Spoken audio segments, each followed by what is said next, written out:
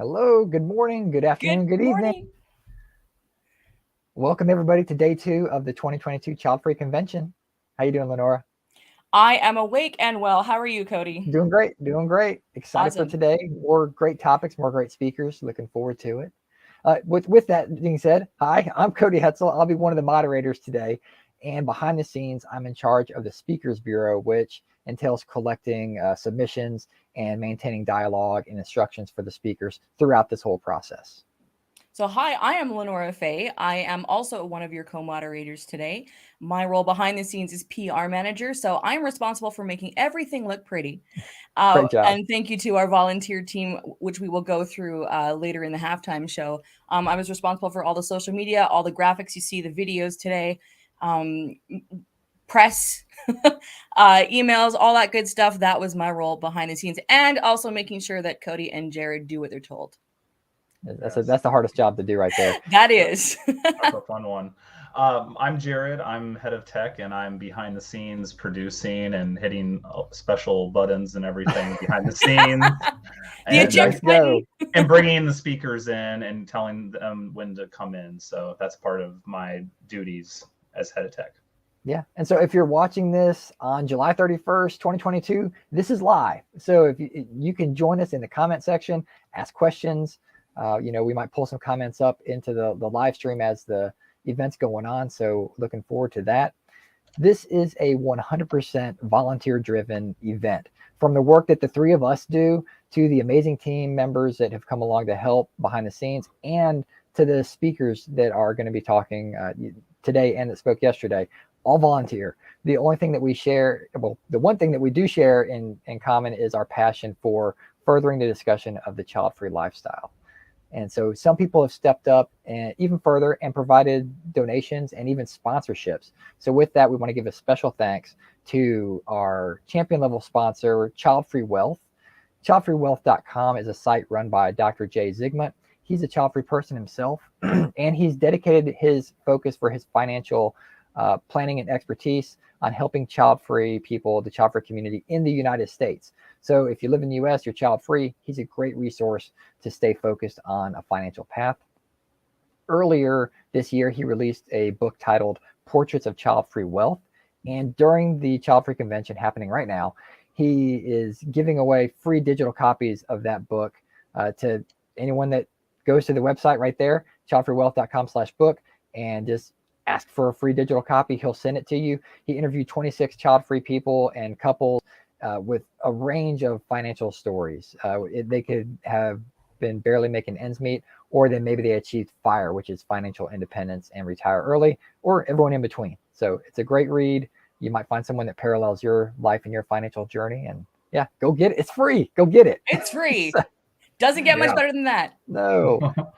And we do have some other sponsors as well. Our presenting sponsor is Childfree Media. We also have 365 Diversity, Best Child-Free Life Possible, which can be found in the Facebook groups. Buy Childfree, which, by the way, my shirt came in the mail like literally yesterday, which is awesome. I was late ordering it. I was worried it wouldn't come, but it literally it just came back. It's awesome, awesome shirt. I'm still wearing the same dress as yesterday, but I washed it last night. Did you lose any rhinestones? Which no laundry bag. It's no. The rhinestones are on. And those the are dress special does accents. not come with. Lenora put those on. That's not part of the dress. You're gonna get a bunch of orders. Like, wait a sec, where's our bling? And so, also, Childfree Family is a sponsor. Childfree Journals, StopHavingKids.org, StreamYard, which you're watching right now, and the books The Age of the Child by Kristen Tetzi and Wild Egg by Jennifer Flint. All right. I just wanted to mention about the shirt. It also has the speakers' names on the back. So and the sponsors and volunteers. It's got I'll give a little bit of look at it later, but yeah, it's awesome. Very cool. Yes.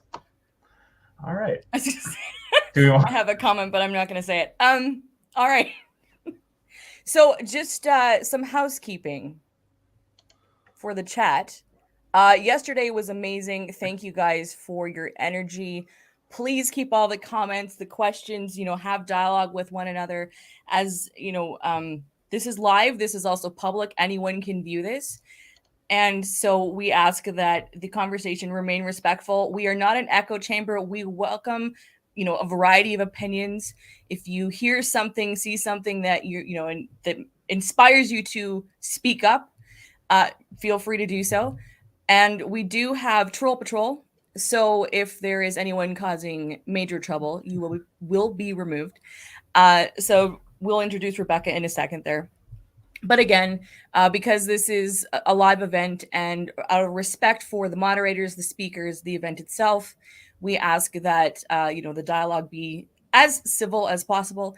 It just helps. Yesterday was amazing. You guys were fantastic. So again, we want all the comments, the questions. Get to know one another, make friends. If you have some child-free stuff you want to plug, you're allowed to do that. Sure.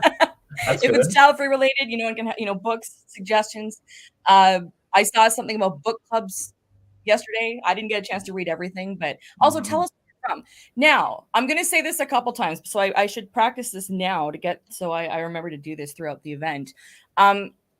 Since we're all volunteer driven, if there's anyone in the audience who's an accurate and fast typer, when the speakers come on stage and at the end of their panel, when they plug their either their website or their social media handle, we do have some of that information on a graphic at the end of the panel, but we didn't get everything from people. So if someone can pop in the chat what it is, I think Rebecca's going to be doing this as well. But if there's any information that you hear from the speakers, and any of you guys can type accurately and fast enough, that would really help us out. Yeah. All right.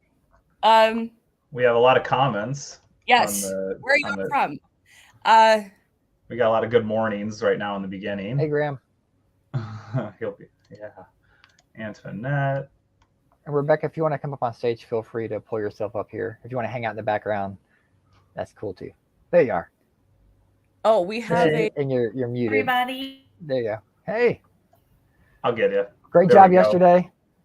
Yes, thank you. Okay, so I'll introduce Rebecca. There's some comments I want to go through. I'm seeing Tim Hortons in Canada, but I'm curious. Bad Fitches, what do you need? Oh, okay, I see what you're talking about. I'm like, are you backing out of that panel? Don't.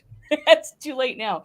All right, I want to introduce Rebecca. Rebecca has been my part-time therapist throughout this whole process. That's your unofficial role, but in reality, she's been the event promoter for Childfree Convention. And she is our troll patroller today. So if anyone is causing trouble, Rebecca will be on you immediately. So behave. She doesn't. By the way, Lenora, I've got business cards in the works. I'm going to have my sticker people start making me business cards. So whatever roles you want to add to it. Can I just give a shout out to my friend Lindsay? Lindsay Mathias is in the audience. We started talking yesterday. She has a child, but some of the topics hit home for her. So I just want to, give a shout out to my friend Lindsay. I'm also wearing one of the necklace and earrings that she bought me for my birthday. But she's joining us in the audience today. So please, everyone, warm welcome to Lindsay. Awesome. Welcome, Lindsay. Thank you for joining us. And you bring up a good point. Again, people, everyone can view this. Parents, kids, you name it. So again, when we're talking about keeping the conversation respectful, everyone is welcome to put their opinion in. We are, again, not an echo chamber. We're here to have discussion. We're here to learn. We're here to entertain and be entertained. So, we welcome everybody. We want everyone to feel like they can contribute. They can participate, which is contributing. I'm waking up. It's 7:10 here on the Canadian prairies. I've had 3 hours of sleep, but I'm good. So again, this everything. All of our efforts make this event amazing. And yesterday was just phenomenal. So thank you for that. Okay. Something cool that happened that we didn't even expect ourselves. If you're in the audience, if you want to take screenshots or selfies of how you're enjoying the convention, just watching it on TV or whatever, and then post it on whatever social media you want and tag the Childfree Convention. Because we saw a ton of those yesterday. We did. It was super cool. It's like, oh man, people are watching this like on their TV in their living room, and it's really cool. So yeah, feel free to do that. So please do that. So you can tag the easiest way to do that is if you have an Instagram account, tag Childfree Convention. Shout out to JD Helen. That was the first one I saw. She was on her couch wearing her merch. watching the show. And so if you don't have social media, take a photo of how you are watching, whether you're taking a photo of the screen or yourself in merch or what have you, and you can email us at childfreeconvention.com, and we will, all that stuff's going to be compiled together. So please do that. And thank you, Cody. Remind me to keep saying that through the event as well. Can I just, okay, there's some comments, Jared, that I want to just quickly go through. Yeah, go for it. Okay. Okay. You want to click on them? You sure Here can. we go. So wait, I got Tim Hortons coffee in honor of Lenora today. Well, first of all, Laura, thank you. I'm in Canada, for those that you don't know, and there's a Tim Hortons on every corner. But I kind of feel like now that it's in the US, it doesn't have it's not as special. Exactly. Not special. But thank you. I appreciate that. So enjoy your Tim Hortons. I have not had coffee in 3 days. I haven't had coffee ever. I've never. Me either. I could never get into it. What? I taste it. That's your problem. You know. Yeah, I mean, I woke up at 6:30 today, and it's like I just start going. Like, here we go. And I'm not a morning person. If you had coffee, we could have gotten so much more done. Oh, very true. I didn't think about that. I've been working with you two for like 2 years, and I just figured that out. All right. So hashtag or at Tim Hortons, you need to be a sponsor next year. Yes. Oh, there you go. Facebook stream is lagging. No surprise. It's fine. Yeah. Enjoy it on YouTube. YouTube's great. We found out that I think we hit the meter on Facebook yesterday for timing, and we got kicked off of all the Facebook channels because we hit like over 8 hours. Which it got me thinking, this has to be, somebody contact Guinness, because this has to be a world record of some sort for the Guinness book of like some kind of a live stream, child free. We can make up any kind of category. If you can have a longest time on a pogo stick, this has to be something. So we need to shout out Marie K, our amazing speaker green room host. She's there from Ireland. Thank you, Marie K.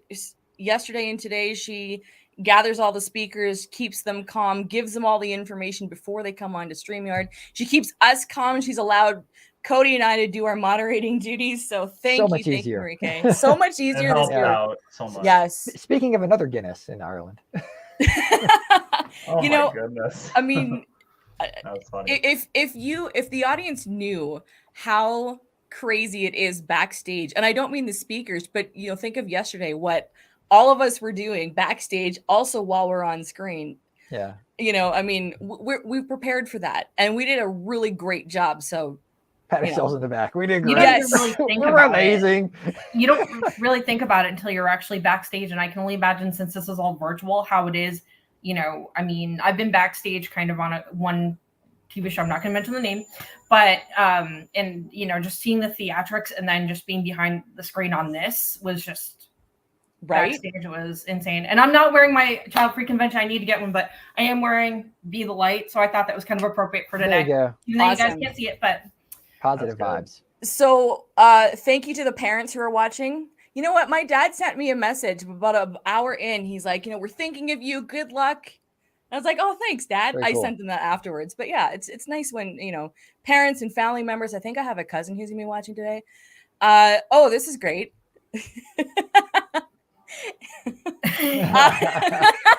I love it. Is this Visa by any chance? Well, yes. You know what? Shout out to those who are inappropriately dressed, who are not coming on stage today. You know what? We want you to feel comfortable. I mean, it's been amazing to see this convention come to life. We've met every week since last September, because we started doing this in the end of 2020. We did last year's event. September we started up again, and so we've been meeting every week. We've been talking every day, probably sometimes too much, but just all of the organization. And you get to the point where you just got to hand it over because there's nothing else we can do. We've done everything we can. Just hit go live, and there we are. There we are. So just to see the reception, your guys' reactions, your interactions with us, I'm calm now today. Yesterday I was not. Today I am, because day one was amazing. So, shout out to our good friend Hannah, wife without kids. Hey, Hannah. Yeah, she's fantastic. She generously had us on her show. the three of us talking about the process of child-free conventions. If you guys want to know some secrets, go check out that episode on Wife Without Kids YouTube channel. Like, subscribe, notification, all that fun stuff. Wife Without Kids, do it. Thank you so much, Hannah. Nice to see you in the audience. Of course, I'm gonna. Oh, and here we go. Marcella woke up early today. Same thing. Like, subscribe, notification. Yes. Millennial. Child-free millennial, one of our awesome speakers, also subscribe to her YouTube channel. And I have another one here. I see. I made him faint yesterday by saying he was a fantastic child-free author. So I'll say the same thing again. Dan Alexander. He was the star of Mean Tweets yesterday in the halftime show, if you guys remember. Dan Alexander, everyone. He's super funny. Yes. That was fun. Dan, I hope you watched your segment in full this time. And he was in our guys panel back in 21. He was, yes. Yeah. So again, shout out to my Child Free Morning chat crew. I see some of you in the audience there. I am going to go through volunteer appreciation later, but a shout out to one of our copywriters, JD Helen, who meant to type good morning. I just thought that was sorry. Have to tease you on that one. Look, typos happen to the best of us, right? So, all right, I'm going to stop directing and Jared can take over. Oh, no, I have one more. Canadian represented here. Hello. There you go. I feel outnumbered by Americans so often here because, I seem to, love Americans, but it's really nice to see some Canadians in the audience. Hey, newsflash, you're an American too. North America. You. Oh, well, no, look, there's a difference between United States and Canada. I'm just saying, like, Okay, fine. You know what? On that, we're all human. Who cares? Well, of course. You want to go there this early? All right. And again, your guys' shirts look awesome. I look like I have not changed. This is actually a different wig. It's smoky purple. It's the same style as the first one yesterday. I did wash the dress. It was the first thing I did after we stopped streaming yesterday. Did laundry. So it's good. Lenora, we know you have not moved from that spot. I mean, I'm pretty sure you just dropped your head down and then you woke up and then you were texting me saying, I just napped. You probably have like a pillow that we can't see. And then you're like, yeah, but that's where you need this. I just woke up like this today kind of thing, like in the background. Well, taking a page from Cody, I did wake up like this. There you go. And you know what? You're probably right. I may have slept at my desk last night because work is never done with PR. Like you and I were texting late, getting stuff out there for people. So, can I just mention one more thing? I want to give a shout out to Seth because we went over time on a couple of things yesterday. Well, a lot of things. And he wanted to make sure that everybody knew, what the timing was in case there was a specifically, even though we have the schedule, exactly what time the segment was because not everybody or the panels, not everybody, wants to watch everything and all that. So he actually went ahead and he's been helping me for the last couple of days. I think it's Seth K. And actually did the timing so that everybody knew exactly what time each panel started. So shout out to him for that. Thank you. Thank you, Seth.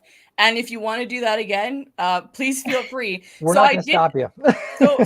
Yesterday's replay is available on the same Child Free Convention YouTube channel and actually on Facebook, but it's more reliable. Actually, it's more reliable on the YouTube channel because it didn't get cut off. So I posted Seth's timestamps. So for anyone who wants to go back and rewatch, the official timestamps are there. So thank you for that. My moderating skills are good. I'm multitasking. So with that being said, let's do a quick segue into today's schedule. These are times based on U.S. Eastern time. So if you're not in the U.S. or just look up New York and you'll get the timing right. So at 9:30 a.m., we're going to have Defining Child Free. At 10 a.m., Fence Sitters. At 10:30, Child Free LGBTQ+. 11 a.m., Child Free in Africa. 11:30 a.m., Child Free on a Budget. Then the halftime show is going to pick up around noon. Lenora, anything you want to say about that? Little teasers, maybe? Yes. Sorry. Rebecca, there's a bunch of stuff for you to post when the panels are ready. That's going to be a lot of scrolling. Oh, yeah, that's for the next one. I'm actually already doing it. So if y'all are looking for any of the Instagram handles or anything, after the replay, if you haven't taken them down, Hey, you can Debbie. go ahead and just grab them. Okay. I'll let you go off stage, Rebecca, and you can get going on that then. Thank you. Our troll patroller, everyone, Rebecca. So behave. I'm gonna leave as well. I'm gonna go in the All background right. as well. Okay. Thank you. No problem. All right, Thanks. we'll get to that. We'll get to the halftime show. I mean, the Talking about the rundown of halftime it, show. not the Yeah. actual show. Oh, what? There we go. Okay. So yes, the halftime show. So today's show starts with Boobies Not Babies. I'm not going to tell you what that's about. You have to stick around to watch for yourself. I have a feeling like it's hard finding child-free guys, but we might have a bunch of child-free guys show up for no reason. This is why you guys had me as PR manager. I do know. And then after that, we have Child-Free, Single, and Happy. And then is the fun part. Well, it's all fun, but we announce Child-Free Media. We tell you what Child-Free Media is. We've been teasing Child-Free Media for a while. Wait, there it is up there. It's there. Yeah. Yeah, only works on your side. So if you are a child-free lifestyle content creator, if you are an aspiring child-free lifestyle content creator, if you like to consume child-free content, you may be interested in that part of the halftime show. So stay tuned. Yeah. And then we will do volunteer appreciation. And then we'll come on stage and interact with you guys for a bit. Yeah. One of us will be in different outfits. One of us will be in a different wig. I won't tell you which one. And so, yeah, that's the halftime show. Yeah. And then we come back at 1 o'clock and we will dive into Child-Free F.I.R.E, which is Financial Independence, Retire Early. And at 1:30 p.m., we have Child-Free Off the Grid. At 2 p.m., Child-Free Abroad, Travel or Transplant. 2:30 p.m., Child-Free in Central and South America. 3 p.m., Child-Free Guys. 3:30 p.m., Child-Free Social Media. And 4 p.m., going until probably 8 p.m., Child-Free with Pets. I hope not, just because we're going to be dropping by them, but the Child-Free with Pets panel may go a little longer than we've actually planned for it to go a bit longer if necessary. If needed. Well, and you know what? And then after that, the three we're going to come on stage and start crying because it's over. This is when I get emotional. I don't know if you felt this yesterday, but when we came on after the last panel, on yesterday's live stream, I felt emotional for a second. I was exhausted, but I was like, oh my gosh, okay. Because, you see it all together. It's worked. And then it just kind of hits you. And then last night, I realized that tonight I'm going to cry. Once this is all over, and everything's done, I'm going to go on my couch and just, cry. Are you going to log into StreamYard and just create like a fake, like I can just hit like live and broadcast on and on? It's just I'll be done. I will be done. But it'll be emotional, I think. Yeah, just going back to the scheduling, I think that great job with the green room and Jared pulling everybody up. We stayed pretty well on task. So there's a slight asterisk after all those times because it might run a little over on some of them, but the information and the dialogue is so good where we don't want to just end it, but we have to. And the time slots of 30 minutes each, it seems like it's not enough time, but it's just to begin the dialogue and the conversation. We want this to continue beyond the convention. And we also want something to come back to for the convention, to come back in the future and maybe bring back speakers, answer questions that might come up in the comment section into the future. So yeah, that's kind of why we're doing it this way. It's to get as much information and dialogue out there as possible. I would rather have it be like leave people wanting more. Yeah. Right. And then instead of like dragging it out and just be like, okay, we're done. Bad Fitch has made a good point. If you are in Child-Free Morning Chat, there'll be more information on how to get on Clubhouse later in the show. It's free. It's the audio chat app. Yeah, tomorrow is International Child-Free Day for one. Yes. August 1st is International Child-Free Day. If you are familiar with Child-Free Club, tomorrow morning at 10 a.m. Eastern Daylight Time, we'll be having a special Child-Free Morning Chat. Probably we'll all be crying because the convention's over and a lot of us are in there. Happy International Child-Free Day Eve, everyone. Yes, exactly. Wait, hold on. Anyone in Australia, is it already the first there? I'm trying time zones. It should be, because you might be in the future. So happy International Child-Free Day to you. Yes. Just real quick, the convention, it's taking on a life of its own, and we're so happy for that. And some people have asked how they can help. So we've had some volunteers step up, but then we've had some people that want to donate to help defray the costs as well. We actually got some donations and some merchandise bought yesterday.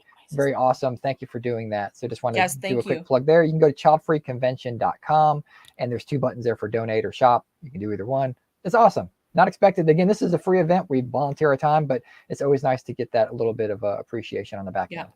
There are a lot of moving parts to creating something like this. So every dollar does help, to be honest. Yeah. Yes. So thank you again to those who have donated, sponsored. We really do appreciate it. Oh, this is neat. This needs to be a stat holiday. I specifically requested tomorrow off of work for International Childfree Day because I can. Haha.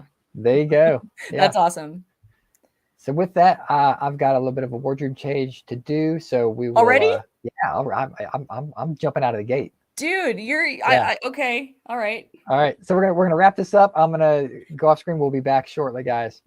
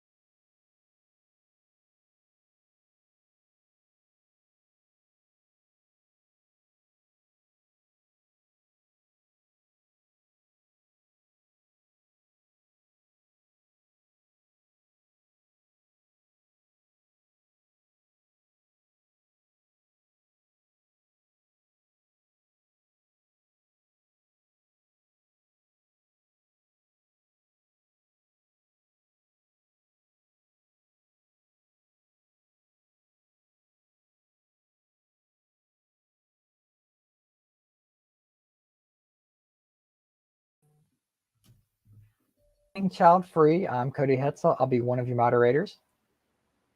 Hi, I'm Lenora Faye. I am also one of your moderators for today's panel. You cut out, so I don't know what we're talking about. Oh no! Well, welcome to Defining Childfree. I'm Cody Hetzel. I'll be one of your moderators. And I am Lenora Faye. I'll also be one of your moderators.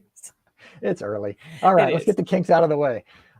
First, thank you to our sponsors, presenting sponsor Childfree Media, champion level sponsor Childfree Wealth, and other sponsors 365 Diversity, Best Child for Life Possible, found on Facebook.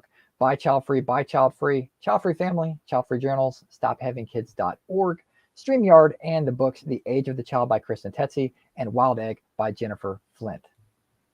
And our disclaimer, the opinions expressed within the content are solely the speakers and do not reflect the opinions and beliefs of the event or its affiliates. So with that, we will get our speakers on stage, please. Isabel. Hello. Ray. Hi. Jamie. Lily. Hi. Welcome, everybody. Thank you. Hi. Hello. So let's just dive in with the easy stuff. Tell us about yourself. Isabel, kick it off. Hi, everyone. Well, my name is Isabel. and I am the founder of the Uprising Spark. I am the child-free friend you didn't know you needed, but you do actually. You didn't know you want it, but you need. I organize trips for child-free people. I'm a child-free coach, and I'm also part of the Child-Free Girls podcast with Lenora and Kristen Betsy. Awesome. Lily. Hi, I'm Lily Rottelin. I'm a singer-songwriter based in New York City, and I have a song out called Childfree. It is our anthem, I hope, for everybody that's child-free. And some of my music has been on TV and film, and I've been featured in the New York Times recently. So a lot of fun and exciting stuff. Awesome. Thanks for being here. Jamie. Oh, hello. I'm Jamie Mays. I'm 31 years old and I live in Austin, Texas. I work in the criminal justice field that allows me to travel throughout the state, which is might as well be as big as the country. And when I'm not working, I'm a mother to up to 1,000 exotic fruit trees, seedlings, and cacti, especially dragon fruit. So that's my passion is growing exotic fruit trees and tending to animals. And I also play Irish music and dance almost every week, and I attend various Irish events throughout Texas. So I'm always there. Very, very cool. Ray. Hey, I'm Ray Lofton. Well, today's my birthday, so Happy Oh, birthday. happy birthday! Oh my goodness. yeah. So I'm one of the co-founders of Polyam Lifestyle on Clubhouse. So I do a lot of polyamorous education. I've also been in the social services field for like the last 7-8 years or so. And I'm a writer. I published my first short story a few months ago, so it's also very exciting. Very cool. All And right. we have one. Okay, I was gonna say our final speaker, Tara. Hi, Tara. Hey, Tara. Hey, how are you? We're great. All right, so we're introducing ourselves. Please introduce yourself, and then we'll go into the questions. Awesome. I am Tara Chantel. I'm a self-love advocate and I'm a spiritual activist, and I'm so excited to be here. Thank you. Happy to have you. All right. So the first question, why do we need to define ourselves as child-free? So we will start with Isabel. Isabel, go ahead. I believe that we need to define ourselves as child-free to find other child-free people. I guess it's to find community, is to connect with people that, we have that in common, especially because I guess most of us have friends who have children, and it's not impossible, but it's very challenging to continue with those friendships. And I think our community needs to be stronger. So I think it's that's the main reason. Thank you. Right, Lily, yeah. go ahead. Yeah, I think I'd see that as an opportunity for us to speak up about our freedom and to be proud of who we are, because very often we get the reaction when we say that we don't have children. It's either a pity reaction, like, oh, I'm so sorry, or it's, oh, why? You'll just regret it. And that is just never the case. And it's really important that we show the world that we're very happy and proud to be child-free. Absolutely. Jamie, go ahead. All right. It's important to define child-free, to have a clear and consistent definition that everybody can use and everybody can apply to themselves. Because if we don't, it's up for misunderstanding, misinterpretation, and potential abuse. Excuse me. Simply we need to make a distinction between the conscious choice to not have kids or other circumstances on why one cannot have kids. And we also need to define what child-free isn't. It's not, oh, I don't want to have kids now, but I want them in the future. Or, hey, when I was your age, I said I didn't want to have kids, but now I have them. It's not that. It's not, we're having a date night or a night out without the kids or sending the kids to relatives on the weekends. No, you're still a parent. It's not, I'm child-free because my kids don't live with me, or I'm child-free because my kids are grown and out the house. No, empty nesters, they might come back to the house. And it also, definitely child-free includes people that are not actively trying to have kids. So, clear definition, definitely defining what it's not and just making it known that, hey, this is what we mean when we say child free. I sense that this panel could go into a debate for 3 hours just based on what you just said. All right, Ray, go ahead. I agree with what Isabel was saying, that it's important to define ourselves so that we can find our community, but also because you never know who might be struggling with the same sentiments of like what to do. And I think it's important to put multiple faces to a community from all different age ranges, backgrounds, to see how fulfilling it is in the different stages of being child free, especially because there's always those external pressures. Thank you, Ray. Tara, go ahead.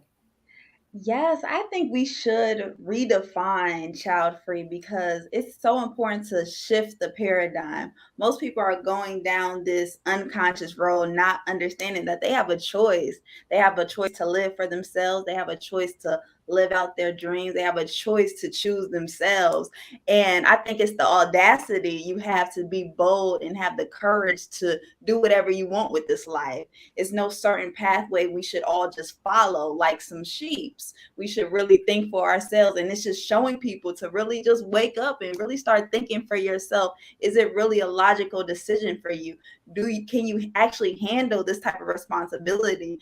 Are you just going to put on your traumas to this kid? So it really calls for a lot of healing that we are choosing to do and actually looking inward instead of pointing out to solve all problems. Thank you, Tara. This has been a great panel to kick off day 2, I think. It is. And I wore this shirt specifically like to ask this question. What is your definition of child free? And we'll keep the same order we've been going. Isabel, go ahead and kick it off.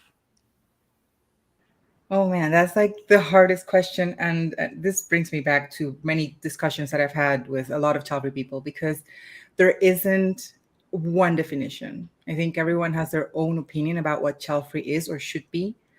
To me personally, being child-free is deciding not to parent another human being, because I hear a lot of pet, like dog moms and cat moms and plant moms. But it's parenting another human being. That is like the most concise, small definition that I can say, child free is for me. All right, Lily.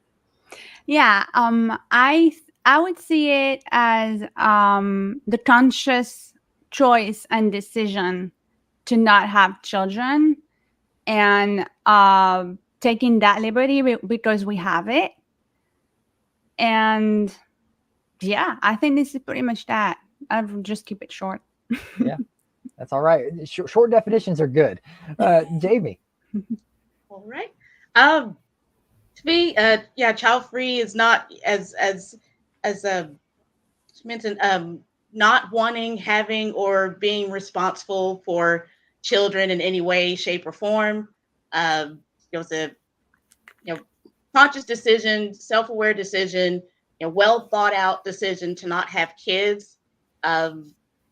Each of us have our own reasons, and we definitely don't need to share them to anybody, but they may be similar between other child-free people. Oh, don't want to have kids because straight up don't want to. It can be as simple as that, and other reasons as well. And also, I guess me being child-free by choice, I never attempted to have kids, which is something that my doctor asked me, because I was in the sterilization panel yesterday, and that was one question that I was asked, like, have you ever tried to have kids? Like, no, I never actually thought about that. But, I've never, that's part of my conscious choice. And yeah, that's pretty much not being responsible for human children. All right, Ray.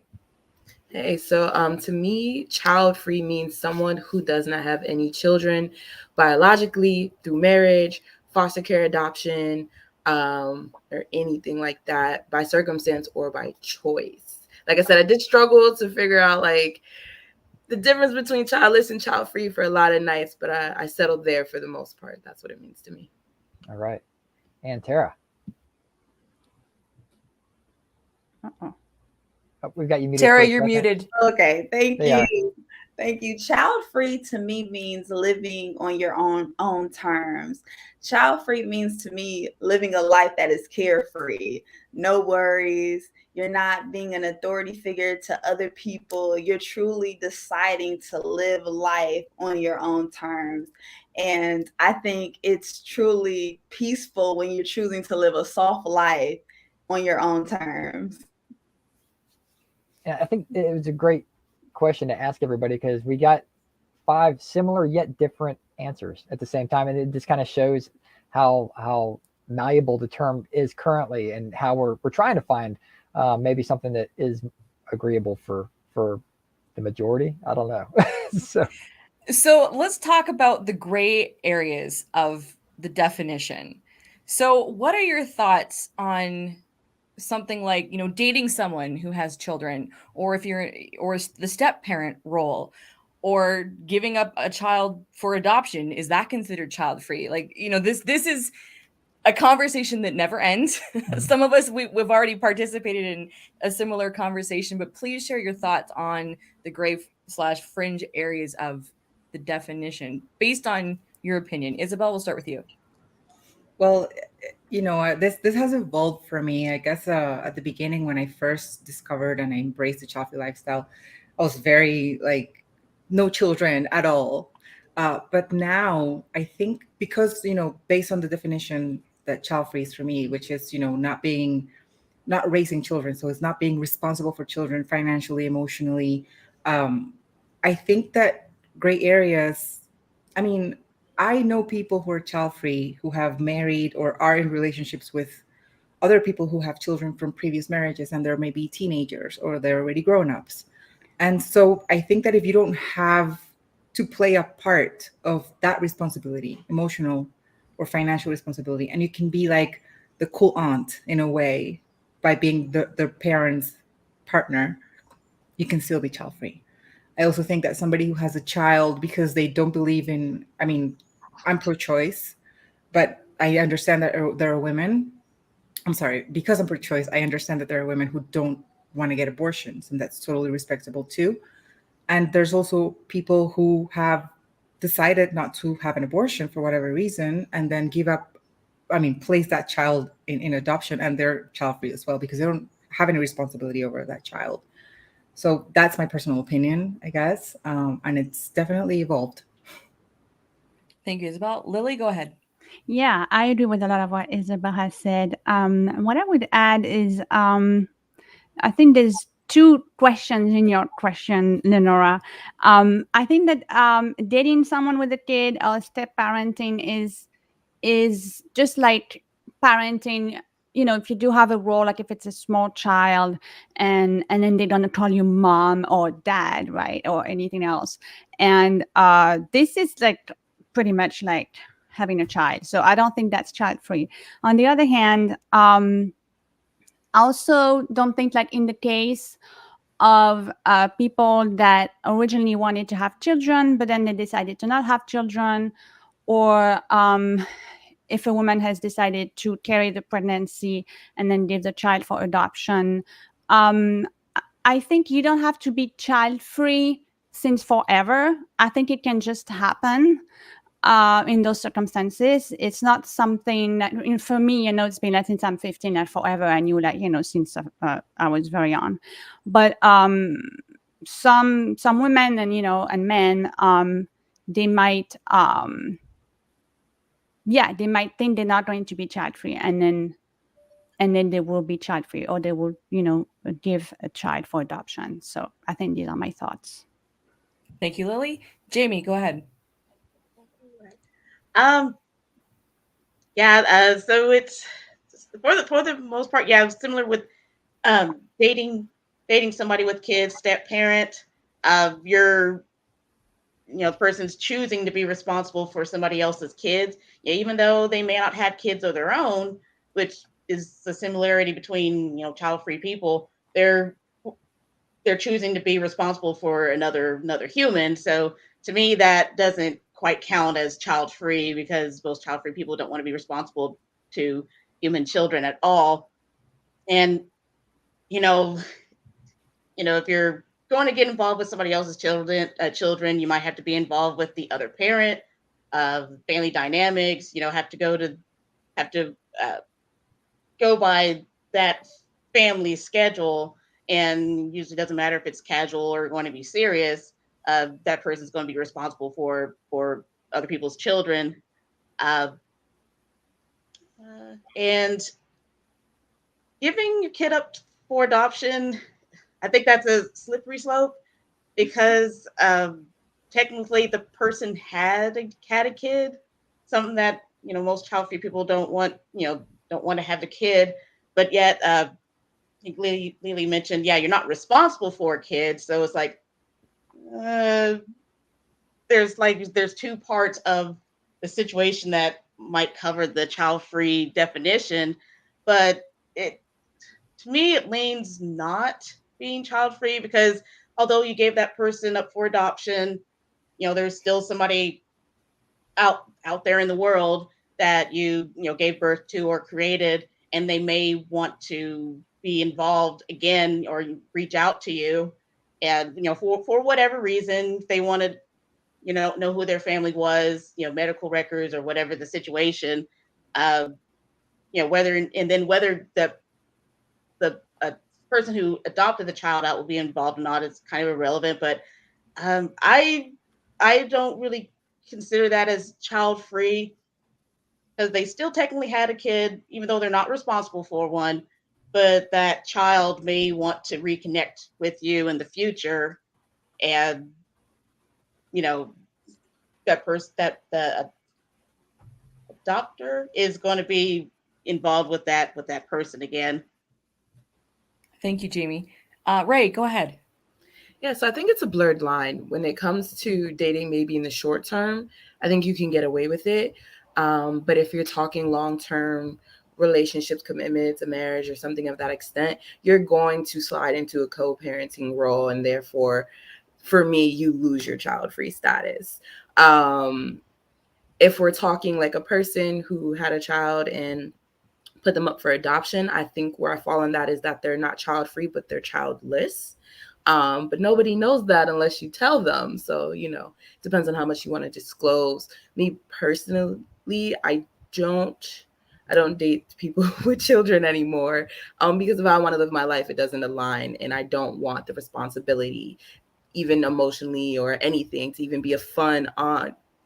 So I just think it's a blurred line. And if we're talking short term, it works. But if we're talking long term, it doesn't. Thank you, Ray. All right, Tara, go ahead. Ray, you have hit it on the head, sis. I do not date no one with kids, no baby daddies this way. No. They bring too much problems, too much drama onto our lives, because I'm really big on women empowerment. And I know women doesn't just have a baby unconsciously with people that they don't see a family with. So I would encourage men to stay with their women that they had a child with, because that's nothing light, that's nothing to play with. You can really die giving childbirth. So I really encourage a family unit to stay together. So that's off limits for me. And I really believe that it takes a village to actually guide children here. So everyone should not just be a parent. Everyone's not fit and built mentally to even have that load in. So I think some people have to be selfless and not conceive children and be like, you know what, I'm just going to help you with this child, whatever may you need. And I feel like, as being a single woman, I get pulled left and right in all different directions. I think it's harder to be single because you have so many people needing your help and wanting you around. So someone has to really be selfless and be a service to someone. Thank you, Tara. So I guess we have a few comments on this topic from the audience. Yeah, I'm purposefully not looking at the comment section just to. I'm dying to look at the comments. I've got so much faith in its viewers for giving us their opinion on this as well. So, Childfree Millennial, being a stepmom would not sit well with me because it feels like a responsibility you'd be forced to fill because of the person you're with. No thanks. Thanks for that comment. So we'll go. Is there questions in the audience? Otherwise, I get we have time for some comments. Yeah, we and can, then yeah, we can keep going. Otherwise, if any of the panelists want to comment on the comments, Yeah. please feel free. So, all right, director, bring them up.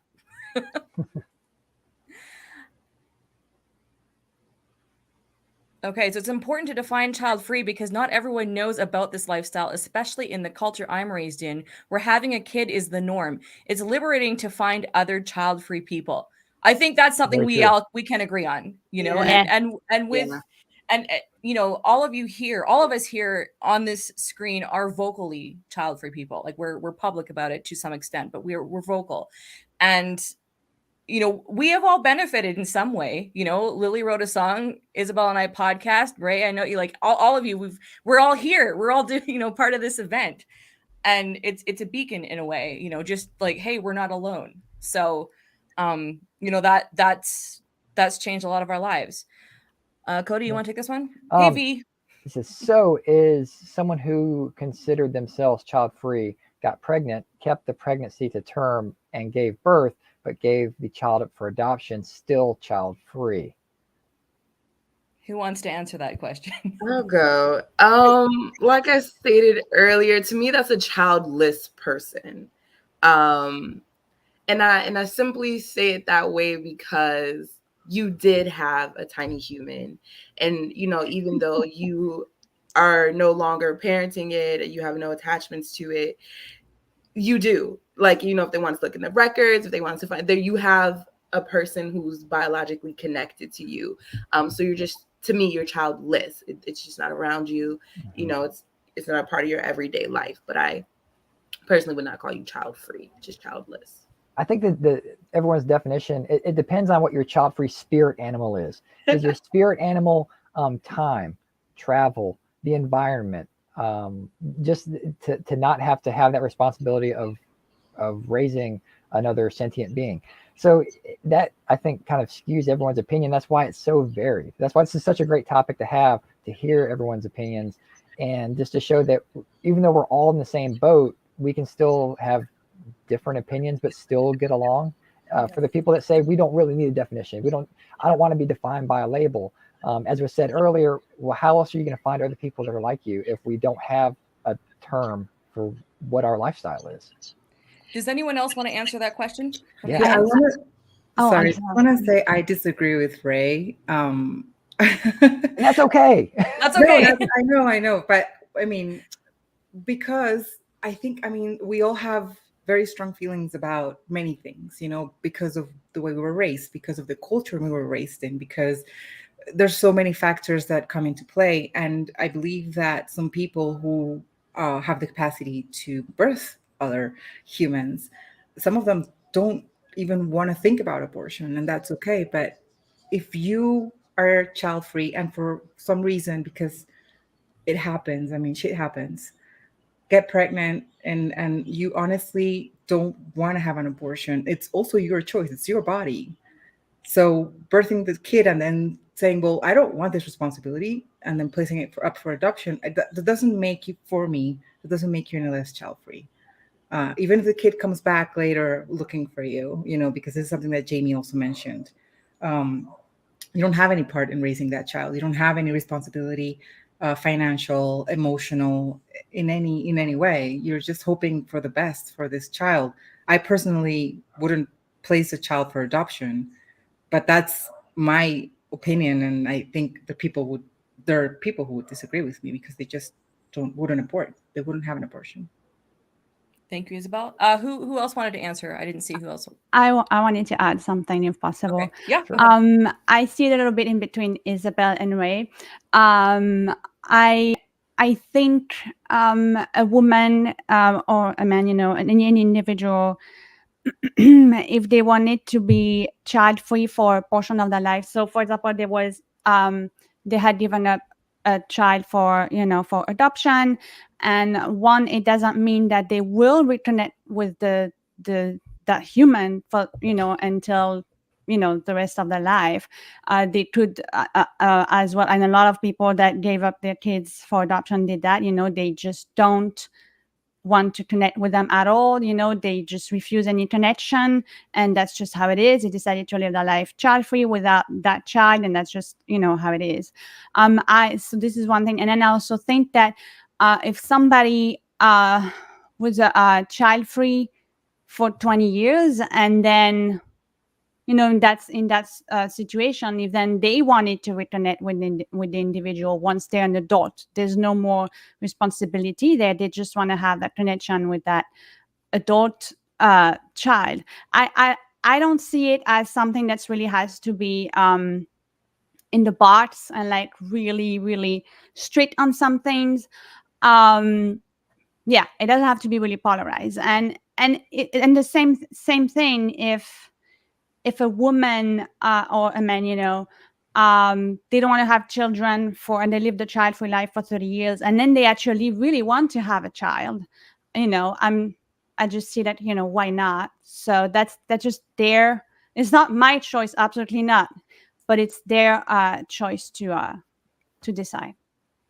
Yeah, and I think we might have one more question from the audience we'll try to get to here. So question, I've had multiple parents tell me they have a child-free, quote unquote, mindset, but they just mean they do self-care. Why do you think our community is simply perceived as people who don't self-care? Who do self-care? Okay. Who do self-care, sorry. People who do self-care. Because we do. Sorry. Not having kids is our self-care. And we like me, I've always known I didn't want to have kids. I never had, like, if I see a child, I see a baby, I never had the urge to want that.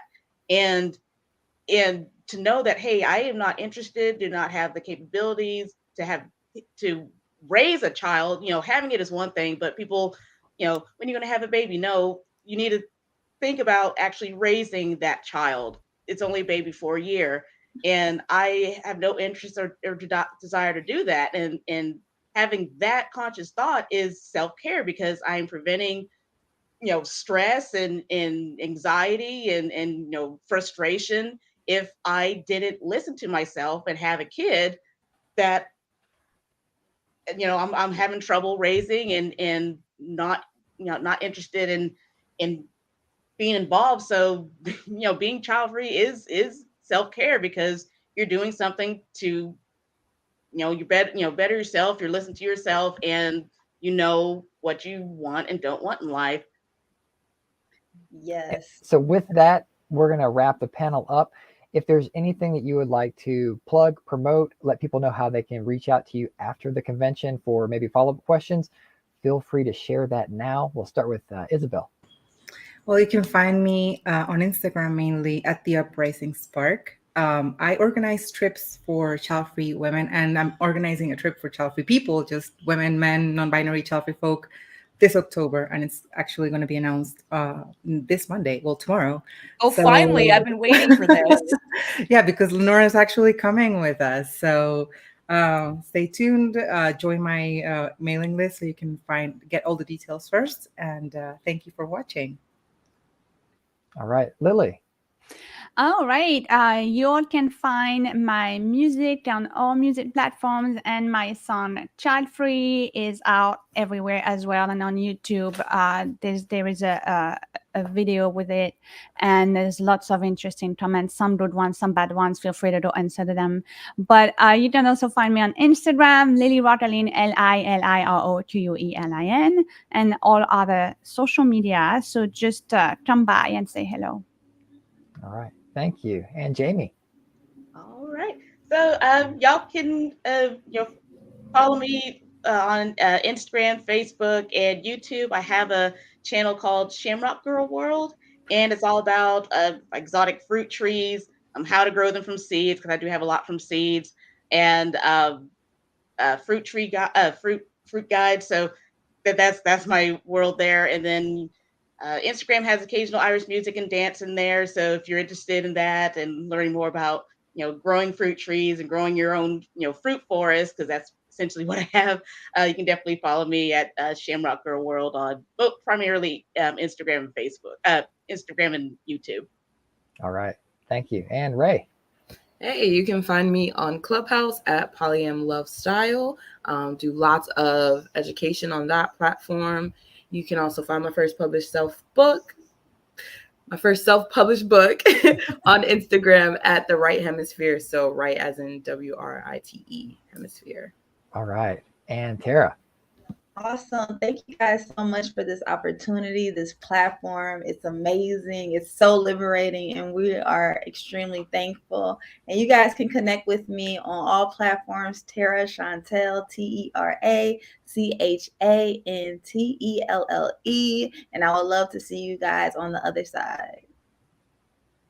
All right, thank you so much for this conversation. We could have gone for another hour, but we do have to wrap. Rebecca is going to post all of your social media handles in the chat for the live portion. So Rebecca, that's your cue.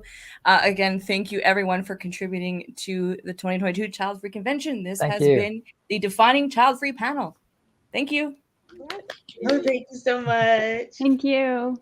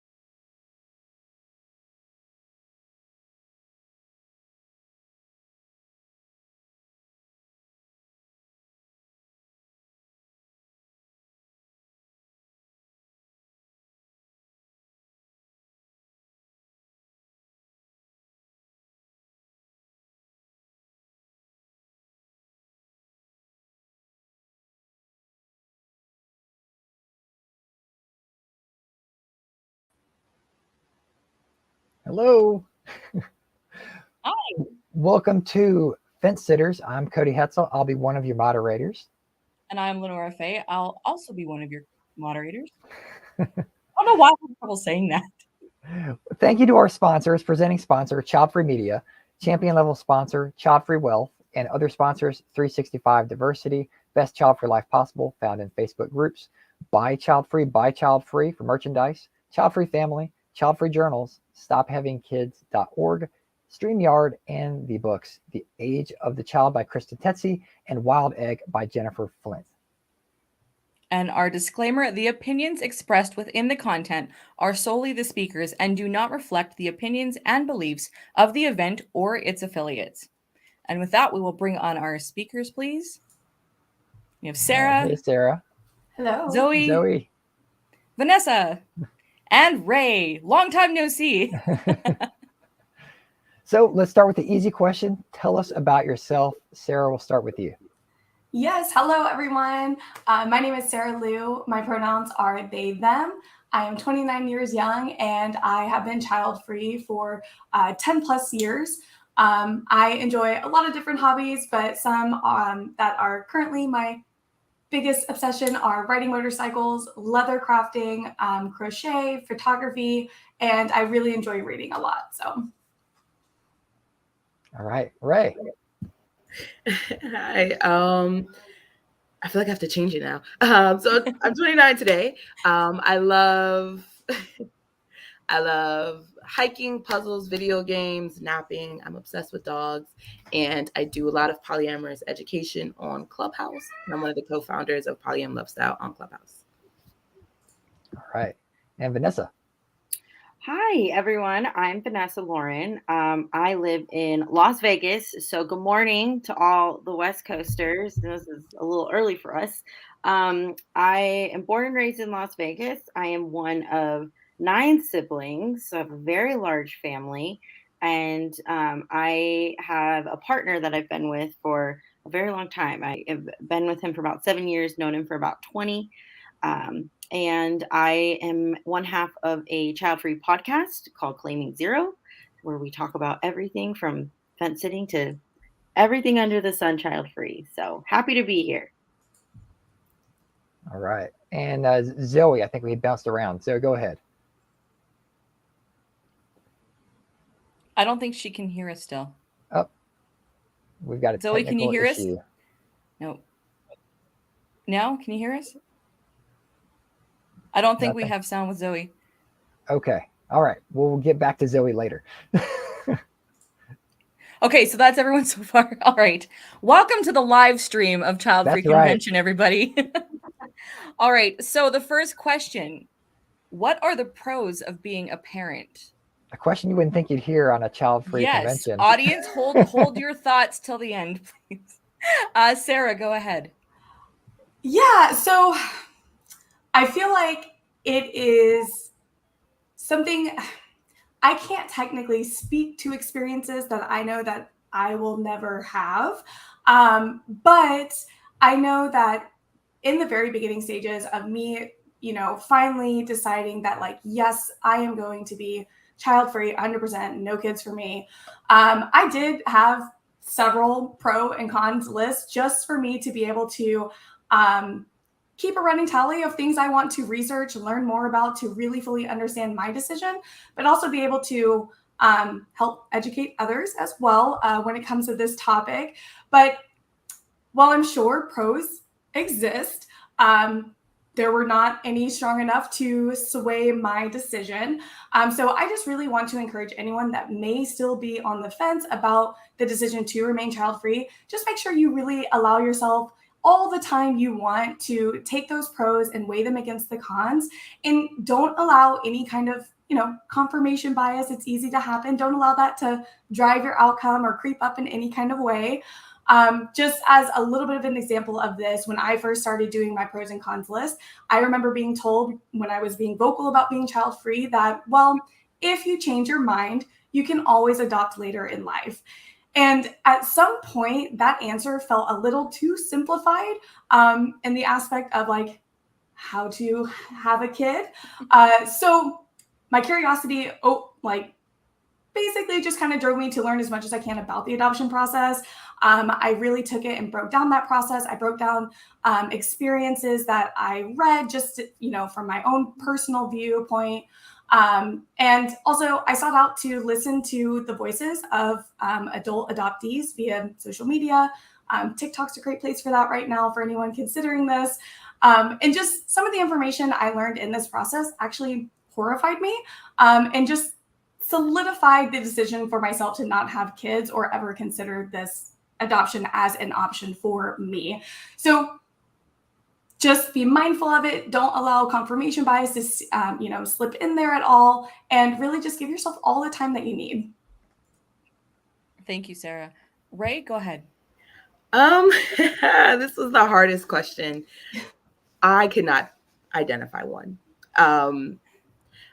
I will say that one I came up with just in the moment was, it's a choice. That is the pro. It is an absolute 100% choice that requires a lot of thought. Outside of that, unfortunately, could not give you one. Sorry. No apologies needed. We're not grading anybody's answer, so it's all good. Vanessa, go ahead. Yeah. So I guess a little different from the other panelists. Like I technically still am a fence sitter. So I actually feel like there's a lot of pros to parenthood. So before everyone like runs away and is like, one of the biggest things like we shoot for on the podcast, for instance, is not bridging the gap between like parents and child free, and not making it an us versus them, and not making it a like, oh, my life's better than your life either way, because that like drives me nuts when parents do that. So that being said, like one of the reasons behind that is, like I said, I have a big family. I have so many nephews and nieces, and so I've watched my sisters like go into motherhood and be in motherhood now, and their partners obviously. And for me, it's more about, I know I can do it. And the more people I talk to in the child free community, like there's a lot of us that can do it. We're not incapable of taking care of a child, raising a child. And one of the things I feel is kind of ironic is most of the people I talk to who have decided not to have children are actually probably the people who should have children, because they have like a good understanding of themselves and the world around them. So for me specifically, again, like I said, I have a partner and he is an adopted only child. So one of the big things for us is just knowing that he could have like a biological connection to another person. And also, again, not to like scare anyone off, but for me, kids are cute. Like I'm not afraid of them. I like kids. And then also the idea of like bringing a whole new life and um, being able to like nurture that. And I again thinking like I feel like I have a good grip on life and reality, and I'm by no means an expert, but I know that if I were to be a parent, I would do my due diligence to make sure that my child was well adjusted, and that I wouldn't have like probably more than one child, but I definitely think I would enjoy being able to um, create new life, So I those are kind of just like the overall pros that I can see to it. And then also like again, being in a bigger family, sometimes I think there's that connection of like, oh, like I would love to like hang out with my sisters and like have them have cousins. And so I know it's not everybody's truth, but that's my truth and why I think it would be a good thing. And thank you for sharing it. And yeah. Okay, so and again, it's a good. Oh yeah, Zoe. We'll unmute you in a second when we're ready for you, just for feedback issues. Thanks. It is good to point out that we are of different opinions, and all opinions are welcome, and that's the point of having a discussion. Because we are, if we agreed on anything, we really probably wouldn't need this convention, not publicly anyway, right? So again, thank you for your candor. All right, Zoe, let's test you out here. Can you can hear us obviously? I can hear you now. Sorry. Right. Okay. I don't know what happened. Can you hear me okay? Speak a little bit louder, and if you would introduce yourself. Yeah. Is this better? Can you hear me okay? Louder. Okay. So my name is Zoe. I'm from the UK. I'm 29, child free, and I was on the fence 2 years ago. So I'm not currently on the fence now. I made my decision to be child free, and just do not regret that decision. So yeah, that's me. So I'll ask you the question that we just wrapped up. What are any pros to being a parent that you came across, if any? I struggled with this question, I'm not going to lie. Looking back when I was on the fence 2 years ago, a pro which isn't really one of my pros at the time I thought it was thinking about my partner at the time being a really good dad and having that family life with him. So rather than now thinking it's a pro for me, it isn't really. So I don't really think I have any. Thank you. Okay, Cody, next question. Yeah, sure. And so I imagine the comment section is going to blow up on this one. What are the pros to being child free? And we'll start with Sarah. All right, so this one I can absolutely talk to. But the biggest pro for me personally is I'm able to take care of myself now, however that might look for me. So I have two examples that I want to share for this. But let me just start by saying that I am neurodivergent. Remembering to fold clothes in my dryer that are done is very difficult on most days for myself. However, being child free, my life, it has given me that freedom to kind of build a life and make my own rules to where the only clothes that are being left in the dryer are mine. So it truly doesn't matter that they haven't been folded yet. And honestly, that's the validation candy that I am here for as a child-free person on a day-to-day basis. But just for like another example of something that has a little bit of a bigger impact on my day-to-day life, in 2020, I was actually diagnosed with a rare degenerative eye disease. And there's currently not cures or treatments for this disease. So I turned 30 this year, and I am currently learning how to live with and adjust with continuous vision loss. My choice to be child-free has allowed me the capability to go to all of the doctor appointments up to 3 hours away from me for my eyes, for the help and information that I really need, and to gain resources, skills, and knowledge now. So that way, as my vision continues to go, I'm going to be set up for success. I can still live my independent life that I have always wanted for myself. And I find a lot of reassurance in that aspect. I'm able to spend time volunteering to help raise awareness for these eye diseases. I'm currently helping organize a walk to help raise funds that will go towards research for treatments, cures, and preventions for my eye disease, as well as others that are causing blindness. And I will say that other members of my family, they also have this eye disease. But I'm the first one to actually be proactive and to actually want to do something about it. But I also think that's because I have the time, I have the resources, I have the capability to seek that out for myself. I'm literally watching myself break generational cycles in my family every single day. And I find that really exciting. So again, I am literally getting to write my own rules while also sleeping in as late as I want on the weekend, excluding Child-Free Convention weekend, because this is super exciting and I am here for it.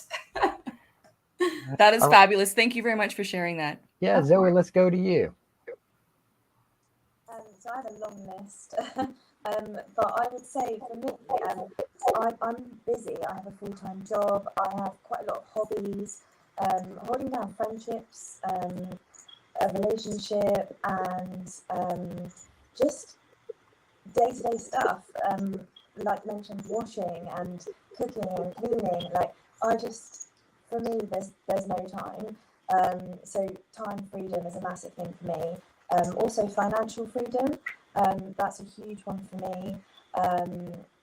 Like in the UK, and I know many countries are experiencing cost of living crisis at the moment. So that's huge on my list. Just holding down that full-time job. I'm also an artist as well, and yeah. So freedom, financial freedom, less risk of mental health issues on myself and the child. So that's also really important for me. And I put in capital letters on my list: peace and quiet. So rest, being able to nap when I want to nap, being able to meditate, that downtime from my busy schedule in order to fill up my cup and be the best I can be in all the things that I do and my relationships and my friendships. So yeah, a long list. All right, thanks for sharing. Ray. Yeah, so I kind of have like a little short list. So mine was keeping my money to myself. I love the money I make and I love spending it on myself, and the freedom and the flexibility to pick up and go. My friends can be like, hey, Ray, you want to go to like Canada for the weekend? Because I'm in New York. So it's just 6 hours to get there. And not having to be responsible for anybody else's development or well-being besides my own. It is hard raising yourself. So I can just imagine doing it for a tiny human until their adulthood. So those are a lot of the pros. And sleeping in. Definitely. Sleeping in is the biggest pro. Definitely. Except for today. None of us are sleeping in today. Vanessa, how about you?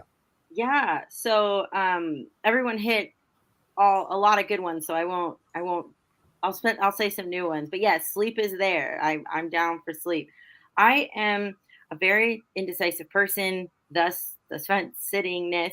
So that plays to everything in my life. Like sometimes I'll just drive around and be like, what do I want for dinner? I don't know. And I just spend a lot of time like not knowing things. And that is even bigger things. Like I've switched jobs a lot. I've switched career paths a lot. And I feel like if I had a child, like I would feel way more stress as far as just being more consistent. And, I don't want to uproot my kid every year in a different school and, put them in a different environment, et cetera, et cetera. And so one of the nice things is I don't have to worry about that. Like if I decide to move across country, I decide to move across country. And of course, like everyone else said, the financial freedoms of that. And one of the biggest things I actually enjoy is being the child-free friend and being the child-free auntie and all of those things that kind of come with that, being able to give my time, being able to give my money in ways that a lot of people who are parents can't give to other people. Like I can gift things that I don't think a lot of people with kids can, because obviously their money has to go where their money has to go. And that makes me happy to be able to be the friend that can sit up till 2 a.m. and listen to you, or can take you on give you an extravagant gift that you probably would never have. So those are my pros. So what's stopping you from choosing the child-free life 100% or choosing the parenting life 100%? Or if that question isn't applicable, what stopped you in the past from either decision? Easy answer. Sarah, go ahead. Yeah, so technically, what is stopping me from being a parent 100% is technically a tubal ligation and ablation now. So thank you, reproductive health care. We're here for it. But really, just the more that I continued to weigh those, pros and cons of my own that I mentioned earlier, I just knew, like, I've always pretty much, as soon as I realized that being child-free was a choice and was an option, I knew that I did not want to take on the responsibility of being a parent. Any of the pros that I could potentially think of when I, back when I was 17, 18 doing this, they all started with I wanted, or I want, or I would like to. And ultimately, that just kind of felt unfair from the standpoint of pro, just because it ultimately still had the potential to cause harm to another individual coming into this world. That may not be the intentions, but knowing generational cycles that continue in my family and things that come along with that, there was a good chance that it wasn't going to be different than it has been for all the generations that came before me. Thank you, Sarah. Okay, Zoe, go ahead. And if you can speak up, that would be great. Thanks. You can yell at us. That's fine. Yeah, no worries. So what stopped me from being 100% child-free in the past was a combination of 2 years ago, I was in a relationship and my partner really did want children, and that's when I was on the fence.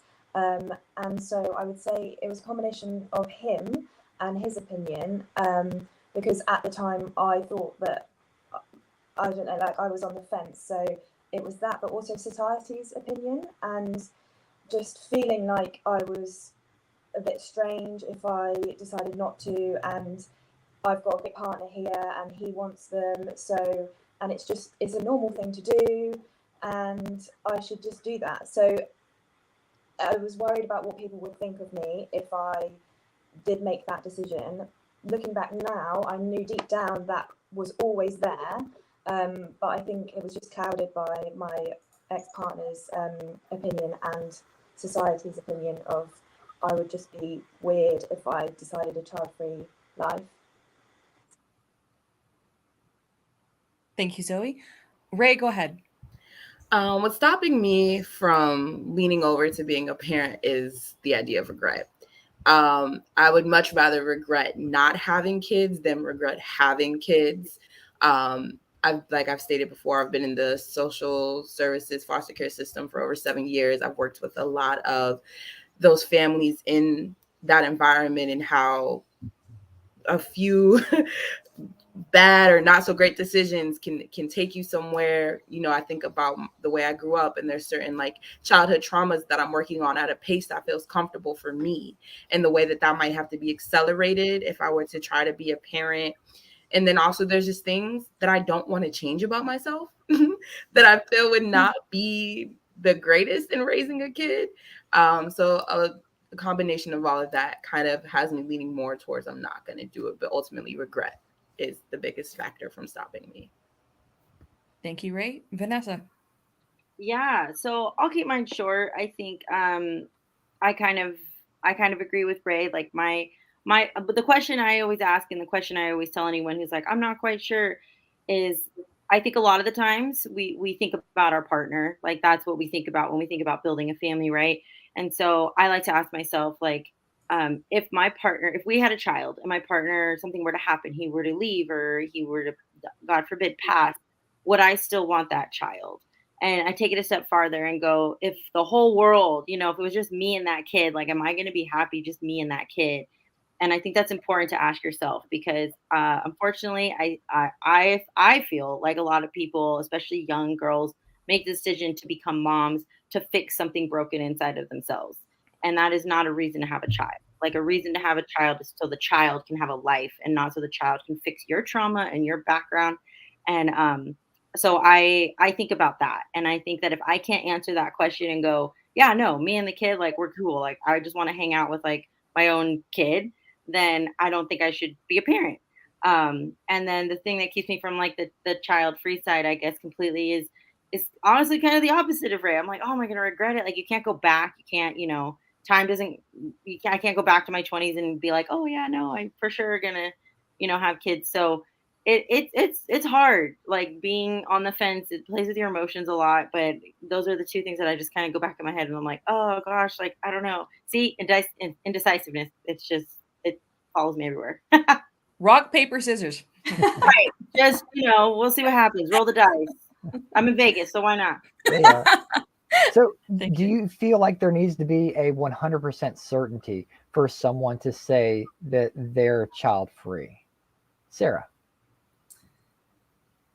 I like that this question is being asked. I do think that there are I think there's a mix of opinions when it comes to this. I believe that you should be 100% certain to consider yourself child free, only because I do think that language matters, words matter, representation matters.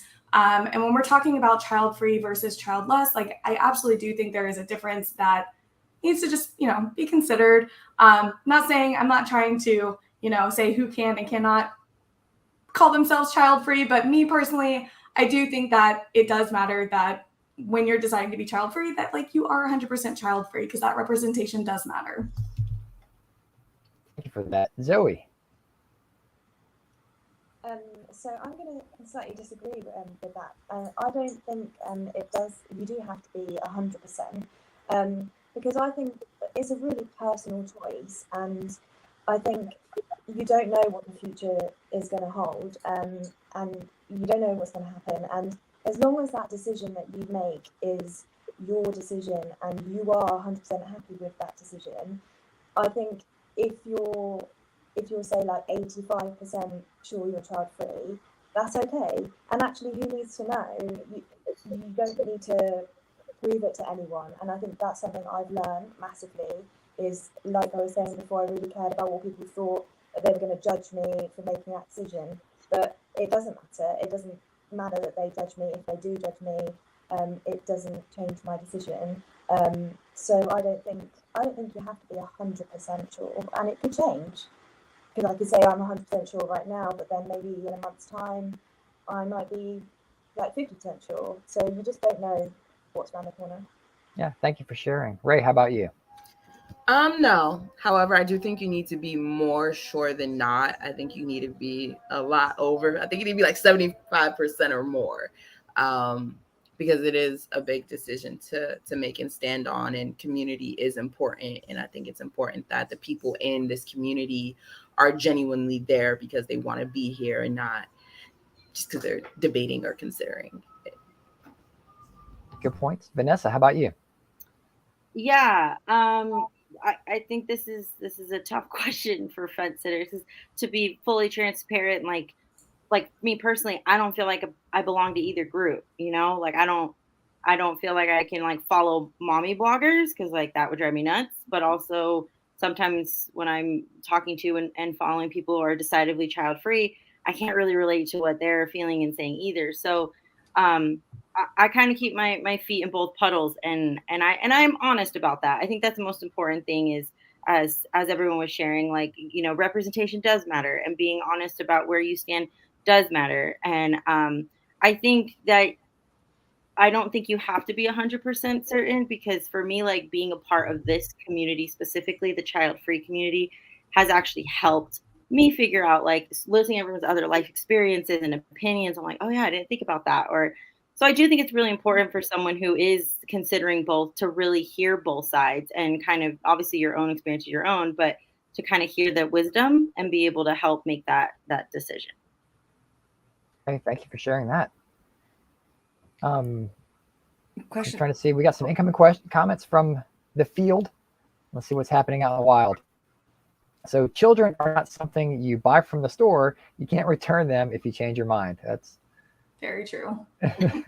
Actually, Lindsay is a parent. We do have parents in the audience today. I do believe Lindsay is a parent. So thank you for your input. Yeah. If you're not going to listen to child-free people, listen to a parent. Who knows? You know, and just it is interesting, and we've talked about this before, how, you know, sometimes child-free people aren't, a lot of times child-free people aren't taken seriously, but when a parent not speaks on our behalf but advocates for the child-free community, it is so helpful. And so shout out to parents who are watching today, watching it live and in the future, and those that support the child-free conversation.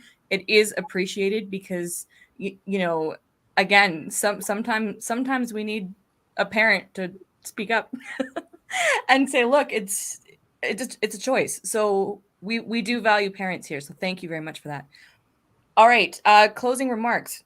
Cody, you want to kick that off? Yeah. If there is anything you'd like to promote or plug or give away for folks to reach out to you after the convention, feel free to share that now.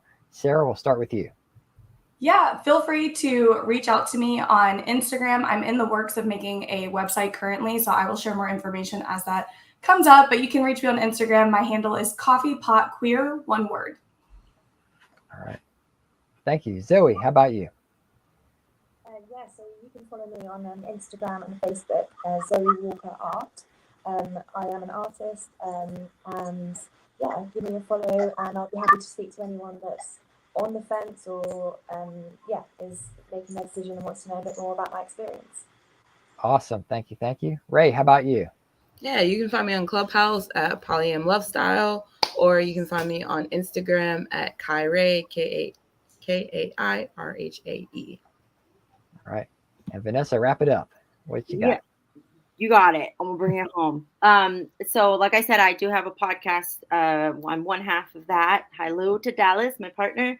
That podcast is called Claiming Zero. So you can look that up anywhere you get your podcast. And then we do have Instagram at Claiming Zero, and we have an email, claimingzeropodcast@gmail.com. And then I do want to, because one of the things we do is plug resources. And for this particular topic, there's actually a woman named Margaret O'Connor who lives in Ireland, who speaks directly to this. She actually offers counseling for people who are on the fence. So her website is ourkidsforme.ie.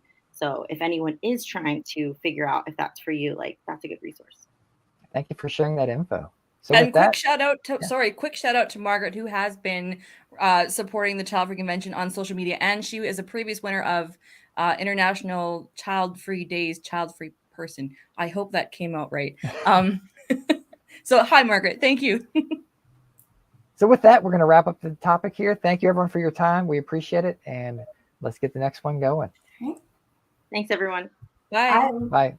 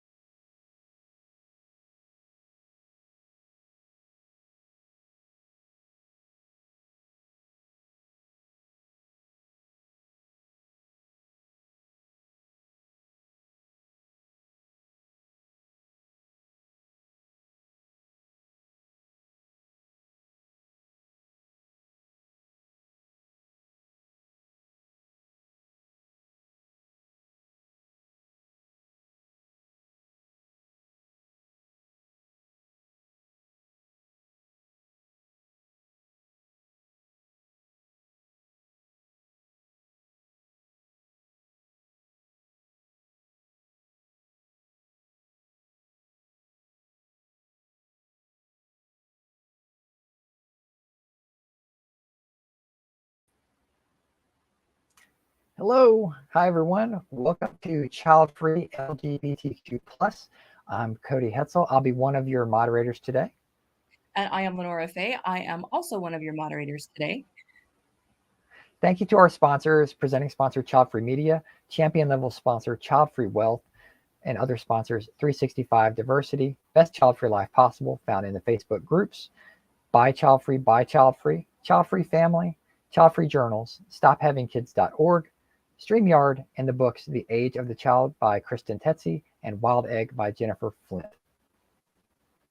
And we have our disclaimer: the opinions expressed within the content are solely the speakers and do not reflect the opinions and beliefs of the event or its affiliates. So with that, let's get our speakers on stage, please. Hey, familiar face, Ray. I think Ray is now going to be co-moderating officially for the rest of the day. We have Laura, we have Sarah. Hi, Sarah. And we have Robert. Hi, everyone. All right, so we'll throw the softball out there with the easy question. Tell us about yourself. Ray, this might be the first time someone's ever hearing who you are, so let's go with that. Hey, ooh, there's a feedback. Is it me? I see it in there twice. I believe it's Sarah Lou, possibly. There's some feedback. Okay. All right, we're gonna push.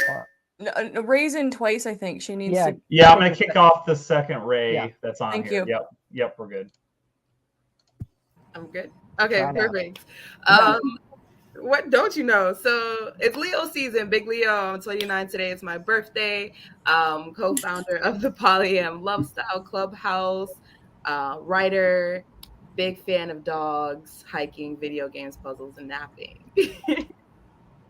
All right, Robert. Hey, good morning. My name is Robert Graham from Marietta, Georgia. Let's see. I'm an engineer for the Department of Transportation. Just a little bit about me. I'm a big traveler, love sports, hiking, anything to do with outside. And recently I just took up knitting. So always trying to do something new. All right. Nice. You'll do our merch for next year then. Okay. We'll see. Just shout out behind the scenes. I went to college with Robert, so it's awesome having him on here. Glad you were able to join us. Sarah. Yes, so my name is Sarah, pronouns they, them. I've been child-free for 10 plus years. I am polyamorous, and I practice basically relationship anarchy. I don't believe my various relationships, one is not prioritize one over the other. And I'm just happy to be here with you all. Excellent. And Lar.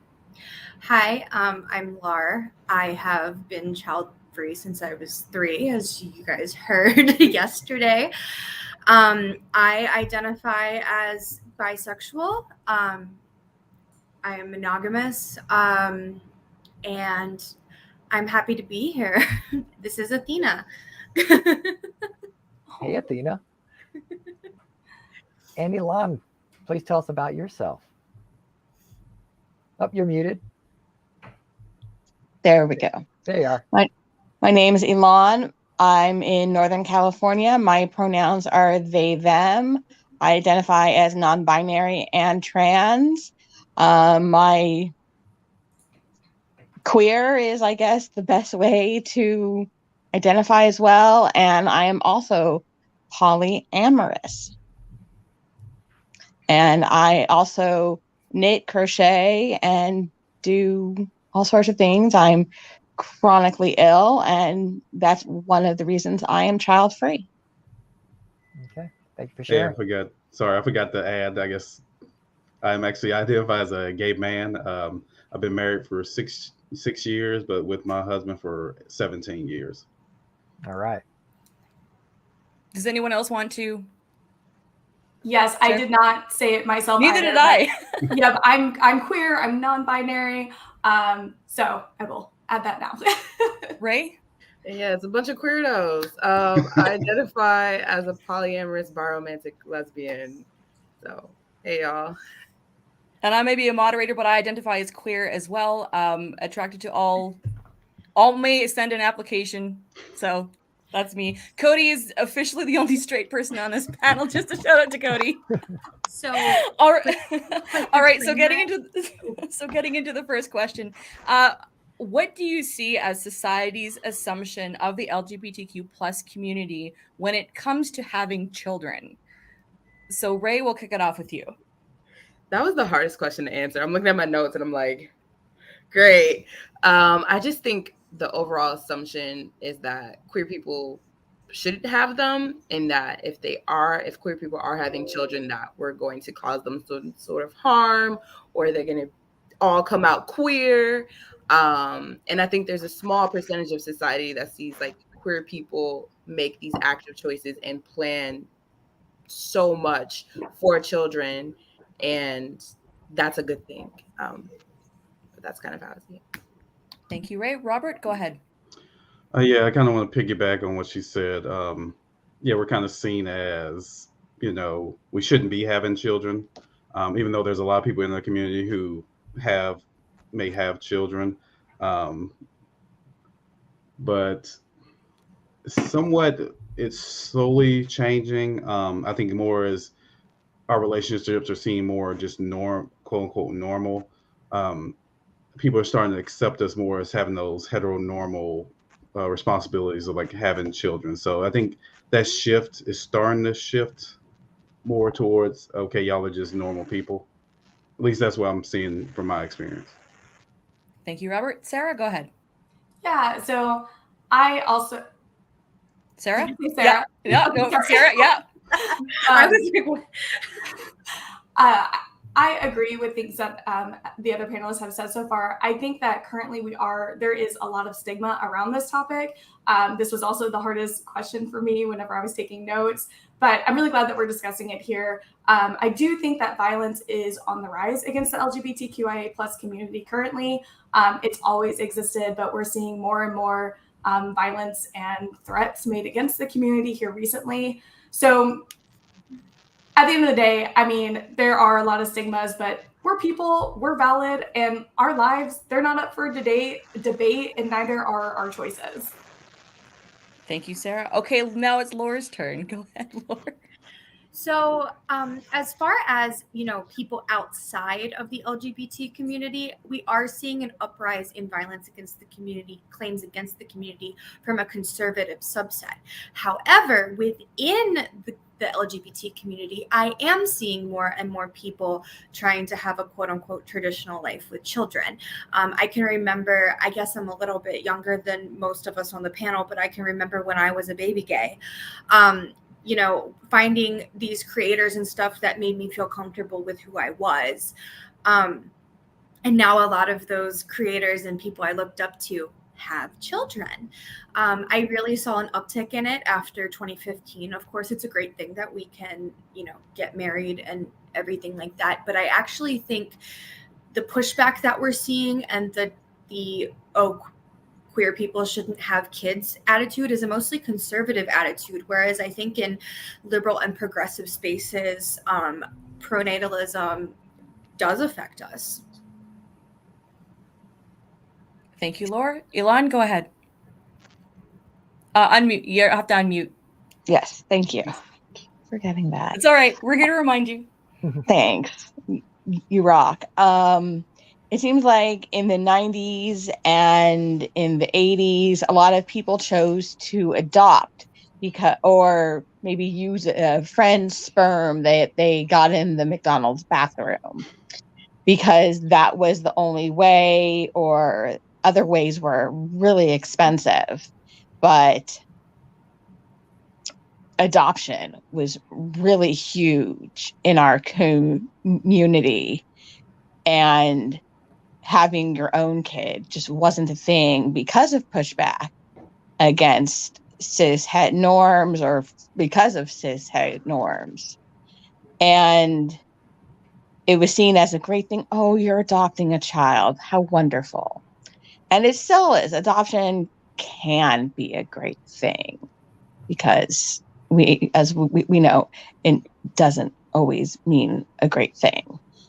But now it's saying, oh, it's what are these gays doing to these kids, as everybody has said before. And now we've been given so many rights that some people want to take away from us. It's like, but you have rights now. Don't you want to have kids and take advantage of your rights? It's like, I have the choice to use these rights to either get married or not get married, have kids or not have kids. These are my choices. These are my rights. Will use them because they are my choices, even though they want to take these rights away, which is another debate and another panel. So. Yeah, and so with that, in a sense, why is it important for the LGBTQ plus community to take their seat at the table in the child-free conversation? Ray, we'll start with you. Yeah, so for a long time, folks believed that queer people couldn't have kids, right? When I first came out, it was like, oh, you're never gonna have kids, right? However, queer people are making informed decisions when it comes to having children, because being a parent is a choice. There's a lot of planning that goes into it. If you're going to do IVF, IUI, find a friend, how are you going to, do it? So I think that it's important to come to the table as a big group that is the most informed, in my opinion, that's coming with all the facts and all of it together and genuinely wants this to be a part of their life. And I think it's important that we're there for these conversations. All right, Robert, how about you?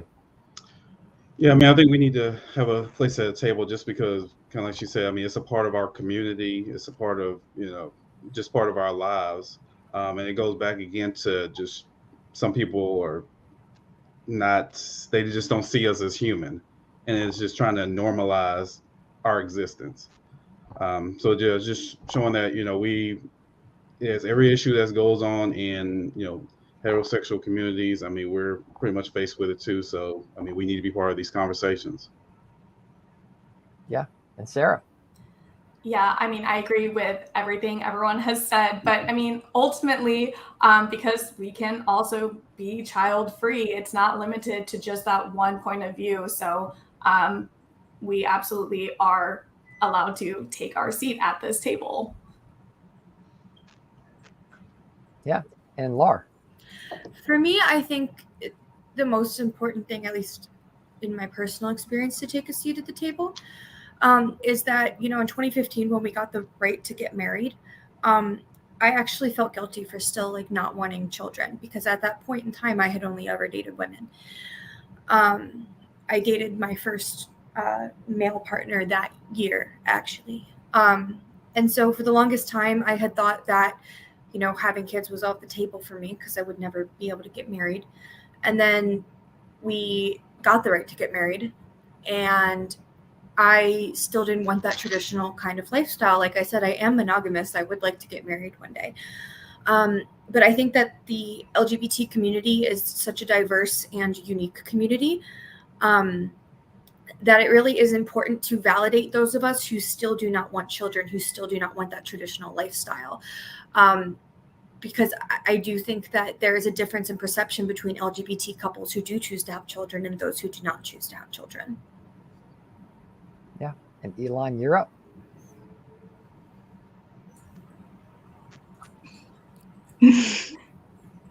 It's, as everybody has said before, our voice has become muted over the years by the overwhelming cis hetero community, and it's kind of our turn, kind of the turn of the minority groups at large to stand up, stand out, to have our turn at the child-free table here, saying this is what we're doing, whether we're going to have the normal lifestyle, or we're going to do what we want to do and educate people, whether they're like, oh, but you're gay. Well, actually, I'm bi, and bi couples, whether it's a man and a woman, are still bi, and they can have kids. So bi people can have kids. Don't judge on preconceived norms. So it's also educating people on the LGBT community and things of that sort. Yep. So are you comfortable in child-free spaces?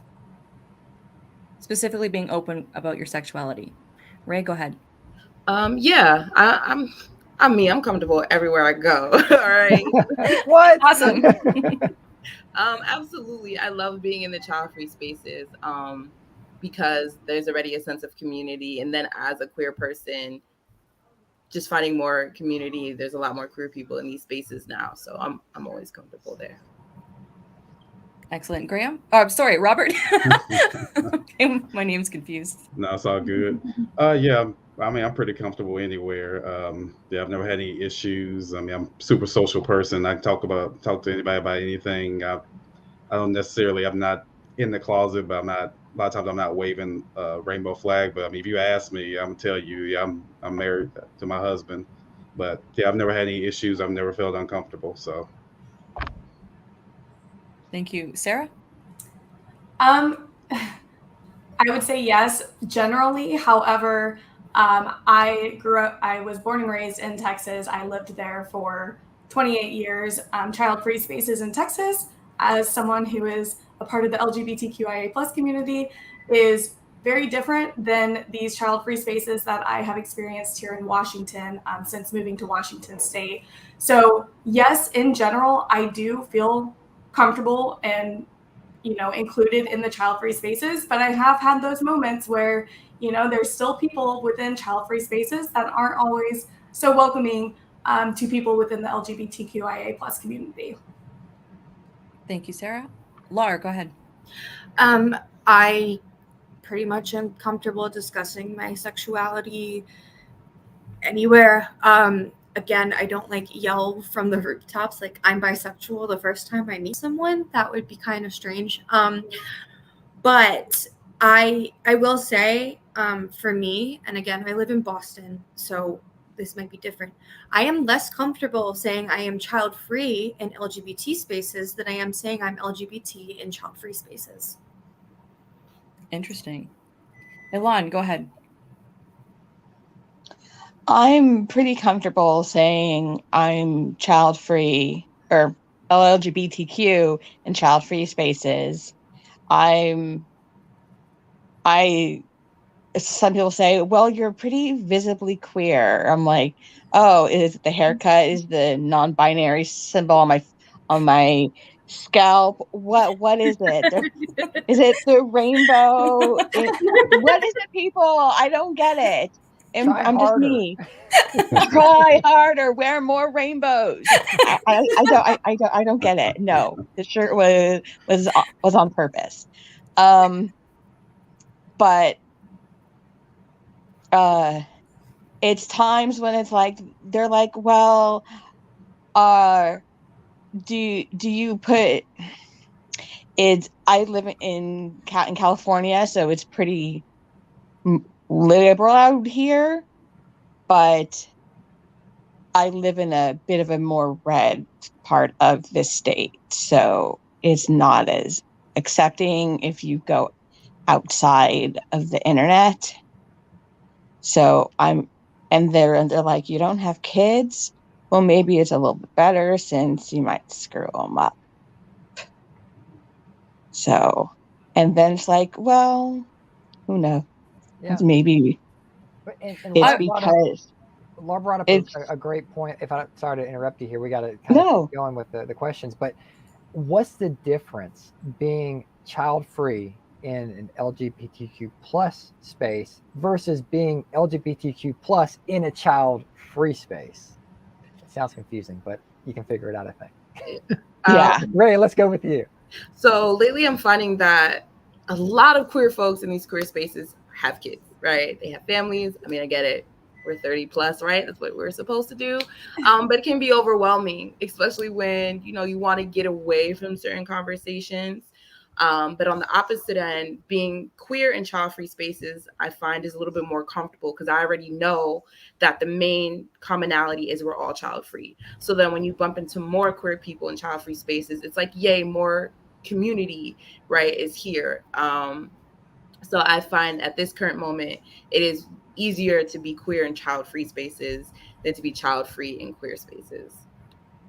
Yeah, Robert, how about you? Yeah, I mean, I kind of want to piggyback on that.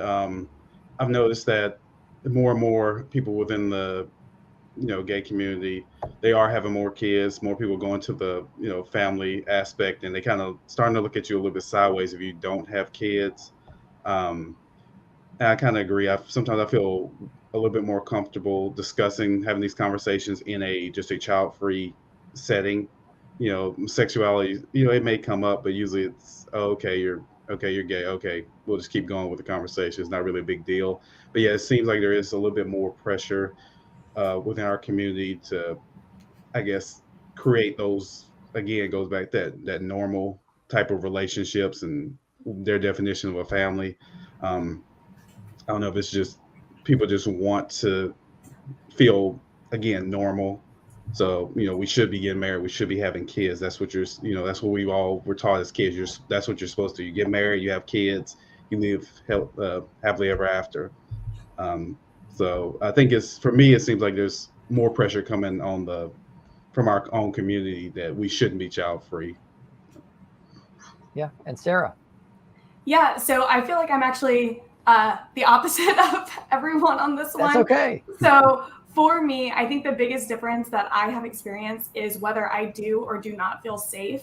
I feel like being child-free in the LGBTQIA plus community has been easier for me because I actually don't feel like I could potentially be around someone who wants to cause harm to someone within the LGBTQIA plus community.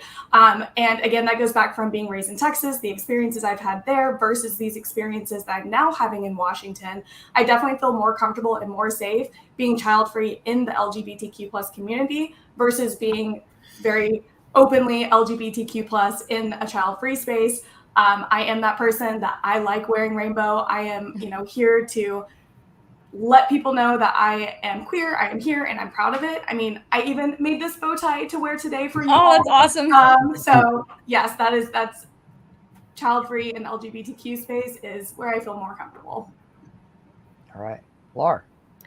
So I definitely feel as if I do feel more comfortable in the child-free space than being LGBT in a child-free space than being child-free in an LGBT space. However, I do have to preface this by saying I typically pass as straight. And that's because I am very, very feminine presenting. I date men sometimes when I'm in a mood. Sorry, me too. That has something to do with the differences in experiences that I would have. So if I walked out, I do, however, feel like now that more and more LGBT people are starting to have kids, I have actually found that it is easier for me to find men to date who identify as child-free than it is to find women to date who identify as child-free. And with me being monogamous and kind of looking for a long-term partnership, that also plays a role in it. I have gotten some strange looks. And last time I went to Pride, there was a bunch of children around. And 10 years ago, when I first started going to Pride events, that didn't happen. And so it did make me feel a little bit pushed out of my own community because they're selling baby clothes at Pride now. And not that that's bad. It's not a bad thing. But I do see pronatalism seeping into our community more and more. Yeah. And Elon, how about you? I mostly feel more comfortable in an LGBTQ space because most of the time, if I'm in just a child-free space, by my face looks and my voice, I get misgendered, and I'm really uncomfortable with that. And a lot of people just don't try. And in an LGBTQ space, they're like, "Oh, I'm so sorry," and fix that. And I really appreciate that. But in a child-free space, they may not try, or they may not care, or they'll just laugh. And I'm like, not wanted. And some people do who try and they don't care, or they do care. Sorry. It's a really difficult topic. But some people just think it's funny.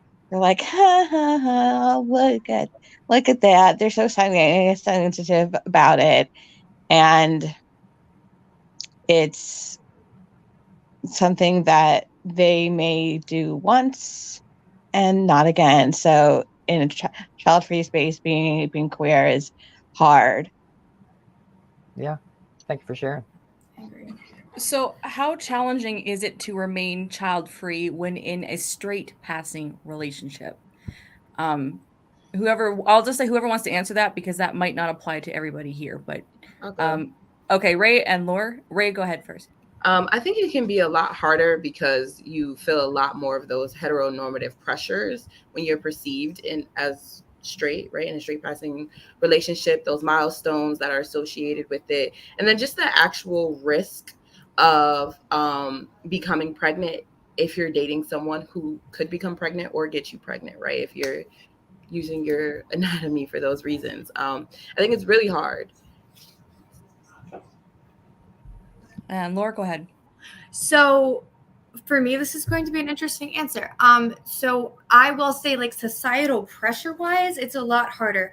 I always knew I was attracted to women. I did not discover I was attracted to men until I was 19 or 20 years old. And so when I was in relationships with women when I was younger, it was never a question. There was never bingos. There was people just, I don't think, thought about it back then, because this was, again, pre-2015 when gay marriage became legal in every state in the United States. And I was in North Carolina where it was illegal in college. So nobody really said anything. When I started dating men is when the questions started coming in from everybody else. Like, oh, are y'all going to get married and have babies? My first boyfriend's aunt told me that I needed to get my endo under control so I could have healthy babies. And I was sitting there like, healthy what? But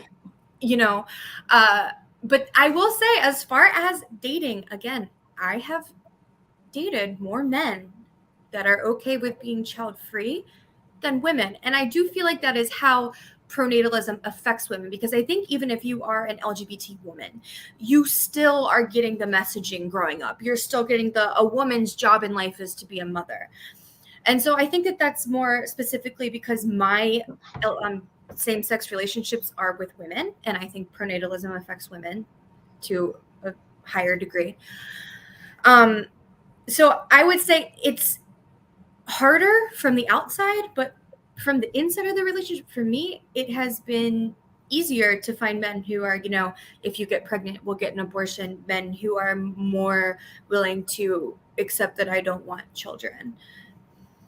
Laura, your DMs might blow up from other child-free women wanting you to pass those names on of the child-free guys. They flock to me, but I will say I do put it in my bio on dating apps.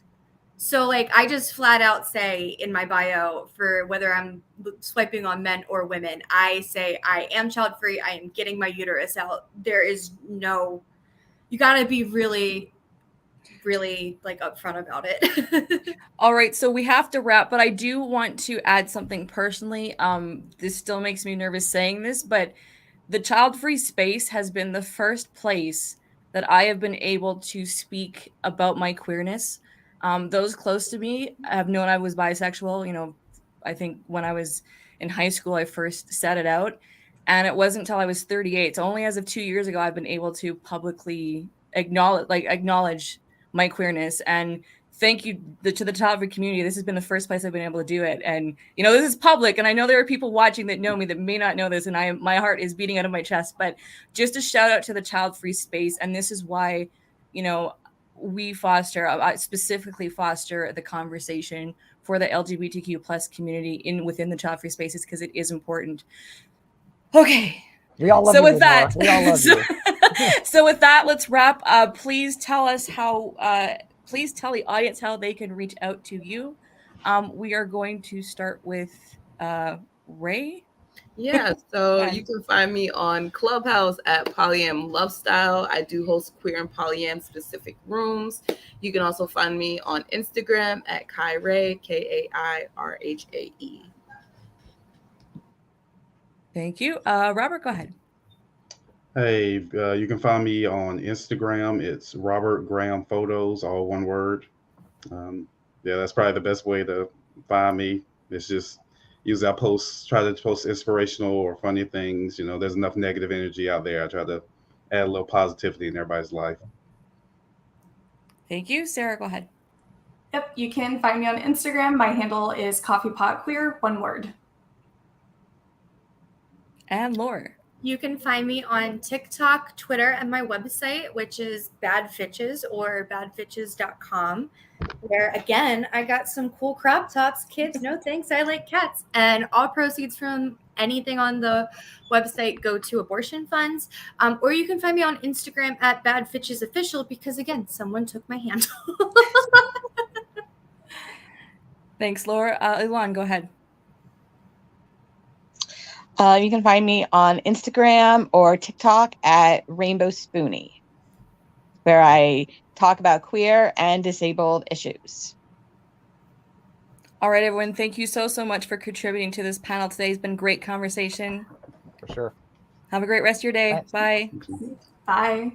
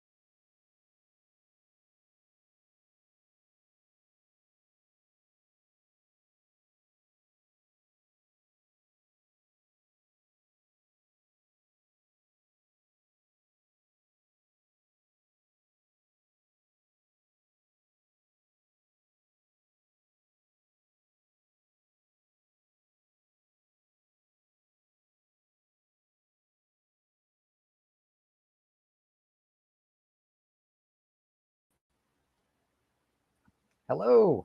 Welcome to Childfree in Africa. I'm Cody Hetzel. I'll be one of your moderators. And I'm Lenora Faye. I am one of your other moderators.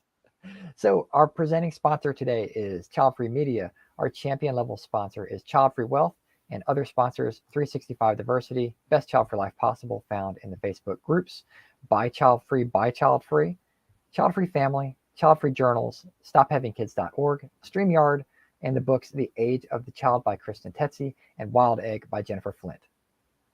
And our disclaimer, the opinions expressed within the content are solely the speakers and do not reflect the opinions and beliefs of the event or its affiliates. So with that, let's bring on our speakers, please. We have Muthoni and Ebby. Welcome. Hi. Hello. Thank you for joining us. So we'll start out with the easy question. Tell us about yourself. Evie, go ahead. So just to correct you, it's actually Ebi, not Ebi. I get Thank Ebi you. all the time. Yeah, it's Ebi. So my name is Ebi Weyime. I live on this beautiful island called Mombasa in Kenya, that is in Africa. I am strongly pro-choice and very proudly child-free. All right, and with Ani. Hello, my name is Muthoni Getao. I live in a small sub-county called Limuru, very cold over here in Kenya. I am a cat mom of 3, and I really enjoy living this country life with my cats. And I am also a content creator in interior design and home decor. I am a proud child-free woman and also pro-choice, which means is I am also pro-abortion. All right, thank you for sharing. So the term child-free is not necessarily known throughout the world. How is it explained where you are from? And Ebi, we'll start with you. The way we explain child-free is a woman that has the ability to have children, but she has just consciously chosen not to have them. But so the difference between a child-free woman and a childless woman is that a childless woman does want to have children, but for one reason or the other is just not able to. Thank you, Muthoni. It's exactly the same thing as Ebi. Because the term child free is not a term that's been used a lot. It's very new. A lot of people are still adapting to it, and I notice a lot of people do confuse child free and childless a lot of the time. So yeah, child free is someone who has decided it's by choice to not have children, and childless is not necessarily out of choice. And so what is the child-free community like where you are, Ebi? I feel like it is slowly coming to age.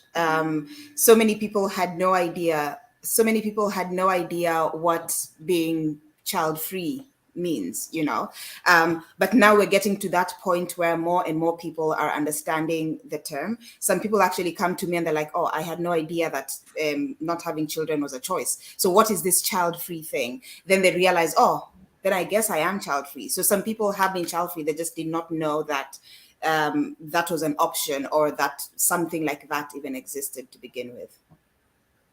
Yeah, with Ani. Yeah, so just as Abby said, I think there are a lot of people who were child free. They just didn't know there's a word for it. They just thought, oh, I just don't want to have children, and it ends there. And now discovering that it's actually a movement and there's a lot more people, because it's not something that a lot of people talk about. So now finding more people to have these conversations with has been actually very good, because a lot of people used to think, oh, I'm just the lone person in the corner who's made this decision. And now slowly by slowly the community it's not growing, but it's more like coming to the surface. A lot more people are being open about their choices, and it's opened a lot of room for conversation. So how would you summarize being child-free as a lifestyle in your area? And do you think, or have you seen any differences to other parts of Africa? Ebi, go ahead. Personally, I cannot even say that I've been within this space for such a long time. So I cannot like authoritatively say like this, these are the big differences. But what I can say is we have lots of similarities. Like even when it comes to struggles to just come out and say I'm child free, struggles to get sterilized, for example. So I feel like instead of differences, we have so many similarities between us child-free women in Africa and in other parts of the world. Thank you. Muthoni? To add on to what Ebi has said, I think there's also the idea of the society we live in and openness in terms of conversations.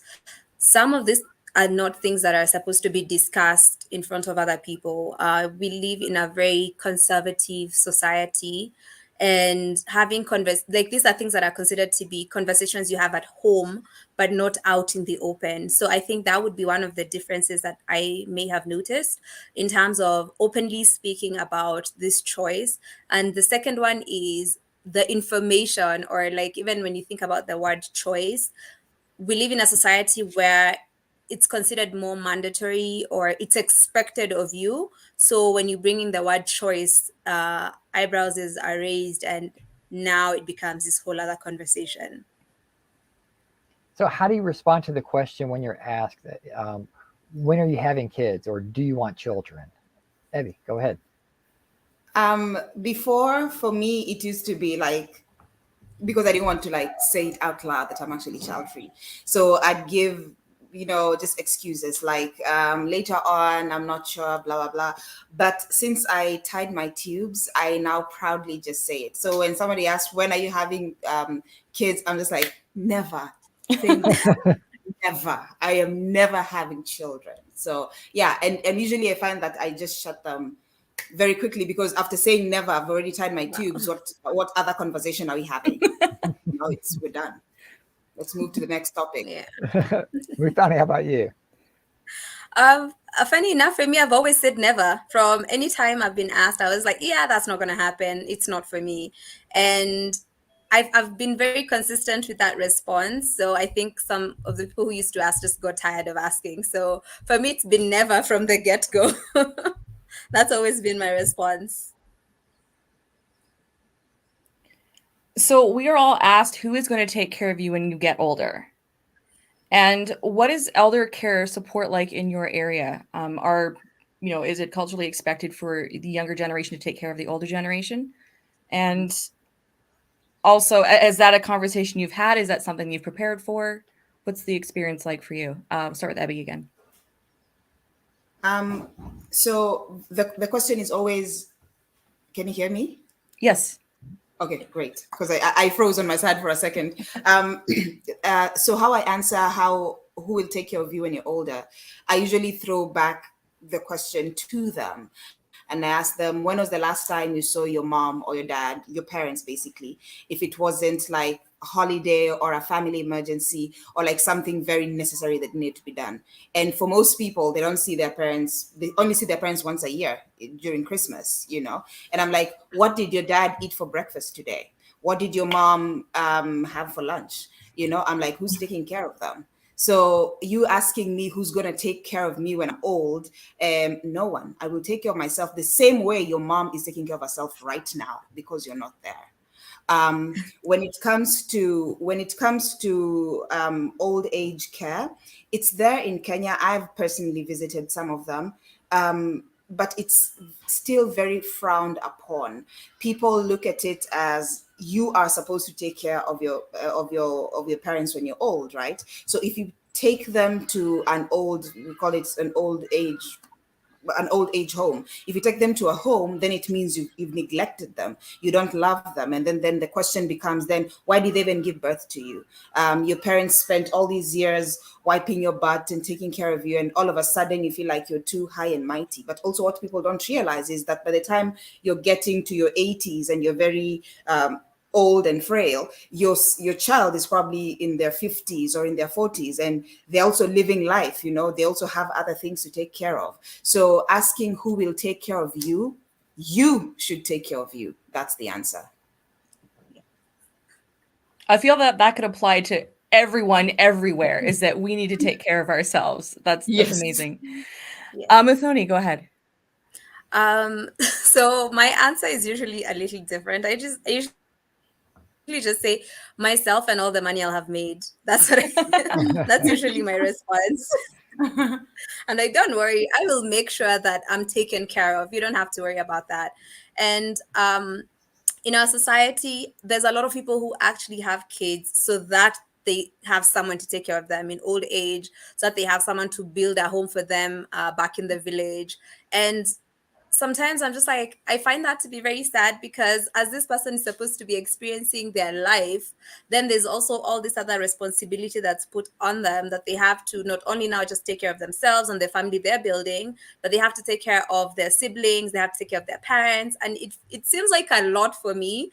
So I completely agree with Abby that everyone should be taking care of themselves. And Like parents need to have their own retirement plans that are not their kids, because children are not a retirement plan. And unfortunately, we live in a society that believes that to be the case. But people need to recognize that kids are not a retirement plan. A lot of things can happen. You might have children and you end up sticking around and they don't. So what happens to you then? Because yeah, you took that step, but so does that mean then you'll not have to be taken care of? Will you make no plans?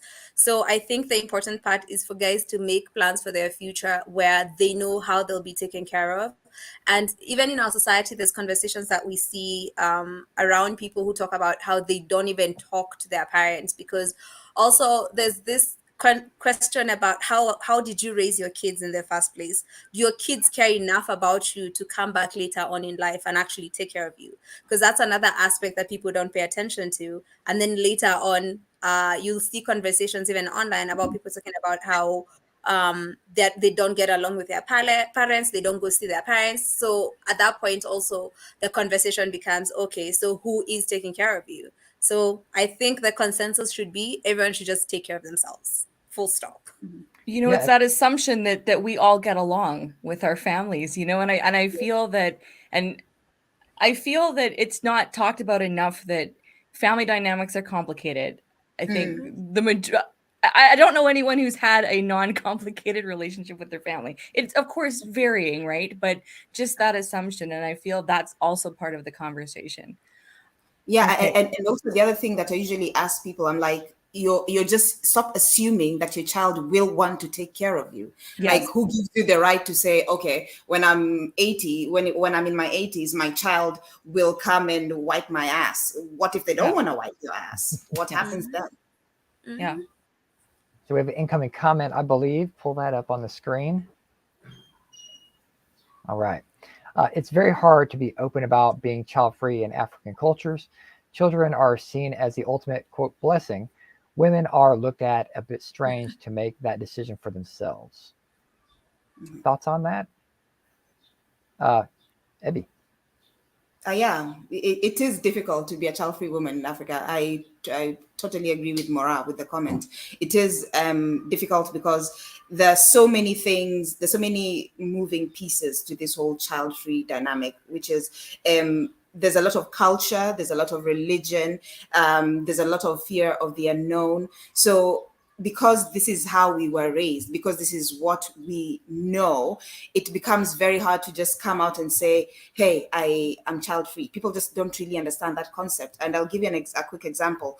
And parents do this all the time, especially African mothers. They're not doing it like maliciously. They're just doing it because that's how things are. So they'll tell you, for example, you're washing clothes as a kid, and I've heard this a million times. They're like, is this how you're washing your clothes? Is this how you wash clothes for your children? You know, or you're cooking food, and they're like, oh, this food is not so nice. Is this how you're gonna cook for your husband? So you see, when a parent does that, they're subconsciously telling the girl that, one, you will be a mother. 2, you will be married. And 3, you will be married to a man. So what happens when I become a child-free lesbian?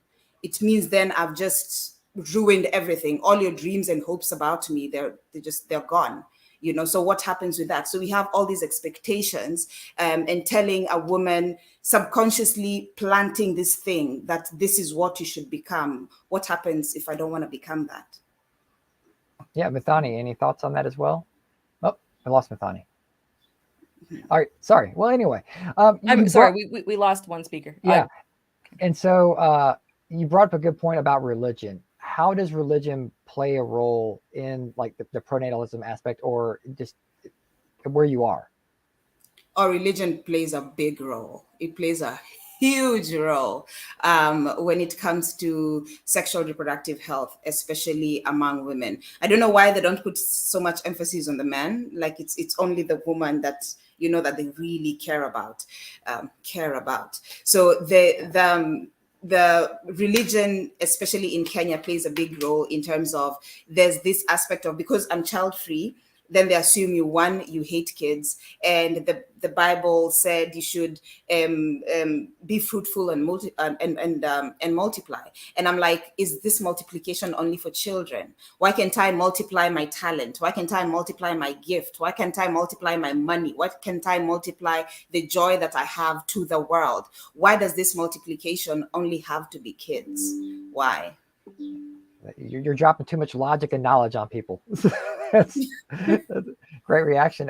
Muthani, I don't know if you saw the last comment, if you want to add to the comment that was asked, or if you want to dive right into our question. We're talking about religion and how that plays a role with pronatalism where you are.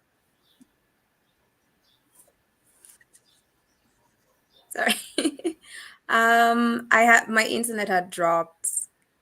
That's okay. Do you need me to read the Yeah. question? Yeah. So how Yes. does religion play a role in where you are? How does religion impact with pronatalism and trying to be child free? Ooh, that's it's a very interesting conversation, because despite Kenya being a secular state, it's heavily influenced by Christianity to some extent for some random reason. And the Bible is used a lot when it comes to these conversations about, it's a blessing from God, and you're told that you're supposed to multiply and fill the earth and do all that stuff. And I think when it comes to these conversations, a lot of people will pull out Bible verses to try and use that to convince you. That's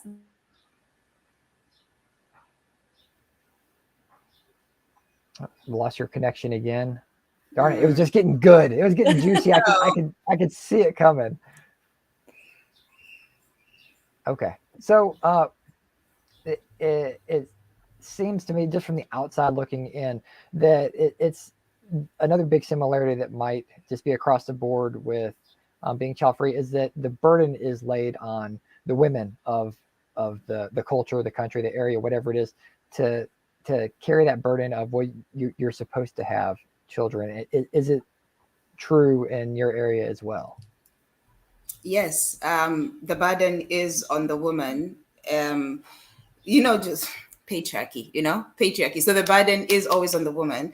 And I look at it in two ways. Like, it's on the woman because she's the one to carry the pregnancy, so also the burden of contraception. Also, you try to push it on the woman, but I still feel like it's a 50-50. It's a 50-50 balance, So the burden is always on the woman, is what I'm trying to say at the end of the day.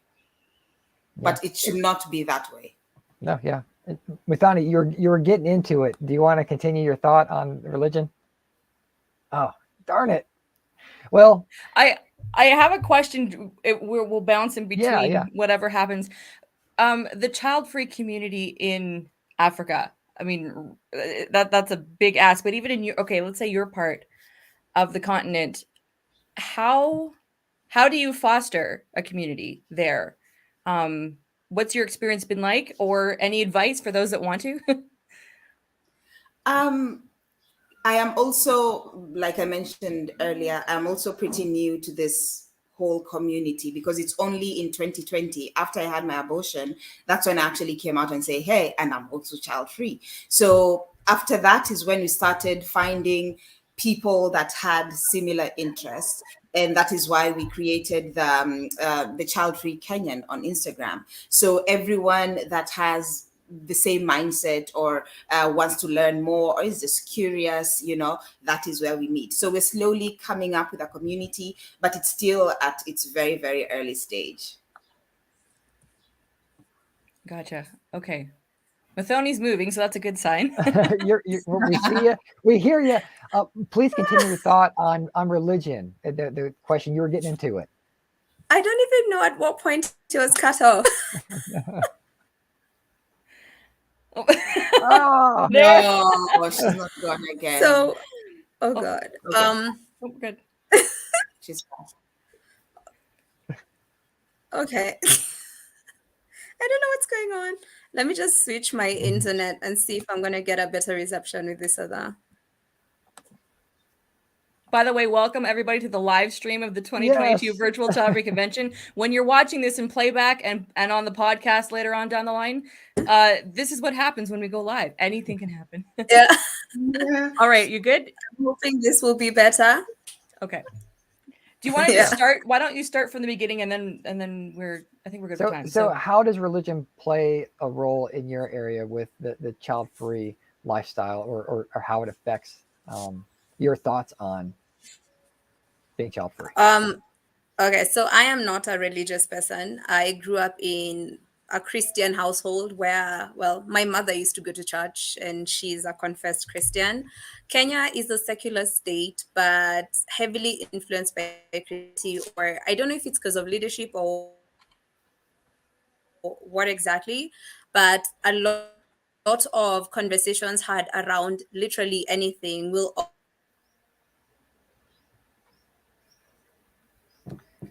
find Well, okay. We tried. Unfortunately, well, Muthani, if you could, this in the comment section when this is like chopped up, put all that into the comment section so folks can get your thoughts on it. We'd appreciate that. But with that, let's wrap up. Closing remarks. Ebby, is there anything you would like to plug or promote? How can people get a hold of you after the convention if they have further questions?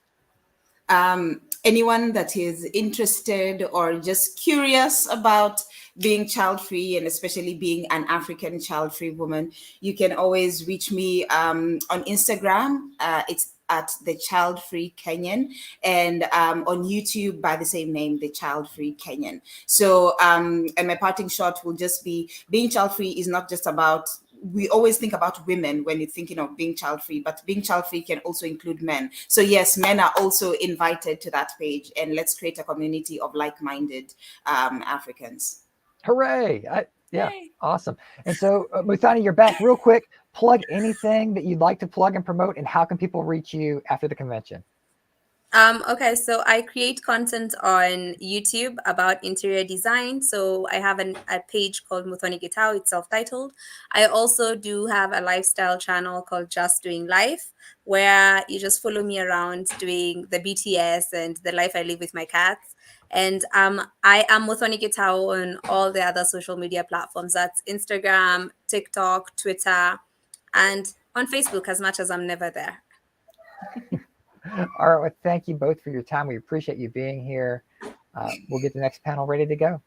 Thank you both. Thank you. Bye. Bye-bye.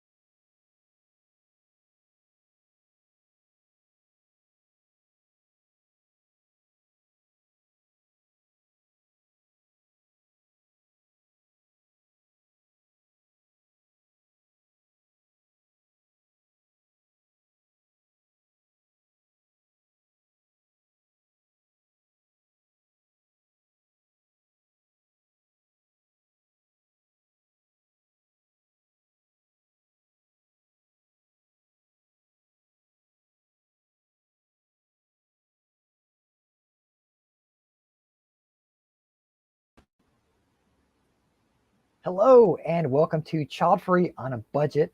I'm Cody Hetzel. I'll be one of your moderators. And I am Lenora Faye, the other moderator. Thank you to our sponsors, presenting sponsor Childfree Media and champion level sponsor Childfree Wealth. Other sponsors include 365 Diversity, Best Childfree Life Possible on Facebook, Buy Childfree, Buy Childfree, Childfree Family, Childfree Journals, StopHavingKids.org, StreamYard, and the books The Age of the Child by Kristen Tetzi and Wild Egg by Jennifer Flint. And we have our disclaimer. The opinions expressed within the content are solely the speakers and do not reflect the opinions and beliefs of the event or its affiliates. So with that, we will bring on our speakers, please. We have Dr. J. We have almost Dr. Matt. And we are needing Elan. There we go. And Elan. Hello. All right. So if you would mind, tell us a little bit about yourself. We'll start with you, Dr. J. Hey, I'm just having fun watching this. And Cody, I got to say, before I jump in, I got to put a question before. I wanted Robert to tell embarrassing stories about you from college, but you skipped it. I don't know. And we flew through that whole portion. I don't know. But anyway, so I'm Dr. J. I'm a financial planner. I'm child free, me and my wife. I grew up broke. So frankly, the budget stuff is something I had to learn. I teach people money now because I've made more mistakes than most. My worst mistake, I say I've made my first $1 million by the time I was 21 and spent it by the time I was 25. So I'll tell you how to make the mistakes is what I'm going to try to work on. All right. And Elan, go ahead. My name is Elan Cohen. My pronouns are they, them. My girlfriend and I are both child free and we are both disabled. And being so, it is very difficult to get by because the government doesn't pony up that much for people who are disabled. So we are definitely flying by on a budget. Yeah. And Matt, let us know who you are. I'm pre-doctorate. I'm not postdoctorate yet. Pre-doctorate Matt. I'm also a financial planner. I run my own financial planning firm that focuses on child-free folks. And I didn't grow up broke, but my dad decided to start a business in the middle of my childhood where we went from being just fine to where I was getting like third level hand-me-downs overnight, which was a pretty stark change. And now I've started my own business. And so that's where I've gotten my background in learning how to have fluctuating standards of living. So we'll talk about that as well as kind of the financial aspects of living child-free. Welcome. So the stereotype is that people or child-free people do not have money concerns. What are your thoughts on that? We'll start with Dr. J.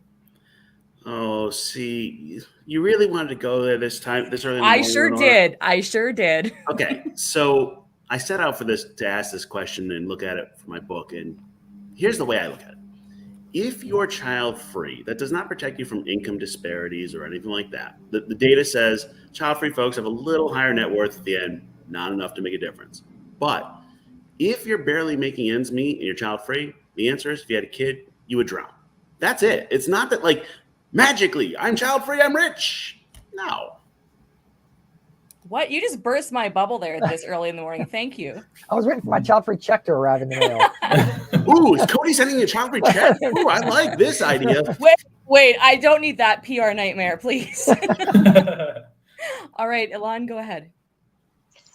Pretty much what Dr. J said, we are already very much walking the line of I can have enough for rent this month. So if we had kids, we'd pretty much be screwed.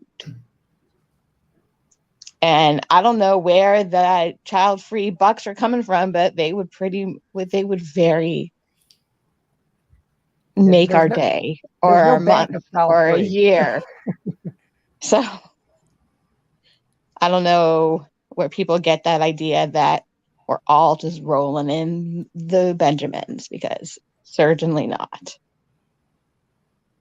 All right, Matt, go ahead. Yeah, I would say that to Dr. J's point, people who are child-free tend to have a negligible higher net worth. But the studies that show what that is, and I can give details later on about where you can find that information, but for people over 55 who are child-free, the difference is about 5% higher net worth, which, to Dr. J's point, for most of us is pretty negligible. Unless you're a billionaire, that's not really a huge difference in wealth. So to their point, yeah, it's not really a huge difference between people with children and people without. But I think what we're finding is, as Alon had kind of talked about, that for those of us who are kind of on that line of being able to afford our lives as it is, having a child would drown us. I think Dr. J mentioned that too. And so having children is more of a luxury thing than we're already like, oh, we're rolling in the dough. So I think, of course, not to make general stereotypes and things, but there's not like one specific situation that defines all child-free people. There are struggling child-free people, and there are quite wealthy child-free people as well. So did finances play a role in your child-free choice, Dr. J?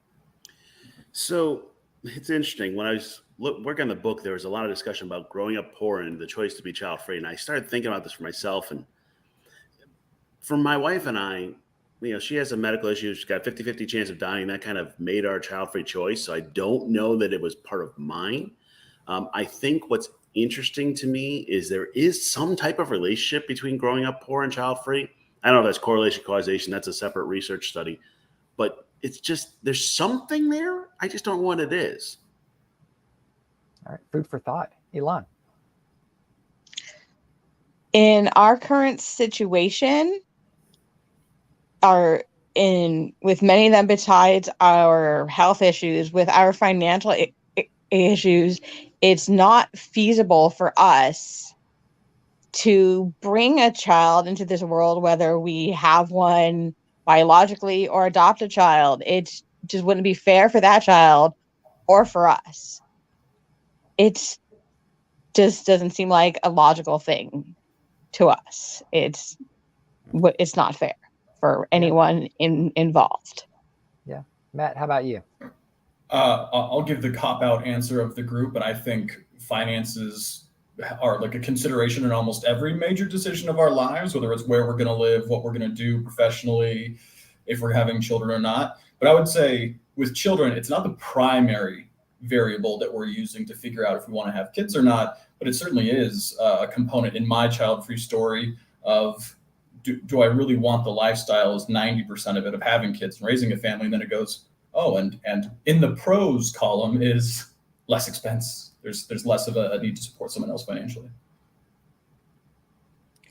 So what flexibility does being child-free give you? Job hopping, moving, the ability to spend or not spend money on personal growth, what have you. How is that? Can you explain how it has affected your life, just the flexibility of not having kids? So the way I say it is child-free wealth means you have the time, money, and freedom to do what you want, which is a different answer for everybody. So I wonder, something for the research for the future. Somebody can look at this. Maybe the reason why we don't have more money at the end is because we spend it and have fun, like actually live our life.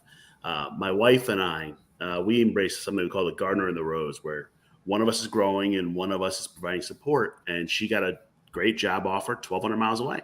So we packed up the 2 dogs and the cat and moved. And it was no big deal. It was like, all right, cool. We're going to move across country. Didn't realize we're moving to Mississippi in a post-road world. So, hindsight, a little different. That was a year ago. But, it works out for us.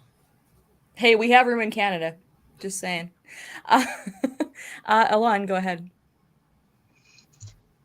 For us, it's difficult to just pull up and move because our budgets are so tiny, and due to other effects in our life, when you have chronic health problems, it's hard to just jump up and there we go. My camera just jumped for a moment. When you're on the lower end of that budget, you're like, can I move? Can I just save up and do what I want? People are like, well, you have to save. You have to pull yourself up by your bootstraps, which is, I guess, the next question, which is kind of a dated idea and not allowed. And when you, as my girlfriend just tuned in. When you're on Social Security, they don't let you save more than a certain amount of money. You can't have more than $2,000 saved. Wow. If you do, they start to restrict your Social Security income. That's some interesting insight. Yeah, so it's kind of a mess up system. So, sorry, tangent. That's okay. Tangents are allowed. That's still relevant, I think. Quite relevant. Yeah, so you can't really save. It's difficult. So they say, well, save up. Can't have more than a certain amount in savings unless you have a child, and then you can save more. So Elon, just to back that up, the other one, so like food stamps, any type of technical assistance from the states, all that, it's all limited by your income and family size. And if you're not married, well, then your family size is 1, and you have to be below a poverty guideline that is so low. Like, I have no clue how you can pay for groceries at that point. So you can't get the assistance because you don't have a big enough family. And I'm like, well, before a certain point, people on Social Security only got like $70 in food stamps or something like that. Now it's better, but it also depends on your location. Some states have worse. It's not a great system. The United States, your local states, they really screw you. Well, they keep you poor. They do. Well, Matt, we'll let you round out the question there about flexibility. No, it's okay. Yeah, definitely. So I like to do all those things. I like to spend time on personal growth and, do various things like that, pursue hobbies and interests. But for me, the biggest difference in terms of what I'm able to do by being child-free is that I can take relatively big or significant financial risks, because even if it is a bad decision in the end and I end up having the worst part of that risk and I fail or whatever it is, then I'm still the only one I'm responsible for. And so because of that, there is this sense of like, I'm not letting anyone else down. And I'll give you a specific example. I was diagnosed with kidney failure in 2019. And last year I had a kidney transplant. And as you can imagine, over those few years, I had a ton of medical expenses. So I was able to run through all these medical expenses. And then at the end of it go, I'm now healthy, or as healthy as I will be going forward. I'm going to start my business right now because I don't know how long, I will remain healthy or anything else like that. So I basically went from 3 years of medical treatments and spending a bunch of money to saying, I do not have enough money to start a business in the traditional sense of what people would advise you to have. I'm still going to go for it. And that's basically what I've done. So to bring it back to a higher level, being child-free for some of us allows us to say, hey, I have an opportunity to fail here. Whereas if you have children, you can't afford to fail. You're supporting someone else. Interesting way to look at it, yeah. I think we've got a question. Yeah, there it is. Incoming. Here we go. Lenore, I'll let you read this one. What do you think about child-free people having less access to help? Do you think it's outright discrimination or that we're an afterthought? All right, Jay, go ahead. So I did some research into this from a workplace standpoint, and there's a few states, it's kind of mixed, that protect based on family status. And you can't discriminate based on family status. But that specifically protects people with kids. The inverse just doesn't exist. And what happens is all the equations are now based on so in theory, food stamps or assistance is based on how many mouths to feed, which doesn't, kind of the math works, but it builds in a discrimination. And then we get into tax credits, all that. And people go, well, they get tax credits for kids. Well, it costs you $284,000 to raise a kid from 0 to 17, and you get about $70,000 of tax credits. So they still lose money. But it is discriminatory to an extent, but it's technically not discriminatory because we are not a protected class. Any other thoughts on that? Do we need to pull the question back up if we can find it? Yeah, can we get the question? Just might take I'll jump in while we're waiting for it. I would just say that I'm not sure that there's specifically discrimination. I can't say if someone else is trying to discriminate against the child-free community as a whole, but I think to Dr. J's point, we're just kind of a mixed group that it's like, oh, we'll provide these things, like company benefits are often like paternity and maternity leave. And we're like, great, that's a benefit that I get zero benefit from. Perfect. So what we've actually seen, and Dr. J brought this up to me, I think, I don't know, a few months ago, there are actually companies now offering kind of a la carte benefits where everyone gets some PTO, everyone gets health coverage and things like that. But then you have like 3 flex options where it's like you can get an extra week off, you can do, like an increased home office budget or work from home days, whatever it is. So now they're trying to start making that more equitable. But at the same time, I still think a lot of child-free people miss out on some of the benefits that are considered standard or traditional. Ilan, did you want to add anything to that? I had a boss who said, well, you don't have kids to go home to, so you can stay late. And I was on a salaried pay and didn't get paid extra for staying 2 hours late every night for a week when we had to do timesheets. I was like, thanks. Just because I don't have kids to go home to doesn't mean I don't want to go home to a life, to friends, to the spouse I had at the time. And, there were benefits to going home versus staying at my job that I didn't get because I had to stay there. That happens all too often. I think there are kind of endless stories of people getting roped in, excuse me, because they don't have to, oh, sorry, I rolled into work at 10 because I had to, take the kids to school and they go to 3 different schools, or I have to leave early to go pick them up, or whatever that is. And I'm not faulting people who have kids for that, but that doesn't mean we as child-free people should be responsible for picking up the slack on that. So I had a recruiter reach out to me and say, hey, I see you're doing this stuff with Child-Free. I want to actually advertise people are child-free and that employers get more out of their child-free people, so they should hire child-free. Oh God. And I'm like, okay, you're making my brain hurt because you're right. We kind of are a benefit. And, when my wife and I were looking for a job for her, she said, hey, we don't have kids so we can move. That's a benefit. But I don't think you could advertise, hey, you can get 20% more out of them because they're child-free. That would probably be illegal. Well, it's also a stigma and a stereotype that child-free people work harder. It's we're a lazy bunch. At Childfree Convention, we are a lazy bunch. So what are your thoughts on hearing the advice that people sometimes say for people that are maybe on a budget to try harder, or pull yourself up by your bootstraps? Dr. J.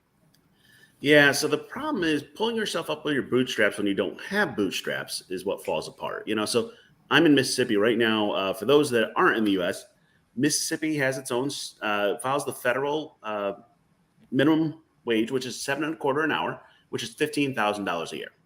If you're making $15,000 a year, I don't know how you pay for groceries. Never mind how you pay for housing and the rest. The math just doesn't work. There are those occasions. And then the other problem we have to address is this debt cycle that everybody's stuck in. Because when you're broke, then you take out debt, then you end up paying more money on, then you broke more, and then you're pull yourself up by your bootstraps. Cool. Where? What do you want me to do? I'm on, I've already got 3 jobs. Does, 4th job help? Yeah. Ilan, how about you? I'm feeling the same way. It's like my bootstraps got cut by the last debt I paid off. I don't have any. They're gone. What am I doing now? I still have debt, whether it's medical or student, or a company screwed me by offering me some low credit, and then it went up and up and up, and I'm dead now because I had medical bills. So now what? There's no bootstraps. There's no saving allowed. And $7.25 an hour, as Jay said, is about equivalent to what you get when you're on Social Security. Mm-hmm. Matt, how about you? So I have a bit of a funny aside, or maybe it's an ironic aside, about the term pull yourself up by your bootstraps. When it was originally coined, it was meant to try to do something that's literally impossible, because you physically cannot pull yourself up by your bootstraps. So for someone to go out there and say, come on, pull yourself up by your bootstraps, the original definition is, come on, why don't you do something that's impossible? So it's kind of funny because that is actually what a lot of this is. There are all different kinds of circumstances. For instance, maybe you can only work a part-time job because you're a caretaker for your aging parents or whatever else it is. There are a number of situations where you can't. It is impossible to just pull yourself up by the bootstraps or work harder, because as much as a lot of people would love to believe that we live in a meritocracy where if you work hard and are loyal to your company or whatever that is, you're going to make it someday. We all live in this society know that that's kind of crumbled a little bit over the last 30, 40 years. And it's not as easy as just saying, I'm going to work hard and work my way out of, I wouldn't say necessarily poverty, but my lean situation when it comes to finances. So I think it's kind of a way for people to dismiss you as someone who is doing it to themselves. So do any of you have any maybe tips or advice for child-free people that might be living paycheck to paycheck to think about? Dr. J. Yeah, so my first thing is stop comparing against everybody else. You have to live your own financial life, your thing, and your situation. And unfortunately, social media doesn't really help it. We're always comparing against others.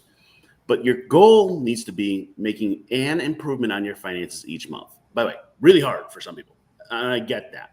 But it might be increasing your financial literacy, getting some of the debt paid down, getting on a budget, might be extra work, might be selling stuff. I don't know, but it's making one improvement that you can see that you're comparing against yourself, not against everybody else, because you're never going to win against everybody else. Just live your own life. We talked about, Cody talked about throwing out the life script. Throw out the life script, live your own script, and just make one improvement each month. Good advice. Elon, how about you?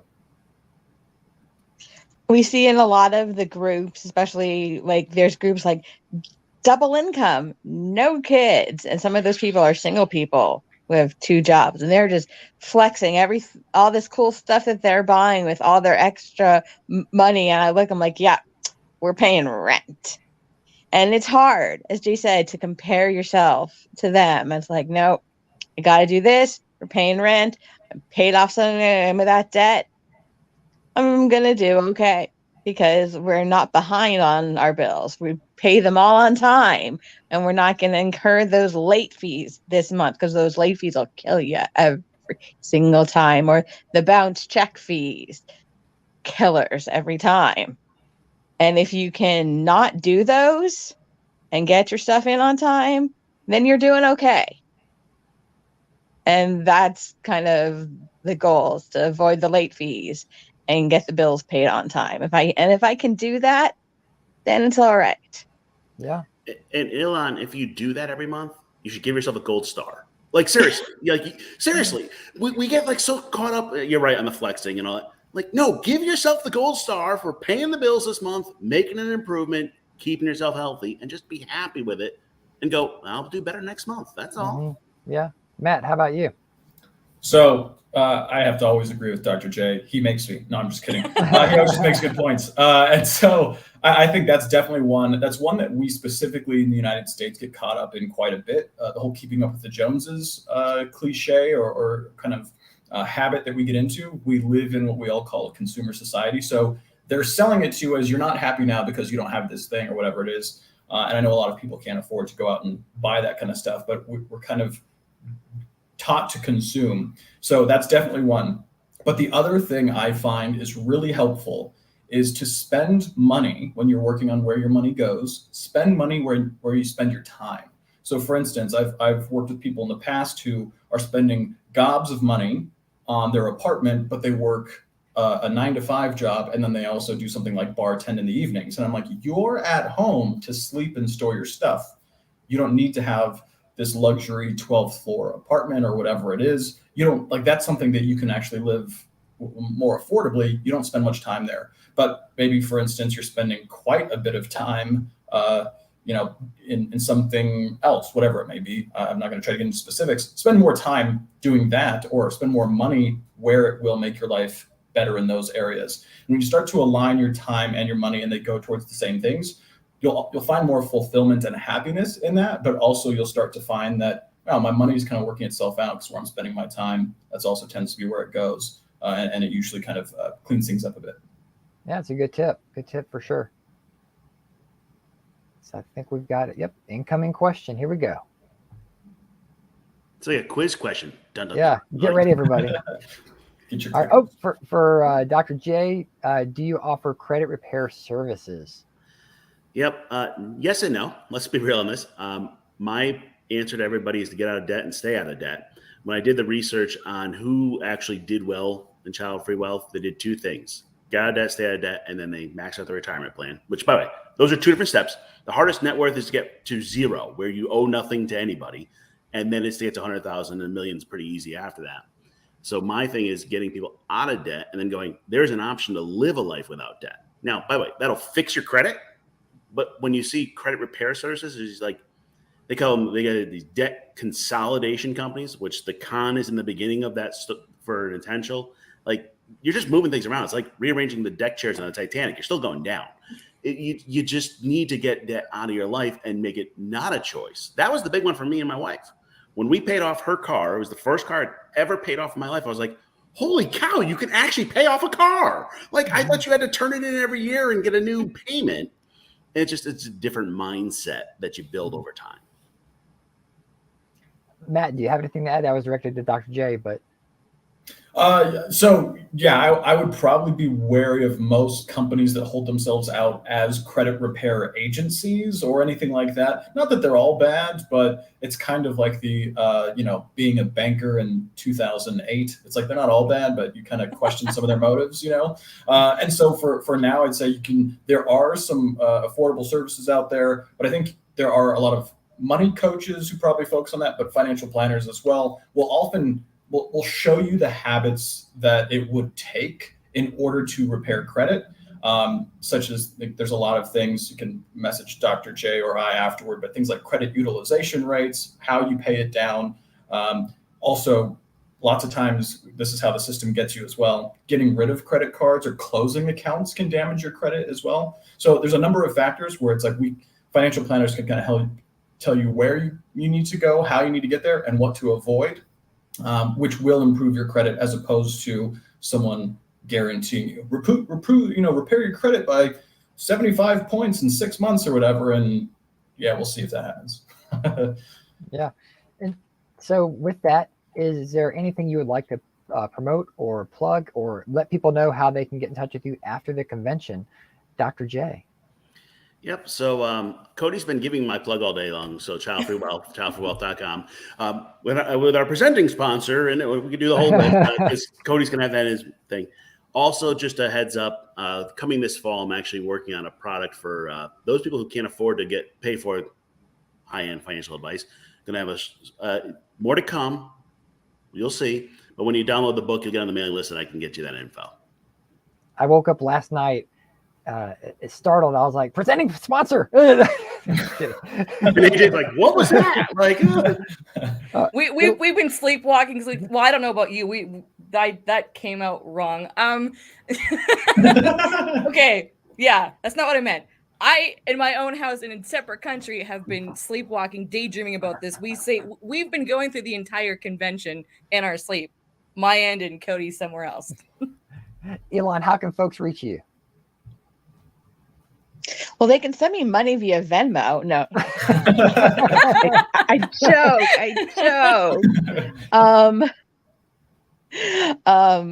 If you want to hear me vent about disability and queer issues, you can follow me on Instagram and TikTok at Rainbow Spoonie, and maybe hear about the way Social Security screws disabled people if you're interested in the financial side of those things.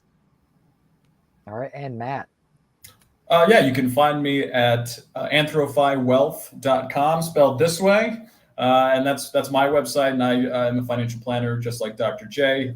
Also, Dr. J and I are coming out with a podcast that should be on all main streaming services called Childfree Life and Money, where we talk about issues for child-free people, but then also how that ties to your wallet. So that'll be coming out starting tomorrow. Awesome. Well, thank you everybody for your time, your candor. We definitely appreciate it. And with that, we will wrap up this panel. And just a note, we have the halftime show, so don't go anywhere.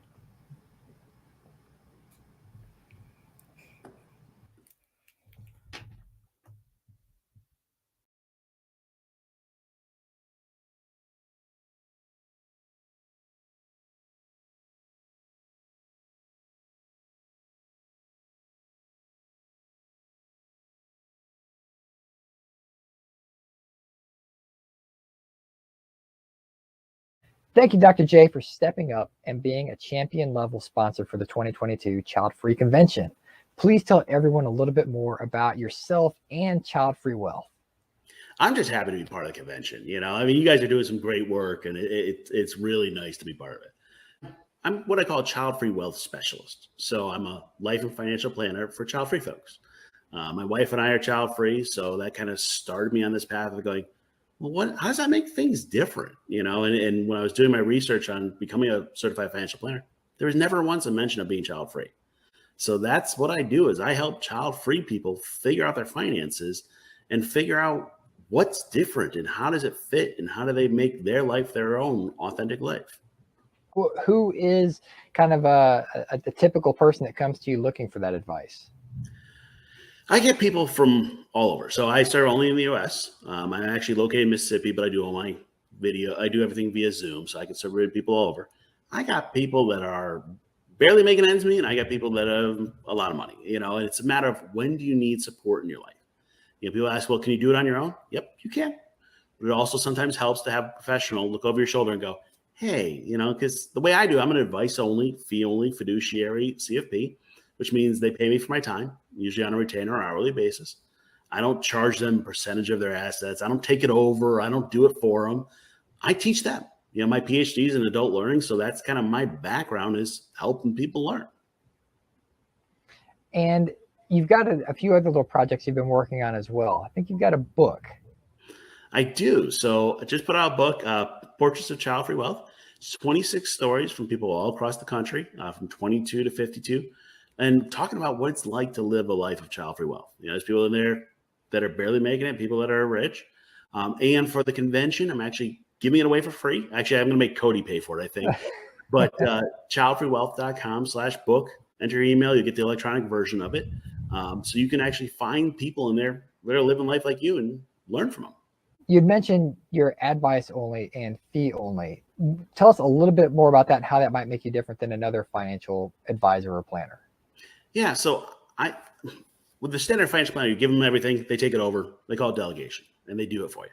And they work on the investment side. I'm a comprehensive financial planner. So I meet with my clients on a monthly basis. We make 1 or 2 improvements each month and grow. And actually, if you're interested, if you go to childfreewealth.com, I have no cost intro meeting, 60 minutes. We kind of just chit chat, get to know each other, see how it fits, and see if there's a way I can help you. That is amazing. Everybody, go to childfreewealth.com, put in a request to Dr. J to have this 60-minute session. It's free. It's worth talking to him. He knows a lot of stuff. He might put you in the right direction and get you on the best path to living your best child-free life. Thank you again, Dr. J. Absolutely. Glad to be part of it.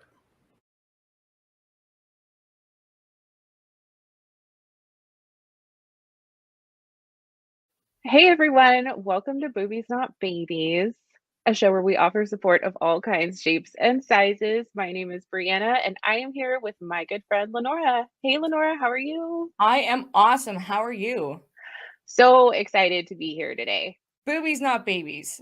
How did we get started with this?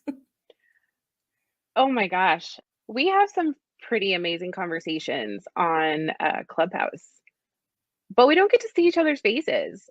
Essentially, you and I are talking about our lives as child-free women, and our audience is largely child-free, but we needed a name for this show, and so how did we get this one?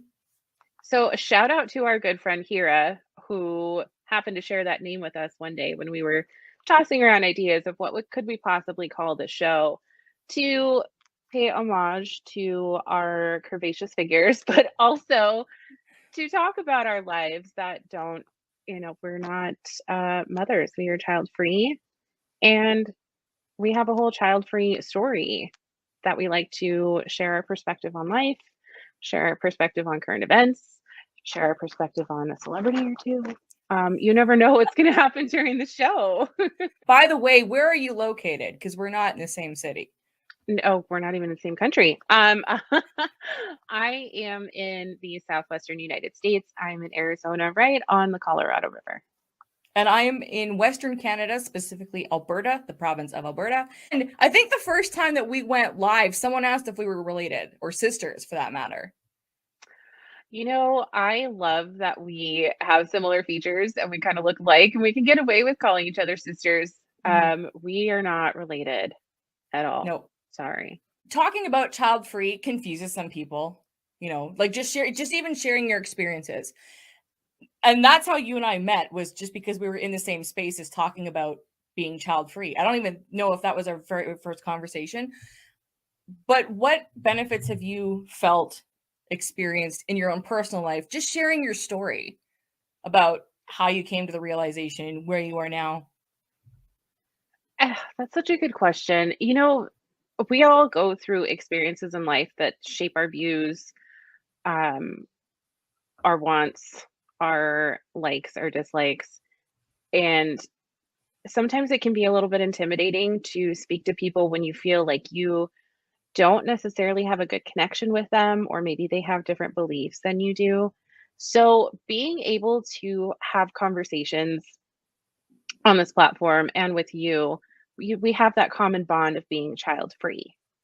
My story is not anywhere close to your story, but having just that common bond in it allows me in particular to open up a lot more than I might to some people, get a little bit vulnerable. And I think that's one of my favorite parts of us being able to have these conversations and people being able to tune in and see us and interact in the comments with us, whether they're asking us questions or sharing parts of their story. That part is really special for me too, when people feel comfortable enough to tune in, to watch us, and to share little bits of their personal lives with us because they feel, comfortable and safe enough to do that.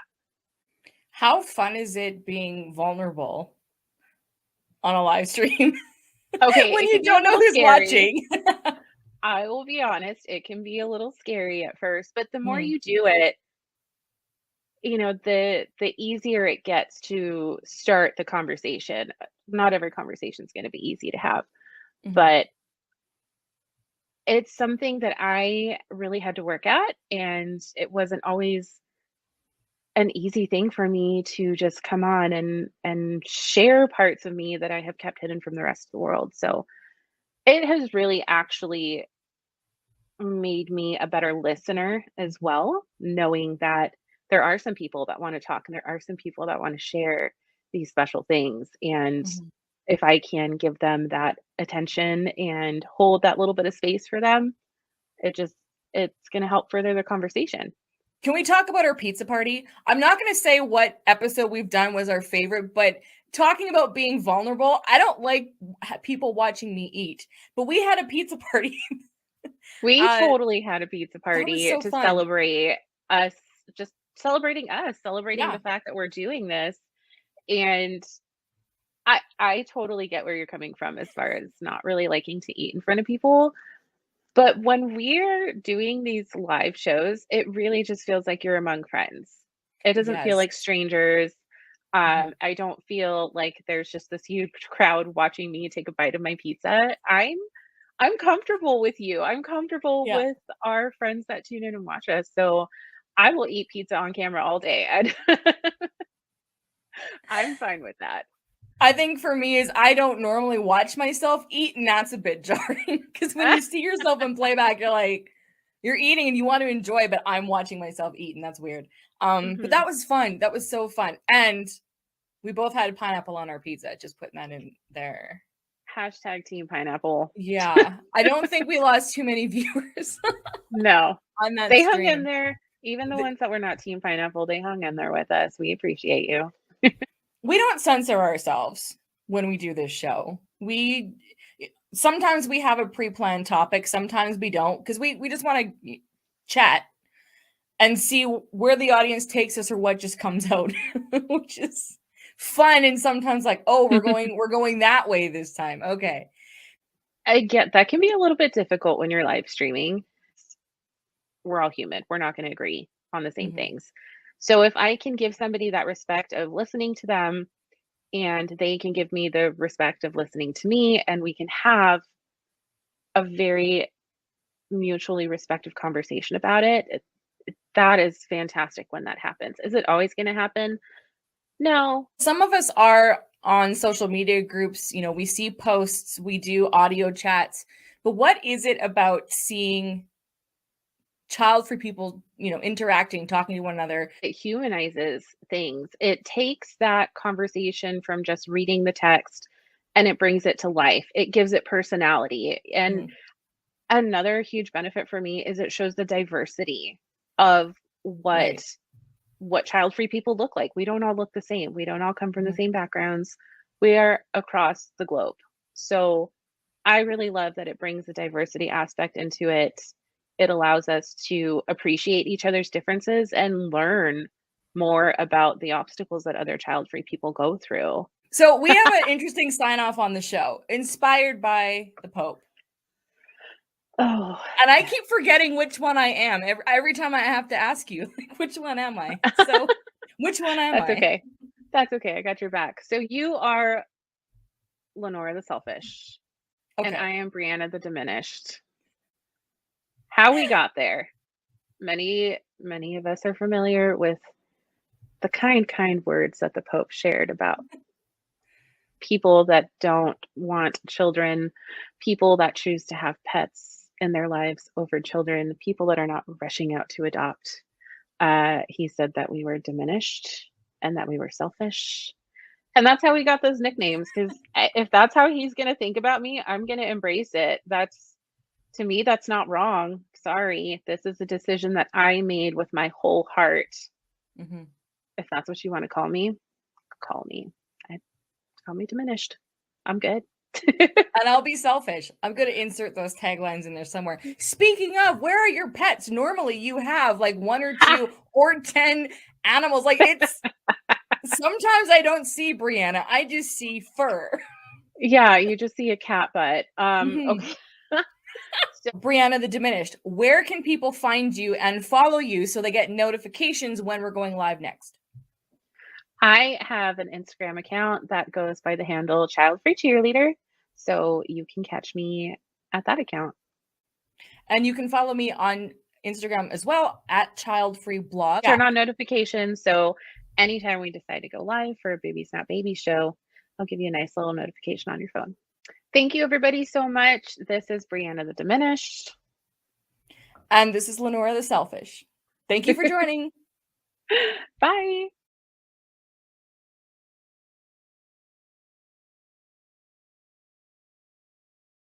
All right, so let's talk about the misconception that being child-free and single, both by choice, is bad or sad. Because, on social media, you get those comments like, oh, you're going to be lonely and sad at 40 when you don't have kids. And I think in some ways it's people look at you if you don't have children, feeling sorry for you, and then you've got the added element of if you're single, people feel sorry for you as well. And not everyone, but I suppose now that I am living somewhere a bit more rurally, from previously living in cities, there is definitely a change in mindset with people's opinions of, oh, if you're not married or if you're not in a sort of conventional relationship as per their opinion. But yeah, I mean, I think there's always going to be that element that believe, oh, per you, and you're lying to yourself about the fact that, oh, you're not really happy. I think certainly whenever you are in a rural community in Ireland, there is the mindset of, when you're single, per you, oh, you don't have kids, per you. But what I would say is, I try not to focus on that. I try not to focus on the fact that that is the way people think. And I'm trying to look at it and say, right, how can I change this? Or how can I even just put my point across? Mm-hmm. And, it doesn't have to be that everybody's going to change their mind, but I think it's really important that the first step in change and perception is to give a different point of view and being vocal about a different point of view. That's how things will start. Not everybody has to agree. People can still believe deep down that per girl living in a farmhouse up a mountain with her 16 cats, and there is 16. Oh, wow. Yeah, they're not all mine. So can we talk a minute about how awesome it is as females to be free to make any decision that we want? Because this is not to knock relationships. This is not to knock partnerships, because to me, this particular area is not set in stone. It's always felt natural for me to want to live alone, to do things alone. Yeah. You know my saying, companionship and moderation. I practice that. 100%. I believe in it. I don't want and I don't want someone around all the time. And whether I'm having a blissful day, whether I'm having a low day, I always relish the fact that I have my space. I can make my decisions financially. I still have bodily autonomy here in Canada at the moment. You know, but I, as a female, am free to make whatever decision I want, and it feels freaking fantastic. It's honestly, it's something that I do appreciate, and I do make myself appreciate on a very regular basis, because and I don't think it's because I have been in a marriage in the past and I have cohabited before, and I think I was always of the opinion of, if you can get up in the morning and do whatever the hell you want to do, it's so freeing. And I get, some people cohabit or in relationships or marriages where they do still have a huge amount of freedom. For me, I enjoy what I have so much at the minute. I don't want that to change at all. And so the idea of even having a partner cohabiting is completely off the books. And then the idea of then being a caregiver or a parent is like so totally not on my radar. I mean, I'd mentioned to you whenever we were messaging this weekend, I had decided that I just had the weekend to do whatever I wanted. Am I going to do some studying? Am I going to do some photography? Will I go to the beach? Will I stay in bed? And it's just having that freedom of waking up in the morning, and if you don't have plans, of just being able to do whatever suits you is, I mean, you cannot, once you've had that, you can't, it's harder to give up, It is. Once you've had it and you appreciate it. Absolutely. And, in other circles, we've been talking about manifesting, and I had mentioned that I don't even want to put out to manifest a kind of partner of any sort. And I feel weird for that, because that's what everybody seems, anyone that doesn't have a partner or wants to change partners, whatever that looks like for you. Yeah. That's always like the number, like a top topic or a top concern. And I get it. And maybe this is because I've always had an independent nature. And it's not because I don't need people. That's not it. I just need a lot of personal space and people. So I tailor my life in a way that I can have both. But I can't, like, to your point, the thought of like having somebody who would want to live with me. I mean, bless them if they really want to go that route. but don't make me breakfast. Don't make me meals. No, I eat whenever I want to. Exactly. Like there's something that you've heard me say this before. It's like, oh, yeah, and I've cohabited before too, and I learned a lot of lessons. I enjoyed it to a point, and then I was like, can I have my own house? The reason that I would want to talk more about single life and being single and child free is purely because, I've done it in the past, very briefly, got into the way of, oh, this is the next step. This is what we're doing. This is, what happens. And you do get into, well, not everyone all the time, but you do sometimes, we're human, we get into a sort of a pattern. And I suppose there's a lot of people that don't realize you don't have to follow that path. Yeah. You know, relationships can be amazing. There can be a lot of love, there can be a lot of trust, loyalty, respect, romantically, without it having to mean, oh, you know, let's see each other X amount of times a week, be in contact X amount of times an hour, you know, and that's not to be, I'm probably conscious I'm maybe sounding a bit bitter. It's really not a bitterness. It's really just if that works for you and that's what you want, fantastic. Have that self-awareness. You know, I have friends who say to me, I don't want to be on my own. You know, I want to be with someone, and I'll take the bad with the good, even if the bad is more. Right. And I appreciate their self-awareness, you know, that they own up to that. But I think a lot of people don't have the self-awareness to say, oh, do you know what? Yeah, I am chatty. I am an introvert, but yeah, please leave me alone now. You know, things will come up, particularly if you're an individual who does want to, you know, look at self-growth and self-learning and invest in that. Nothing's ever going to be hunky-dory all the time. And I suppose it's just whenever people say, you know, oh, you just want the golden stuff, etc., etc. It's not to me about wanting just the golden stuff. It's about wanting a completely different type of lifestyle and relationship. But dating in itself, you know, it's not, and if you are with somebody in any relationship, it's not always easy, as you say. I mean, your relationship with yourself isn't always easy. No. I suppose it's just trying to make people realize that it's not about wanting the good stuff, it's about wanting something different. Yeah. Which will have its own good and bad. Yeah, that's a good point. I'm going to write that down.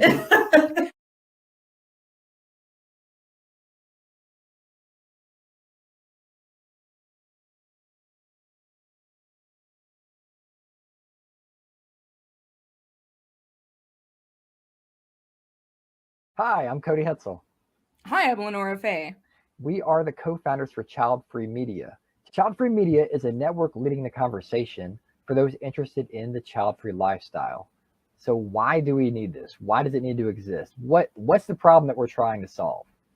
We have both been content creators for a while, and there seems to be a problem that we've discovered even with our own work. It's like the algorithms. We have communities here, we have communities there. And we've seen a lot of great content creators kind of fade into the shadows. Maybe they had life changes, unexpected things happened. Maybe they had to move, new job, whatever it might be. They lost time. They can't put out the content as regularly as they did. And they just shut everything down. And now all of that great stuff is lost. And so a lot of people do say that they want to start a blog. They want to start a web series. They want to do video content, social media content, podcast. And it doesn't have to be expensive, but the trick is starting. And how do you start? And sometimes you see someone who has a similar idea that's been doing this for 2 years, or, you know, is a month ahead of you. And you're like, okay, maybe I shouldn't do this because it's already out there. Part of what we're doing with Childfree Media is creating a neutral space, a neutral platform with a built-in network to give support to anyone, even if you're established, even if you've been in the game for a bit and you've hit a plateau, because that happens. A lot of times you don't have anyone to talk to about it. So Cody and I, we've had a lot of experience creating a variety of different platforms and content. And so, you know, we are able to kind of address the things that we've come across, how we've moved through that, and how we're able to build something like Childfree Convention. So this is, again, a space, a platform, a way for anyone who is interested or is established that feels like they need support.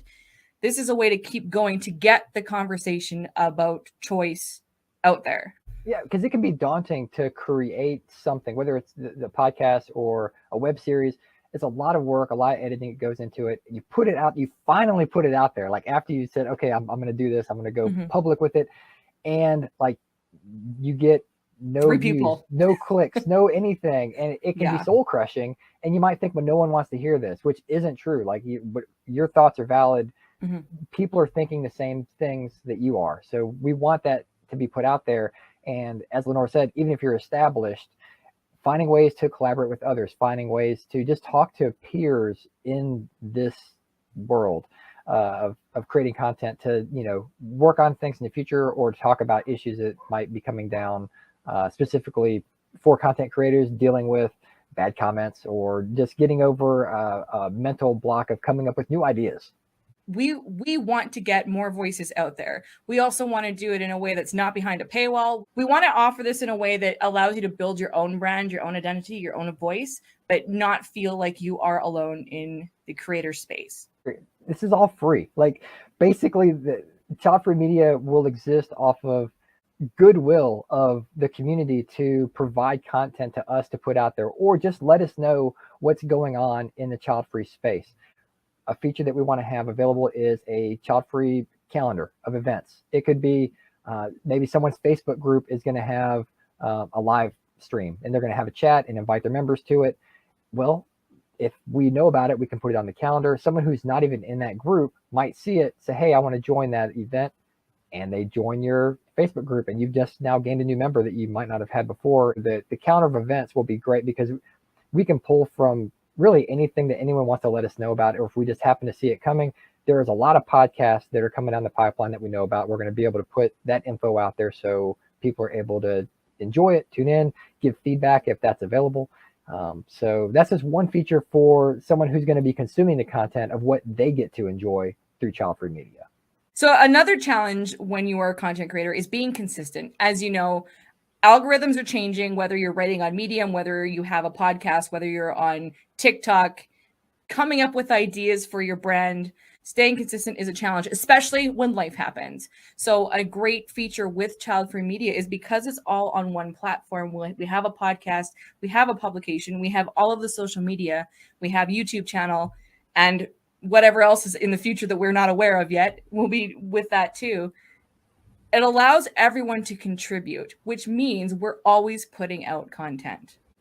We want this to be kind of an algorithm breaker. So not just for giving the content creators a chance to maybe take a breather if they need to take a break, but always having something fresh available for people that want to consume this content of the child-free lifestyle. And as we have seen with Childfree Convention, the stories of child-free people are diverse. We're not all in one location. We don't live the same lifestyle beyond not having kids. We want to feature all voices. Anyone that feels they have a story, or for anyone that wants to remain anonymous, maybe you have a story or an idea, or you're writing a novel, something, a short story, essay. This is a space for creativity, child-free creativity. There are a lot of amazing child-free people I've met over the last few years who are insanely talented. And even if you don't feel like you're insanely talented, there's probably something that you can do that would contribute. And maybe you don't want to put your face or your name out there, and we can accommodate that as well too. We don't need to get anybody in trouble. If someone wants to stay anonymous, you can remain anonymous and use the Childfree Media label. Of course, you get all the credit for everything. One of the points of Childfree Media is to allow people to express themselves in their child-free life. You know, we've been silent for a long time. Some of us, not all of us, but people feel like they can't speak out, or they feel like it's not safe to speak out. So whether you are using your true identity or creating, an avatar, or wearing a wig, there's a place for you to share what it is you want to share. The sky's the limit really with Childfree Media, because there are so many ideas floating out there, but people don't know where to put them. Well, here we are.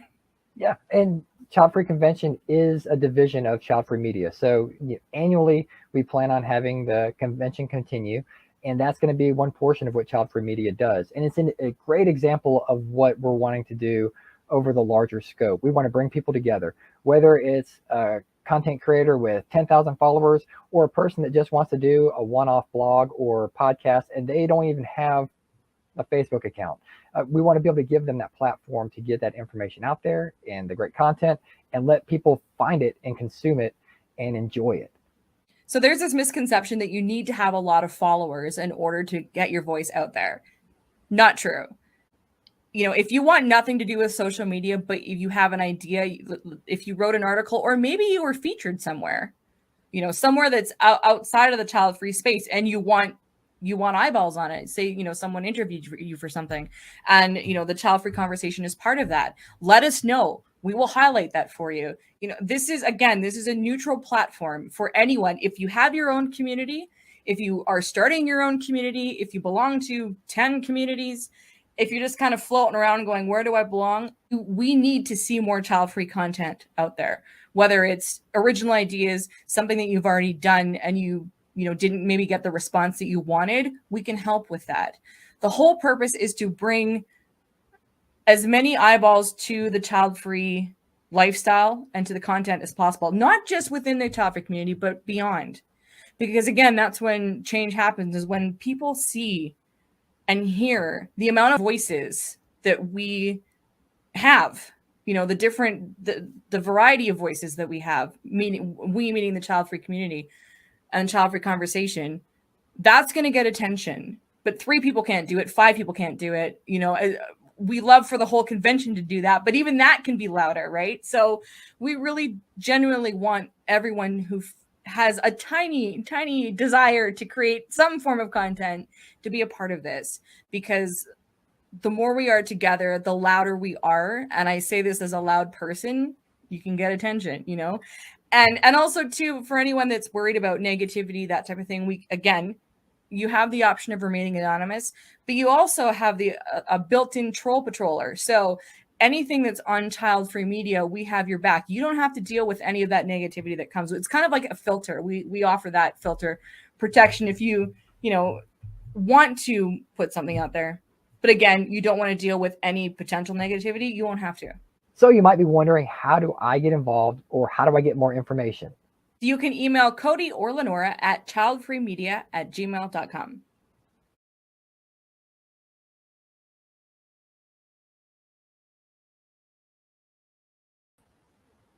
Hey, welcome back. Hey, Jared, from the depths of the technical behind the scenes world. Dungeon. I don't know. How's it going out there, man? Lots of typing, lots of clicking, and lots of behind the scenes work right now. Yep. I have enough time. Half an hour is not enough time. I was able to recuperate a little bit. Bathroom break. I'm starting to get emotional because, I mean, let me go out of moderator mode and just be in Lenora mode for a second.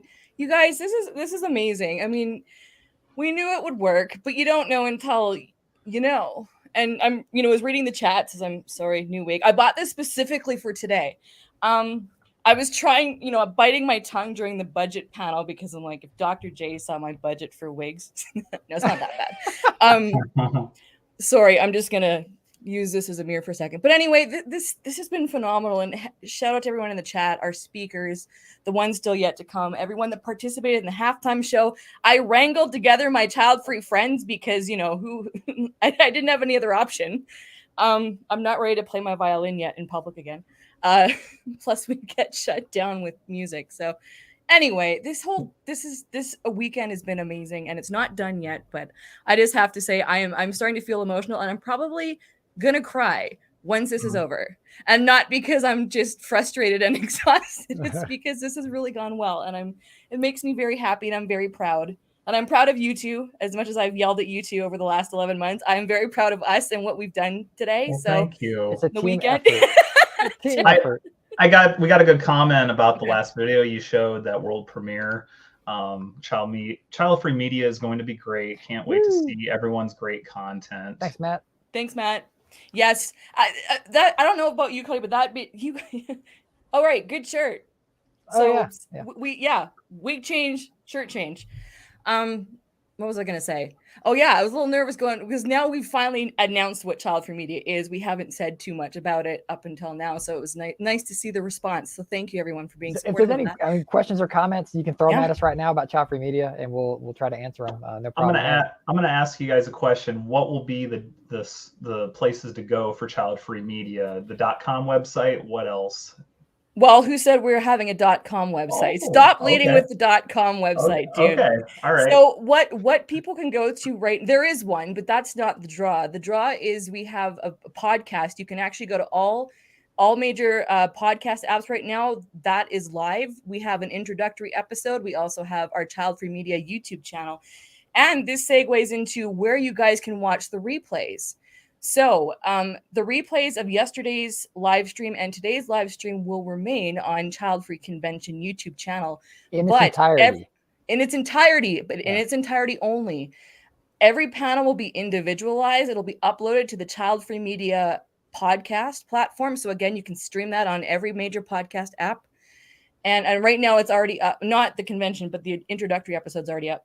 And you can also watch all of the individual panels probably in 2 weeks because I have to do this and I got to sleep at some point on Childfree Media YouTube channel. Going forward, all of the from last year's Childfree conference, this year's Childfree convention, all of the individual panels will be uploaded on Childfree Media, and we are all over social media as well. So that is where you find us. Yeah. If you want to talk to us, get in touch just to get more information. childfreemedia@gmail.com.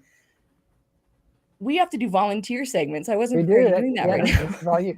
And just real What time quick, is it? Okay. Yeah, the Childfree Media, there is a YouTube page. So that's probably the best way to find out about what's coming down the pipeline is like, subscribe, whatever, ring the bell, all that stuff. But yeah, just search Childfree Media. Our logo will pop up. You've seen it a bunch already. Mm-hmm. Just find the logo and you'll find out when all this great stuff is going to happen. So yeah, and social media, we'll be announcing on social media because we're already active on Twitter, Facebook, and Instagram, and I think we're on TikTok, but it's hard to post stuff there. Anyway, where was I going with this? Right, we will announce, if you follow us on social media, that's when you will get notified when the individual panels from this year's event are available to watch or to listen. We're putting this all in podcast form and that's exciting because I've been a podcaster for 3 years. Shout out to Childfree Girls. Thank you, Isabel, Kristen. You guys are covering my back on all of our stuff because I've been so busy these last couple of weeks. Well, last year, but especially these last 2 weeks. So yeah, this is all going to be available in podcast format, which we're really excited about. And Childfree Media is producing that. So, and we're going deep into the archives. We're going to go back to 2021 and podcast those too. So yes. So everything is coming your way in podcast form. It'll be interesting because we've done really well. And again, Cody, you're like the ultimate co-moderator for me for something like this because we I don't know. You can usually tell when I need assistance and vice versa. So I thank you. Thanks for having my back on this. But we're not editing any of this stuff. So any of the little things that we've had to figure out while we're live is going to go onto the podcast. So that should be why not? That's what makes it fun. It makes it real. Exactly. That's why we're live. Exactly. All right. So it's only 10:43 here. I feel like it should be 5 o'clock. I'm in Alberta, Canada. It's so early still. Let's do the. Yeah, I want to leave the stage and let you do your volunteers. So okay. I'll back out in a second. Bye, guys. All right. Oh, wait. No, do I need one of you? No, I don't. I don't need anybody. Okay. All right. So this is a volunteer segment. Again, I've been the PR manager for the last 2 years with Childfree Convention, and this year we had a volunteer team who have really allowed us to expand. So first of all, Marieke, who's in Ireland, who's our speaker green room host. All of you speakers will have, met her at one point or another. Thank you so much for your efforts for this convention. It has allowed Cody and I to focus on the screen, which is an enormous help because, believe it or not, it's really nerve-wracking moderating conversations live and for 8 hours. just to let you guys know. So thank you, Marieke. Katie, I'm just going to say first names. Katie was our business liaison. So Katie helped me do research, people to contact to get the word out about this convention. She was also talking with other Childfree social media platforms to see if they would help support the convention by sharing the event. So Katie was really helpful in doing that stuff for me so I could focus on other things. So thank you very much, Katie, for all your hard work this year. JD Helen, one of our copywriters, and for copywriters, we sent out a lot of emails. We've sent out media kits. We've sent social media captions, all of that. JD helped me with that. Much appreciated, because sometimes your mind goes blank. And when you have a lot to send out, it's really nice to have help. So thank you for your talent and skill. Gustavo, Gustavo, you are watching this at some point. Gustavo was incredibly helpful in designing our graphics. All of the social media that we did, he came up with the designs, and with the speaker spotlight, the volunteer spotlight, several other things we needed design ideas for, and Gustavo did that for us. He also helped with the production of making all of these panels, because when you have a 2-day event and you've got media to send out and social media and all of the panels that you see, I had to do. So I had production help just send it all out and say, hey, let's each get a certain group and let's all get it done. Because that takes a lot of time. So thank you so much, Gustavo, for all of your ideas and help this year. Angie was the first person I talked to. She was my design consultant, essentially. She gave me a lot of ideas on everything. Really helped me get a vision for what I wanted this convention to look like. And so she gets the credit as a consultant, because she really helped. Our conversation really helped me out. So thank you so much, Angie, for your contribution this year.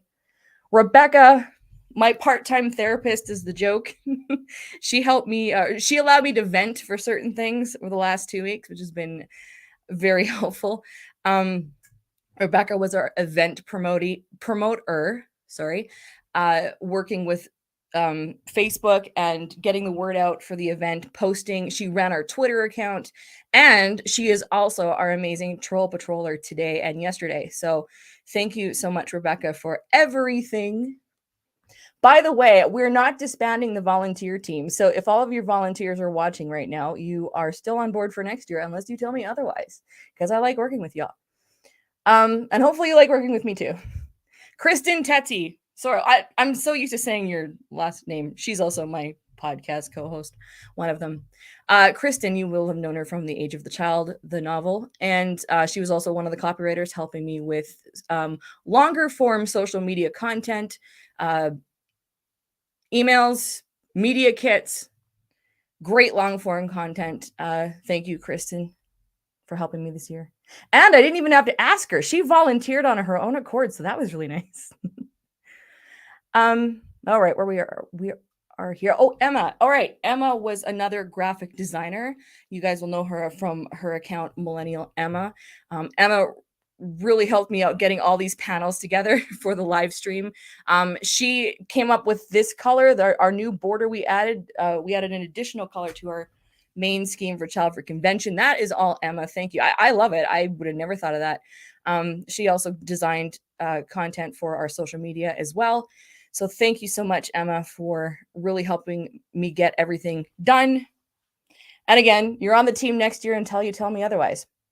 And finally, we have Ethical Comics. Mika, who's in Sweden. Mika did all of our Childfree Convention comics this year, which was a really cool new addition. Fun. I still have a few I could probably post.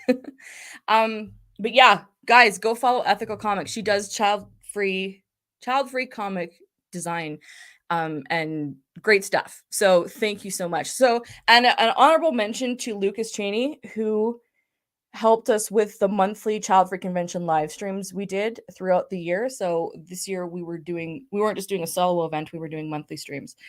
And he was helping Jared in the background with tech. So thank you, everybody. It's a lot of work, and we do it because we love it. We're all volunteers. They couldn't afford me if I actually charged my fee. So we're all volunteers here. But thank you so much to everyone who applied, and you guys have been consistent and loyal throughout the whole year. And I'm saying this as like a very, I don't say I'm a parent to anything. I'm not a mother of anything, but right now I feel incredibly proud, and I feel like you guys have to, I'm just going to start rambling for the rest, another 10 minutes, but I'm just I'm just really happy, and just seeing it, everything come together has been incredibly cool. So thank you, volunteers. You are the best. I don't like saying I love you. I like saying I adore you, because I'm a little squeamish with the whole I love you thing. That was a massive confession just now. So I adore all of you. Thank you. We all adore you, Lenora. Aw. I think I can speak for everyone in the comment section. Either that or I'm getting a lot of hate emails. I don't know. And so with that, we will roll into a thanking of our sponsors again. In case you haven't heard me say it enough, we're so thankful to have you. Our presenting sponsor, Childfree Media, our champion level sponsor, Childfree Wealth. 365 is another sponsor, along with Best Child Free Life Possible Facebook group. Go join it. Buy Childfree, Buy Childfree, which is where you can get some really cool merchandise, including the official 2022 convention shirt. And then on the back, it might get blurry, but I hope not. But you can see everyone that's been a part of it. Like we got the names, we got sponsors that achieved certain sponsorship levels. They're on there, and it's a cool material. It's not like cotton. It's kind of stretchy. It's kind of like a superhero outfit. I don't know, but it doesn't wrinkle like really easily. I can pull this thing out and wear it. Actually, I will in a second. It's like the dress. Yeah. I think it's the same material. This is like a super suit. This dress is flattering for every body shape, and it's just, okay. Jared, I have another fan, so I will try not to like. Oh, is it polyester or it's that could be? It's some kind of a blend. It's got some kind of spandex poly. I don't know. It's magic. It's spandex and it's freaking amazing, guys. But really cool. Go to childfreefamily.com/shop, or just go to childfreefamily.com and scroll down to the shop. You'll find all the stuff there, or go straight to the childfreeconvention.com site, and there's links there as well. Yeah.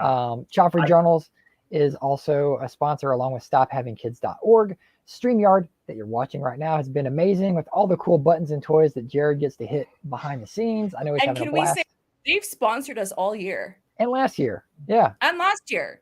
Yeah. So thank you. So if you're looking to start a live stream, might I suggest using StreamYard. And also 2 books, The Age of the Child by Kristen Tetzi and the book Wild Egg by Jennifer Flint. So on top of that, speaking about books, special plug again for Dr. J and Childfree Wealth. Go to childfreewealth.com/book. He's giving away digital copies of the book he's put out earlier this year, Portraits of Childfree Wealth. It's a great book. It's free. Get it, people. It's there. Like get it while it lasts, because I think at the end of the day, that might be it. So definitely sign up and get that. So Lenora, do you want to plug anything for Childfree Journals? Yeah. So yesterday I spoke a little bit about Childfree Journals, but I forgot to share the actual thing I wanted to plug. So a couple of years ago, well, it's like 3 years ago now, I created the Bitchy Bookkeeper journals. They're just fun paperback journals with a child-free theme. There's child-free graphics.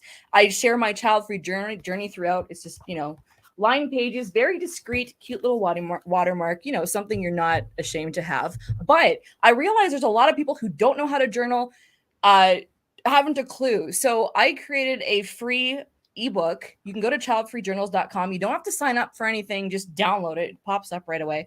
And it's 50 child-free themed journal prompts. So if you have no clue how to journal, and you don't even have to, it's not even about journaling, about being child-free, but it's kind of the intent behind it. But it gives you an idea on how to start, because I know journaling can be really weird. I've been doing it since I was 12. My first diary from grade 6 is like right up there, and it's so incredibly embarrassing to read. I don't recommend reading your grade 6 self, but it's kind of amusing. Anyway, so if you don't have a clue about how to journal, you've thought about it, you don't even have to have a journal. Just go to childfreejournals.com. You can download the free ebook. It's hosted on Google, so it's safe. You can put it on your Kindle. It's PDF form, and you can go through. And again, it's great for fence sitters. I've heard from fence sitters who have used that because it asks questions. I ask questions, so it gives you just gets your thoughts going. Because journaling doesn't have to mean dear diary, blah blah blah. It's just writing down your thoughts. I said in the estate panel segment yesterday that in case I die file, my brother is to burn every single journal, because there's no way I want any of that stuff public. So go check out childfreejournals.com. Juicy info there. You have no idea. So Jared, plug your group, please. Get some more people signed up. Yeah, you can sign up. Just fill out the application questions at Best Child Free Life Possible Facebook group. You can just type it in on Facebook. Easy to sign up. I also have a run called the Childfree 5K and 10K. I'm trying to do it around the end of May for an entire week. It's free to join, just to bring awareness to the child-free lifestyle. Facebook.com/childfreerun. We'll do that next year. What it is you can wear a child-free t-shirt along the walk or run. At the end of your run, you could just yell out your child-free. If you want to cause I don't condone any bad stuff that you do after you get done with the run or whatever, but you just complete it. You can do it with your other child-free friends or a group. I would recommend that. So that's the child-free 5K and 10K run we'll try to do. I would love to see if we could do it in one location one time, like Tampa Bay or something, where we come together. Some people may want to fly or drive, but that could be down the road or whatever. So that's that. Can't and then they just run to the location? Like, that would make sense. If they want, I mean, if they want to do it multiple times. We also have Child-Free Runners group on Facebook. You can join that. You can go for your like weight loss goals or your cardio goals, or you're trying to just do a 5K run and start from there. And then we also have a Strava club that's free to join on the Strava app, Child-Free Runners United. It has a leaderboard, how everyone's doing mile-wise and many other stats and that sort of thing. And there's other child-free people on that. So you can just search Child-Free Runners United on the Strava app, and that's it for me. All right. And then for me, I will talk about childfreefamily.com. Let me do something real quick. While that's going on, I'm going to share my screen. Okay. So it all started out with people wanting to find other child-free people. And so basic thing I thought of, well, let's have a map. And so with that, I basically use this as the basis of creating child-free families. Like, let's find more child-free people. So yeah, you can just zoom in and click on people and you can see their images and profiles. And well, sometimes they're expanding there. There's Victoria in the middle of America. Awesome. Hi, Victoria. But you get little profiles. So like, here's my profile. Let's see, it's in here somewhere. It's a little slow because it's just us. So here's me. Boom, I got a profile. You join up, you get a little profile. So you can make friends super easy. And it's outside of all these big conglomerates that track your everything you do. I like literally this. I'm the only person behind the scenes here. I don't care where you do, what you buy. Doesn't matter. This is literally just an easy website to meet other child-free people. Got the map. And then also the shop for Buy Child Free is located here as well. So you can come down here, check out the women's section, men's section, pet section, cool hats, mugs. Lenora loves the mugs. Huge selection. You yeah, guys, so, like, no joke. Yeah. Wait, a huge selection is 2? I thought you Americans did things like way bigger than that. I think he's talking of like in general? Yeah. I've got dozens at this point of everything child-free convention. Like all these different brands are on there that are available. So yeah, they've got this one. Cool. That his special sale that he has going on for this T-shirt. Oh, it's a bit blurry. It's blurry, but that's yeah. Oh no, there we go. It's there. Yeah, so Lucas and I basically, like earlier this year, that's one of our favorite shirts that people have, and so we're basically giving it away at cost. Like, we're making, I think, like 3 cents a shirt or something. Like, it's as low as we can possibly get it, because what's the easiest way to find a child-free person is you see them wearing a child-free shirt. So anyway, with also, that, dresses, guys, and dresses. I love this. I know it's blurry, but it doesn't look blurry in real life. So yeah, that canvas is amazing. So that being said, we're about to get rolling back into the convention. Thank you, everyone. International Child Free Day is coming up on August 1st. Happy International Child Free Day for those that may already be August 1st. For everyone else in the Western Hemisphere, we'll be there tomorrow. So I want to plug one thing more that's for Lenora, is download the free Clubhouse app and search Child Free Club and get in there and talk with other people, and you get to use your mic on your phone. You guys have so many chats each week. Yeah, it's just actually I host Child Free Morning Chat every Monday through Friday, even on the holidays, 8 o'clock in the morning for me, Mountain Daylight Time. So 10 a.m. Eastern Daylight Time.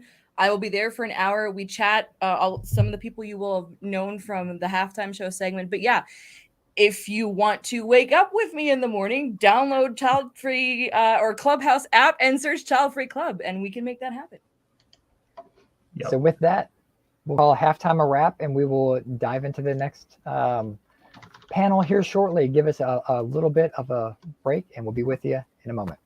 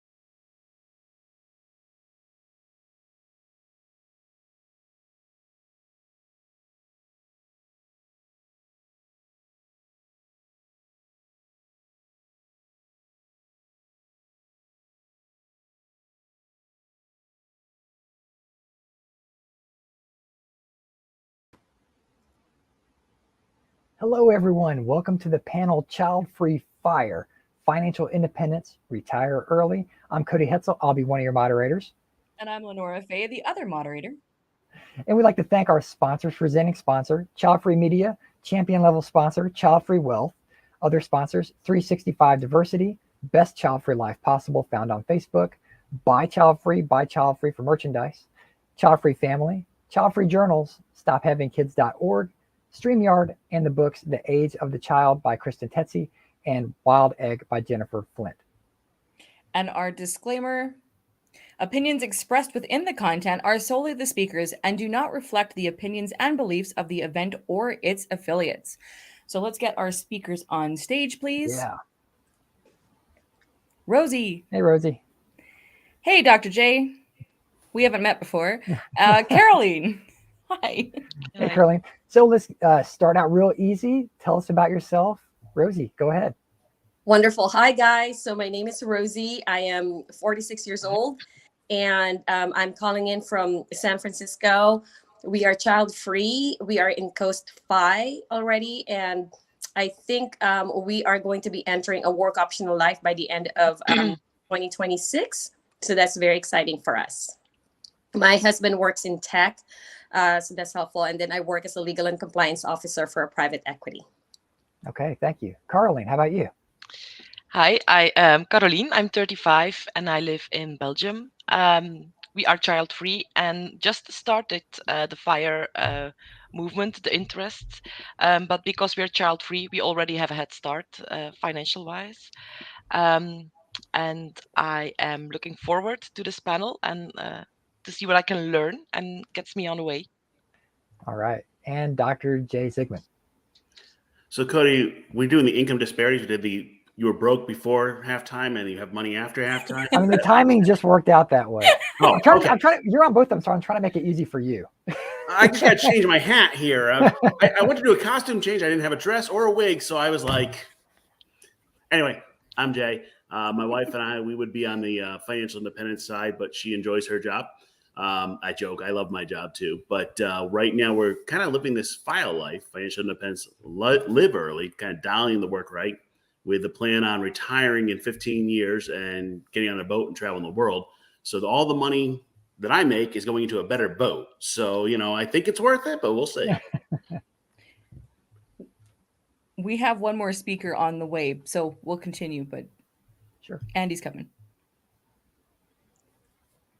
Well, we'll keep going with the questions. He can come in. So, where are you on the path of financial independence? We'll start with Rosie. So we are already Coast Fi, so meaning to say that, and I was explaining this to the other panelists earlier, but my husband and I actually ran into Coast Fi accidentally. I have been saving since I was 26 after having lost or gave up my 401k at my first job. I made myself promise never again. And so we are in Coast Fi. So that means that we have put away enough money in our retirement account that if we don't put one more penny to it, by the time I hit 59 and a half, we're going to be just groovy. And my husband being younger than me, our plan is to let his retirement account keep compounding in the background. Okay. Sounds good. Carlene, how about you? Well, I just started actually, but I have already a side hustle next to my regular job, so I'm hoping to accelerate things with the money that I earned there. And I'm actually hoping, but when I hear the others, I'm not sure if it's possible. I'm hoping to not really retire, but to do the barista fire, keep on working on what I like in 10 years. So when I'm 45, I'm hoping to work less, travel more. Absolutely. That I already do now. So, yeah. Awesome. Yes. Dr. J. Yeah, so my wife and I, we would be on the consider financially independent. That's cool. No debt makes that a lot easier. I think what we're debating right now is like, how much work do you actually want to do? Do you enjoy? Is it the work you want to do? Like, you get to a point where it's like, how do I dial in the right amount of work? Because the money isn't the goal, but it's like what I enjoy or what I want to do. I mean, my wife's a professor. She enjoys what she does. I enjoy what I do, but like, what's that balance between making money and helping people and working? I don't know. We'll figure that one out.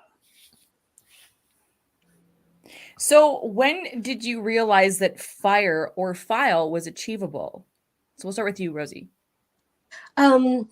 I think it happened around the pandemic in 2020. So of course the world, stood still, and my husband and I were like, "Oh my God, what are we gonna do? What are we gonna do?" And I said, "Well, why don't we look at our finances?" And then when we looked at it, I'm like, "Whoa!" I'm like, "This is a pleasant surprise." And then, we started doing some calculators, and like what I told you guys, I think we planned on retiring at that time in 2020 in 10 years. So I'll be 55 or something like that. And when we did the calculation, we figured out that, like Dr. J, like we can quit our 9 to 5. I am really just, I really just want to be a little bit free from the corporate world. And, and Caroline, like, you're not alone. Like, I don't see myself not working. I just want to work less and be able to travel more and wake up at 10 a.m. or something. So that's what we discovered. And then, so currently, we're continuing to work. I have a full-time job, and apart from that, I have a side hustle. But everything that we're doing right now, we are funding our taxable brokerage account, which is our plan to bridge from that time until such time that I'm able to tap into my retirement account. Awesome. Thanks. Caroline, go ahead. Well, for us, it was an eye-opener when the house we live in, me and my husband, we bought a house 13 years ago, which was our starter home for very cheap. We remodeled it a little bit in a good area, and we were going with, everyone's having kids, buying a bigger house, and we were skipping the kids part, but we were looking into a bigger house, and we were looking around and doing the calculation, and we were like, why should we have a bigger house? Why should we have a bigger debt, pay more each month, pay off a loan again? Why should we do that and just not use that money that we have because we had better jobs since we bought this house, since we started? Why would we do that? And what would it mean for us? And we also did all the math. And we were like, maybe it's possible that we work hard for another 10 years and we can, instead of waiting for the retirement age here is 65 at this point. Why we have to work 30 years to just wait to get some money from the government in the Belgian system? And why don't we just get that money ourselves and stop working early so we can enjoy the best years of our lives and don't have to wait until we're too old to enjoy what we earned? I love it. I love it too. All right. We'll go to Dr. J, and then we'll introduce Andy. Go ahead, Jay. Yeah, I think the big turning point for me was when we paid off my wife's car. I mentioned that earlier. It's like debt can be out of your life, and all of a sudden, when you cut debt out, you're like, my expenses are really low. All of a sudden, could quit your job. I think as I dove into the research on this, when I was doing work on my book, I found that there's cases of like with accidental fire. They just like fell into it, and what it was got out of debt. They stayed out of debt, and then they maxed out their retirement accounts. It really was that simple for many of them. I think what I'm finding now is a lot of child-free folks don't actually want to retire. So if your goal is not leaving a legacy, generational wealth, and your goal is like, hey, I'm okay working, I enjoy what I'm doing, that's where that file comes in, financial independence, live early, of getting that dial right on work. And if you don't have the legacy, and if you don't care about retirement, there's files a possibility for people a lot younger. Then we get into some of the issues Rosie's talking about, how to get your money and all that. But that's all mechanics you can do. It's a matter of making the life you want. Yes. We're not allowed to retire from Child Free Convention ever. All right. So you don't get paid for it, so there's nothing to retire. I mean, that's true. Ping me anytime. I love being part of this community. So let's wrap Andy into this. So Andy, if you would tell us about yourself and let us know where you are on the path of financial independence. Yeah, no problem. Sorry about that. I got a little bit caught up with some computer issues. No, it's live. That's all right. Yeah, so my name's Andy Rude. I'm 36. I live out in Hawaii right now, and I kind of work in the health and safety industry. And on my path to FIRE, I'd say I kind of discovered it maybe 5 years ago or so, and started getting a little bit more serious, maybe 3 years, kind of saving, trying to cut back on some expenses. And as far as kind of my end date, I would say probably about 8 to 10 years. But again, like others have said, that could change. My wife runs like a travel agency where she's working remotely. So if we can tie some of that in and I can do some online work in the health and safety industry, we might be able to dial things back before that and just be working part-time kind of deal. So yeah. Very cool. And the question that we just wrapped up, like to get your info on, is when did you realize that either FIRE or FILE would be achievable? Yeah, so I think I started out as a really big like Dave Ramsey kind of guy. And I think other people in the financial independence kind of get on that path initially too, and getting you out of debt and going down that road. But then I started to get to the end of that sort of process where it was save 15+% of your income and wait till you're 59 and a half or 65 and then retire. And to me, I just thought, man, I really don't want to work full time and go down that for the next 40 years. There's got to be a better way. And I started listening to some different podcasts, and I think I stumbled upon, it was called, what was it? The Mad Fientist. Oh, yes. I love Yeah. him. Yeah. And he interviews different people all the time. And he was interviewing Seth Ramit, who wrote a book. And yeah, I Will Teach You to Be Rich. Yeah, I Will Teach You to Be Rich. And so I just listened to that for like an hour. And as I was driving, because I did that a lot for work, and I thought, holy, this is possible. This is something that can be done. Absolutely. And I just kind of went from there. I started listening to different podcasts, and I watched the Playing with Fire movie and sort of got my wife on board, and then we started going down that path. So yeah. And so with that, how has being child free affected your progress, Rosie? Well, first of all, we wanted to have children. Sorry. So we wanted to have children, but we couldn't after several failed attempts. So I had to switch. And I really actually didn't factor that in, to be honest with you, early on when, the cloud of like, oh my God, we couldn't have children, blah, blah, blah. But then a light bulb, just went off when a lot of our friends who have kids are battling like daycare expenses, saving for college. Or I have friends who, are still paying their kids' college loans, which is just, to me, it's just mind boggling. And I was like, oh my God, we don't have to worry about those things. So then we can even retire earlier. And I think a lot of our friends know that about us. We travel extensively. And that has been such, in some ways, I look at it now as a blessing that we don't have children, so that we can live our lives the way that we want to and not constantly have to worry about children. All right, Andy, step up. Yeah, I mean, I think financially, it's a benefit. I mean, it's less mouths to feed, less education. I mean, it's less everything. So I think it's definitely a benefit. My wife and I decided sort of early on in our marriage that we chose not to have kids. I have nothing against kids. I like kids, but we just decided to go down that route. And yeah, I think for financial independence, it's a benefit. If you just look at kids from a cost perspective, they're expensive. They're expensive. Yeah. Caroline, how about you? Yeah, besides all the arguments that are already given, I think it's not only financial, but also the possibilities you have to do with your money what you want. When you have kids, they have to come first. I mean, and I don't hate kids as well. So when you have kids, you have to take care of them. It's like, you do the same with your pets, I assume. So, and not, you don't have kids, you don't have to take care of them. So you have the freedom to do with the money you earn what you and your partner or your husband want. So that helps. It gives you the option to go to the fire earlier than people with children, I think. Absolutely. Yeah. So Dr. J, round the question out for us. Yeah, the way I look at it is living a life of child-free wealth means you get to have the time, money, and freedom to do what you want. The challenge then is, okay, then what? I call it the child-free midlife crisis, when you've hit your personal, professional, financial goals.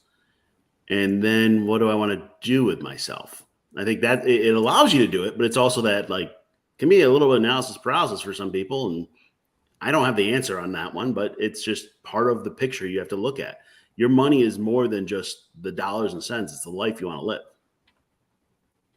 So do you have any tips for achieving FIRE? We'll start with Rosie. Definitely. Carolyn, here in the United States, I don't know if it's the same in Belgium, but definitely a big tip is, max your 401k. First of all, let me back up. Don't work for a company who doesn't have a retirement account. This is another thing that boggles my mind, when I hear a lot of these young people working for companies that don't offer retirement accounts, because they lose out a lot. And so a few things that I always say is that, hey, pay yourself first, do the maximum contribution that your company, if they have a match, open up your own Roth IRA immediately. And another thing is that taxable brokerage account, I think, is so key. And, even if you can only put like $50 every paycheck, and definitely live below your means. I definitely was caught up, early on in my life. I've always made good money. I've always worked in industry that paid well. And I definitely was caught up in the party life, or the Louis Vuittons and the Gucci's and stuff. It was just, I just hate myself sometimes when I look at it. And weed out people in your life that do not share the same goal. You would be very surprised how many people out there, really, when you ask them like, oh, what's your financial goal? They're like, I don't know, I'm just going to live my life each day. And I'm like, okay. So my husband and I are far more intentional now who we keep in our lives, definitely, especially on the financial goal front. And also, don't be afraid to hustle and coupon. Like, I coupon like crazy, man. And this is the reason why I travel hack too. One of the eye-opener for me, I really love traveling, but I'm not going to spend like thousands and thousands of dollars traveling. Enter travel hacking. And so that has allowed my husband and I to travel extensively, and whatever money that we save by not putting it on the travel, we put it in our taxable brokerage account and grow it. And index funds, oh my goodness, that's it. Have you found a coupon for Dolce & Gabbana by any chance? Let me know. All right, Andy, go ahead. Yeah, I think she touched on a lot of really important things. For me, right when my wife and I started this process, I was more on board. I was a natural saver. I was ready to just stash away every penny and cut everything out of our life. My wife, a little bit more of a free spirit and wanted to be able to travel and do all those kind of things. And I think we had to kind of come up with our why, like, why are we doing this? And so I think it's very important to come up with the why.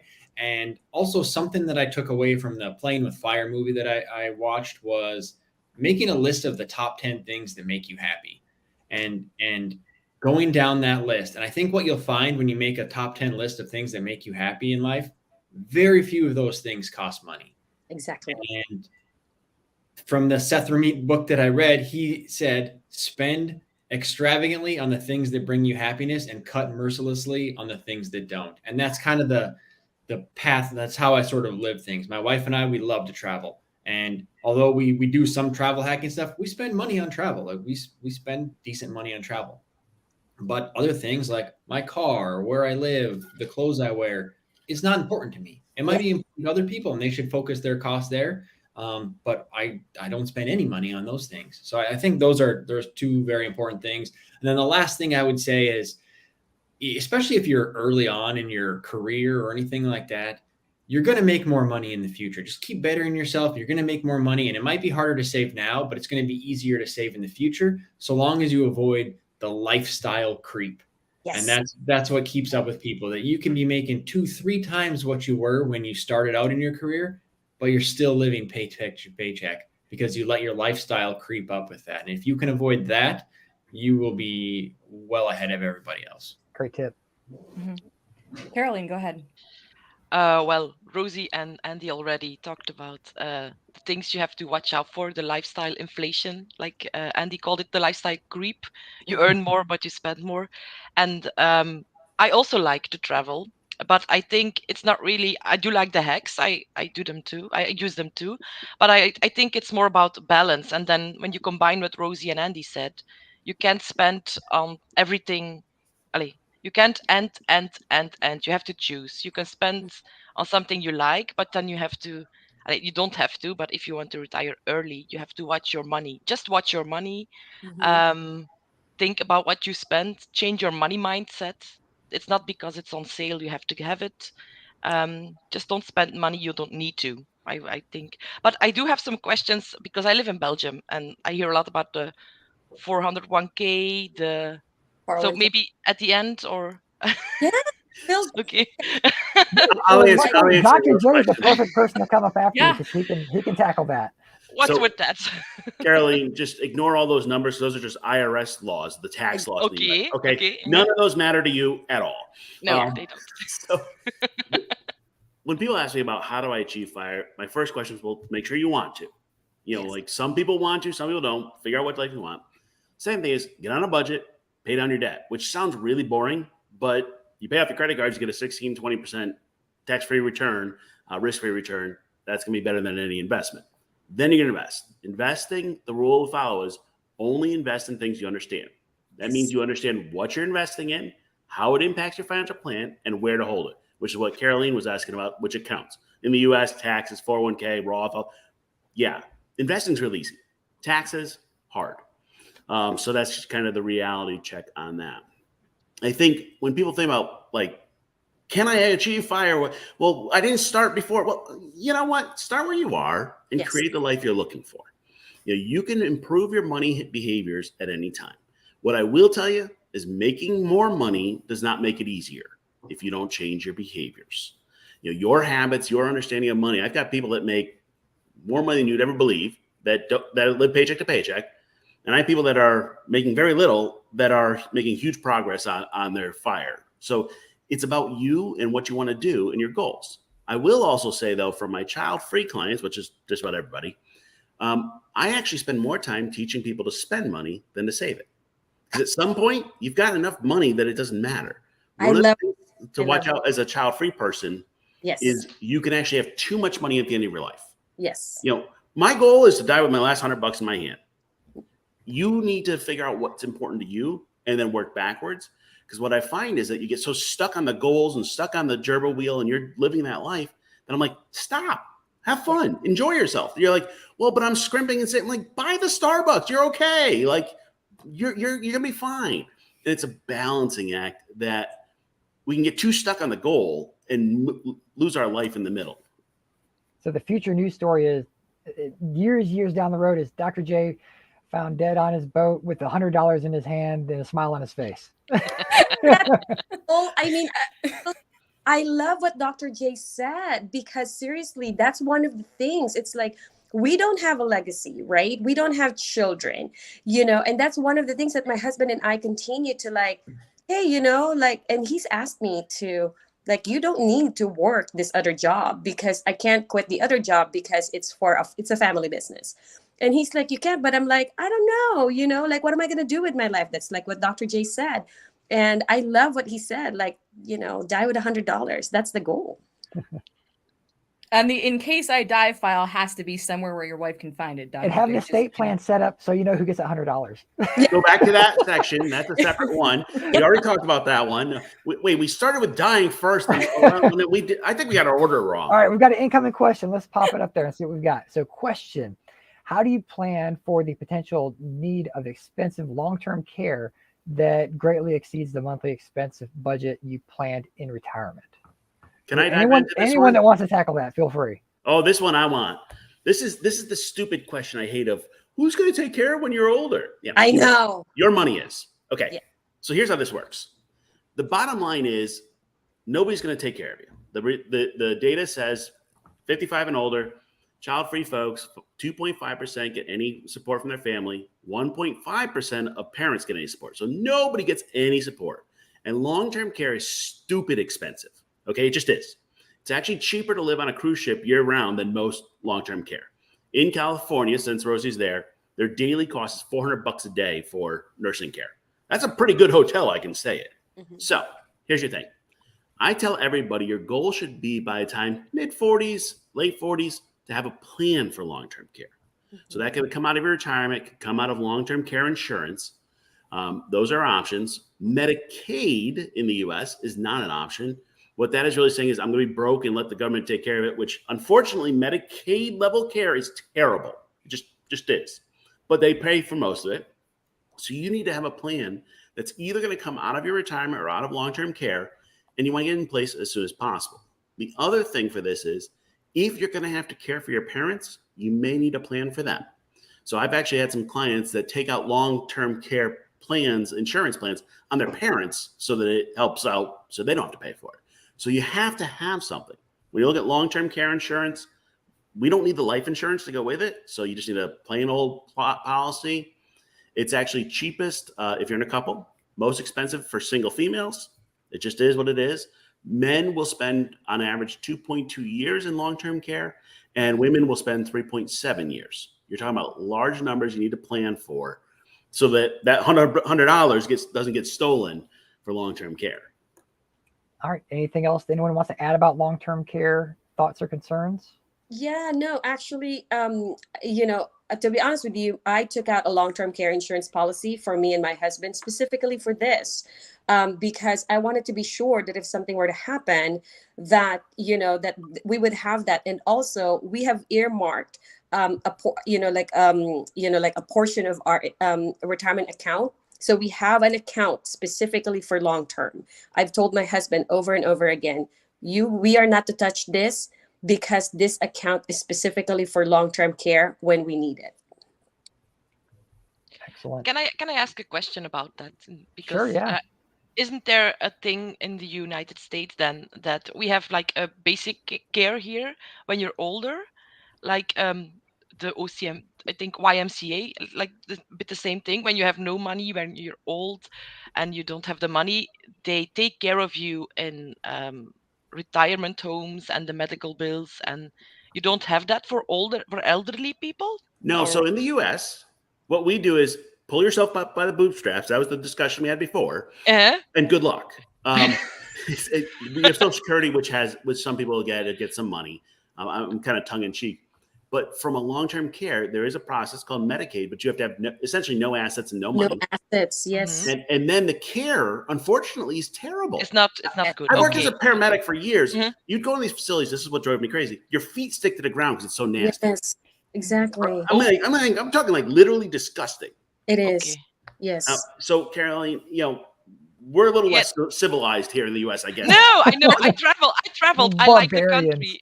I like it because of the culture shock I always get. So even when you go west or east or south, it's always different. So I like it, but I know it was bad, but I did not know because you're a Western. Yeah. So Yeah. closing remarks, but in the comment section, and when this is archived in the comments in the future, if you're in another country, let us know what the scenario is like for long-term care for your elders. Let us know. We'd love to find out. So in closing, is there anything that you'd like to plug or promote or let people know how to get in touch with you after the convention is over? We'll start with Rosie.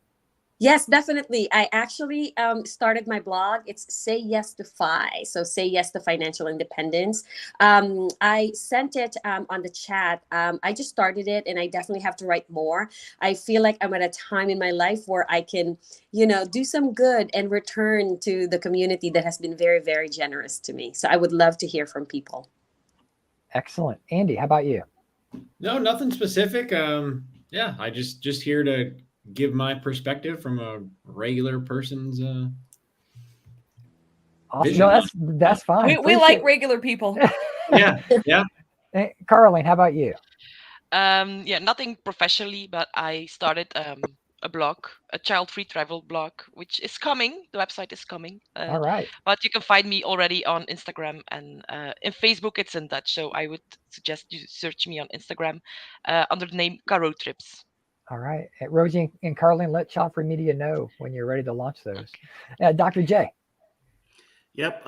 Just listen to Cody. He says to go to childfreewealth.com. He said it enough times today. But in reality, if you're working on a FI.RE plan or you're working on long-term care or that, reach out. I do an hour free, get to know each other. At least you can figure out what options you have. I think it's hard to do alone. So just reach out when you want a hand. Yeah. If you live in the U.S., talk to Dr. J. He will set you straight or keep you on the right path. So with that being said, thank you, everyone. This has been a ton of information. I hope people have gotten a lot from it. I believe they did. With that, we will close the panel. Thank you for your time. Thank you. Thank you. Bye. Bye.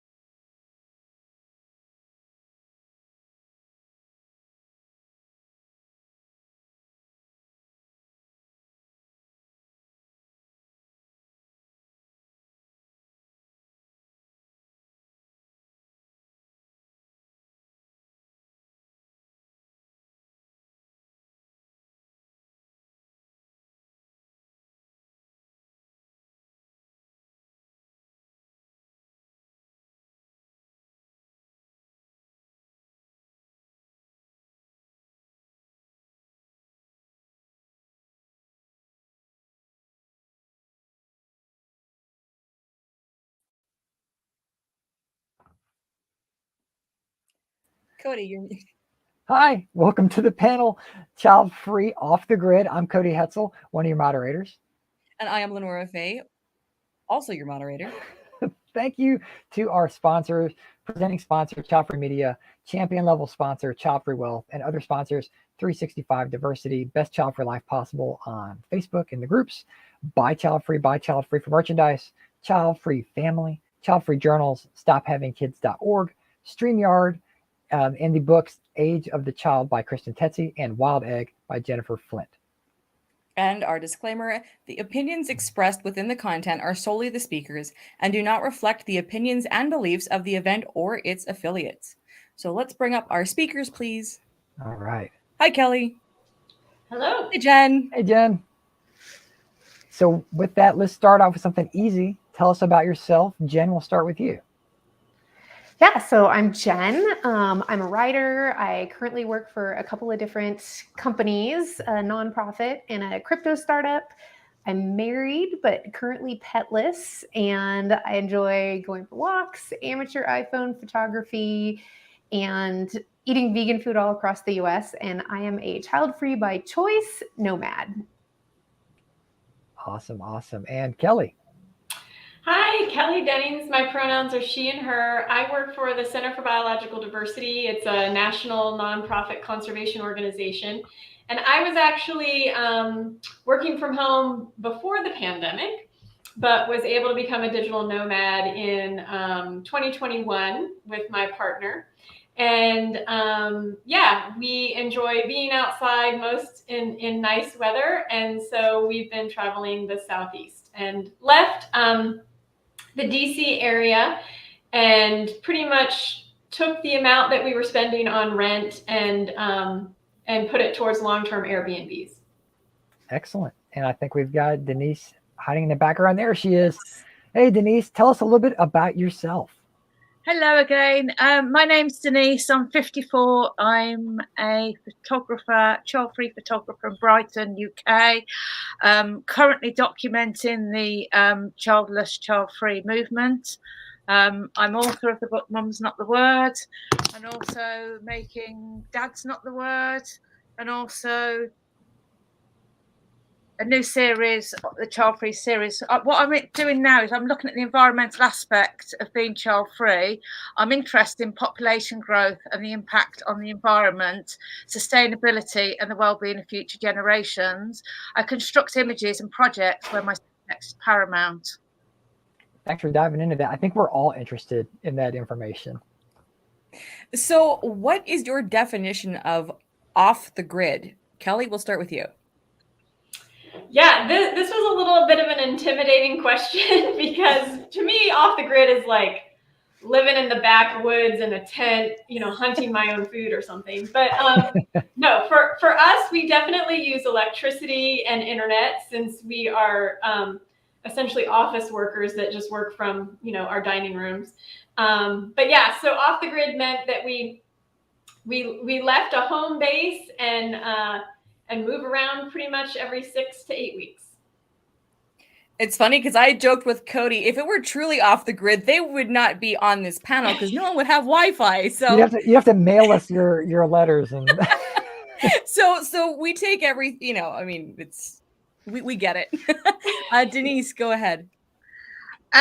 My photography has a history of representing marginalised and disenfranchised people, and I've made essays with like travellers, artists, activists, people who do not vote or affected by homelessness, because so I kind of some of those people that I've worked with are off the grid. My individual lifestyle does create a light carbon footprint. I do not have children, drive a car, watch TV, eat meat or dairy. I recycle, reuse and buy local where possible. I rent a studio where I am now within an arts organisation that provides affordable space to artists. My home landlord believes people before profits. Previously, I've lived in a caravan and on a boat as well. Nice. Jen, go ahead. Yeah, I think I'm very similar to Kelly. We sort of, my husband and I, we left Portland, Oregon we thought we were moving to Austin, and we got there and it just kind of wasn't for us. And the job that we moved for went fully remote. And so we just kind of kept going.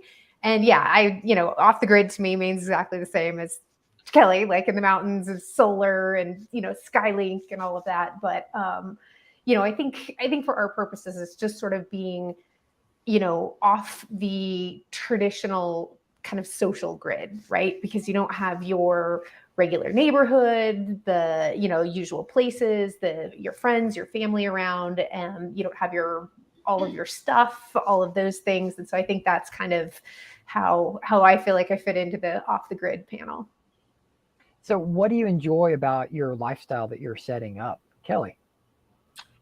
Well, I love the weather. So we are just following, and I don't even follow, I think there's like people that follow the 72, 74 degree lifestyle. I'm like 80, 78 to 80. So yeah, so we've just been following the good weather pretty much. And we've been picking places that are cheaper than the DC area. And so we've enjoyed meeting new people, but also it gives us the opportunity to visit friends and family. So where a lot of people were maybe more hesitant to visit friends and family during the pandemic, we were kind of doing that safely, I think. So. Okay. And Denise?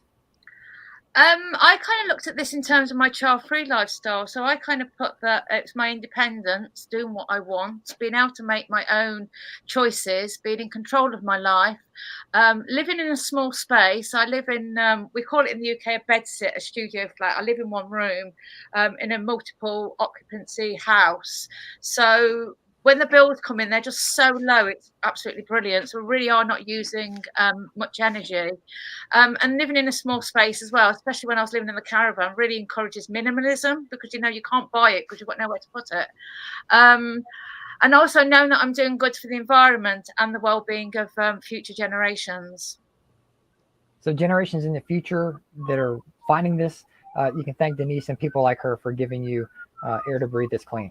So, Jen. Yeah, I think, exactly.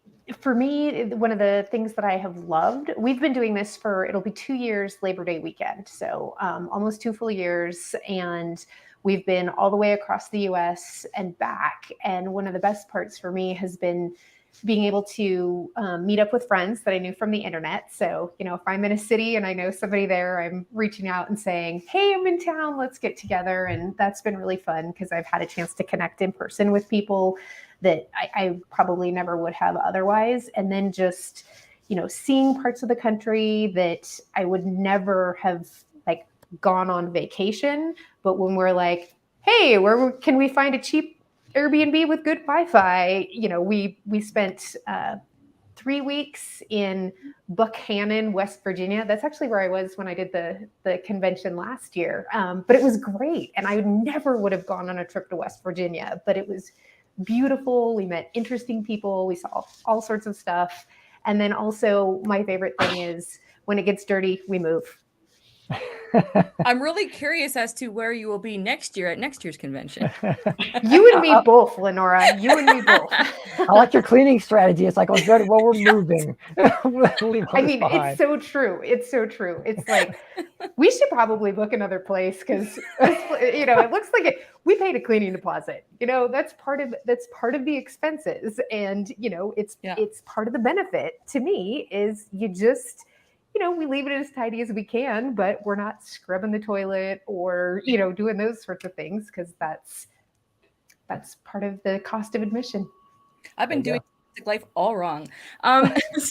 So how much research went into planning? Kelly, go ahead. So we actually had a dream of kind of like the RV lifestyle, thinking that we could both work remote in an RV, and learned during a pandemic that our, 2-bedroom, 900 square foot place in DC was too much for us, or too little for us during the pandemic. So we scratched the RV thing. So great for Denise that she's able to do that.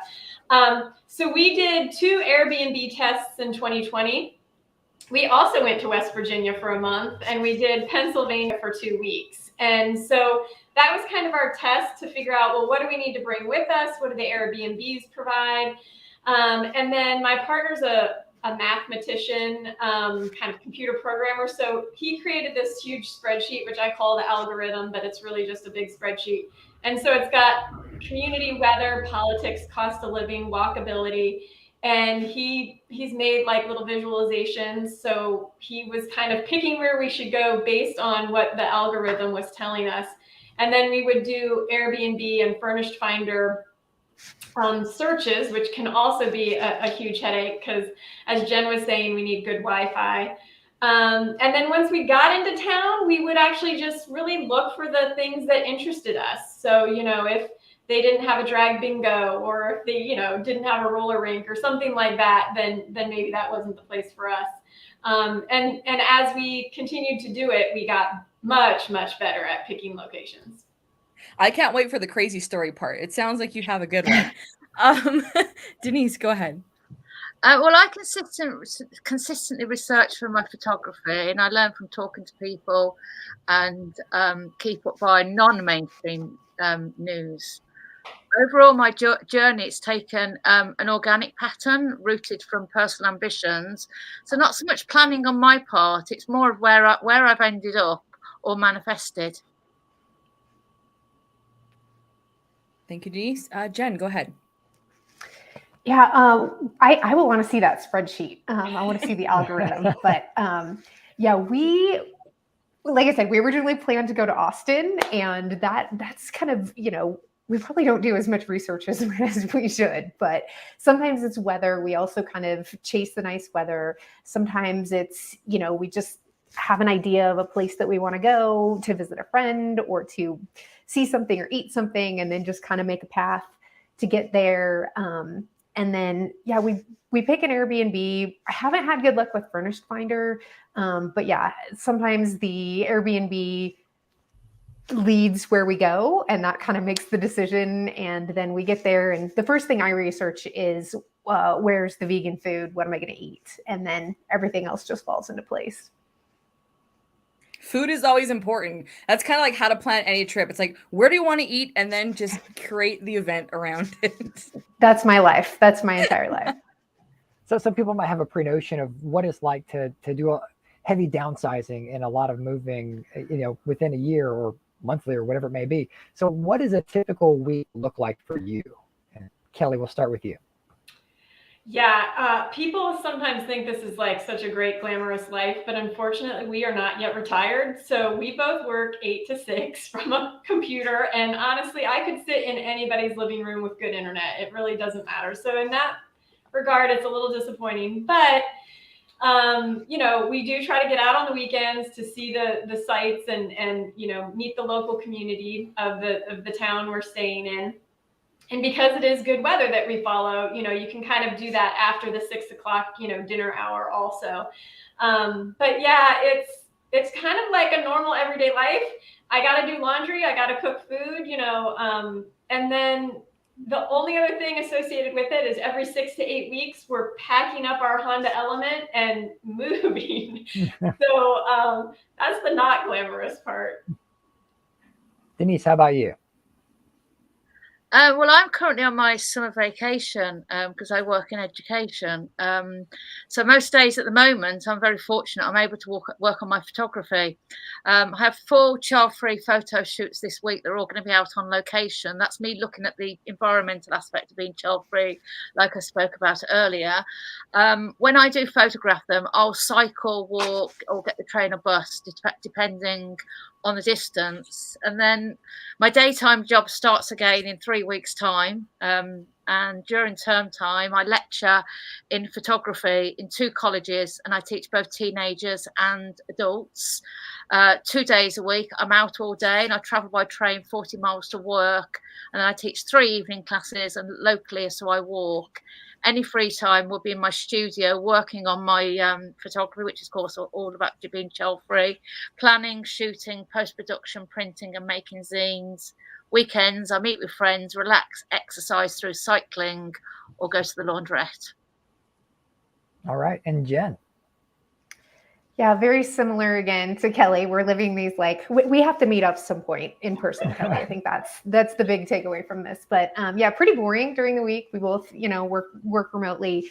But yeah, it's certainly, not having kids makes this really much easier and much more possible because we just, we can go with the flexibility of within our jobs. And, during the week, it's get up, go for a walk, work. After work, we can do a little exploring or whatever we want. And then, yeah, sometimes the weekends means packing up literally everything we have. We've got that down to a pretty good science, though. We have a Ford pickup with a metal cover on the back, and everything has its spot there. We've downsized a ton since we started out. When we first started, because of course we just thought we were moving, we were like the Clampets and had stuff like it was just packed full.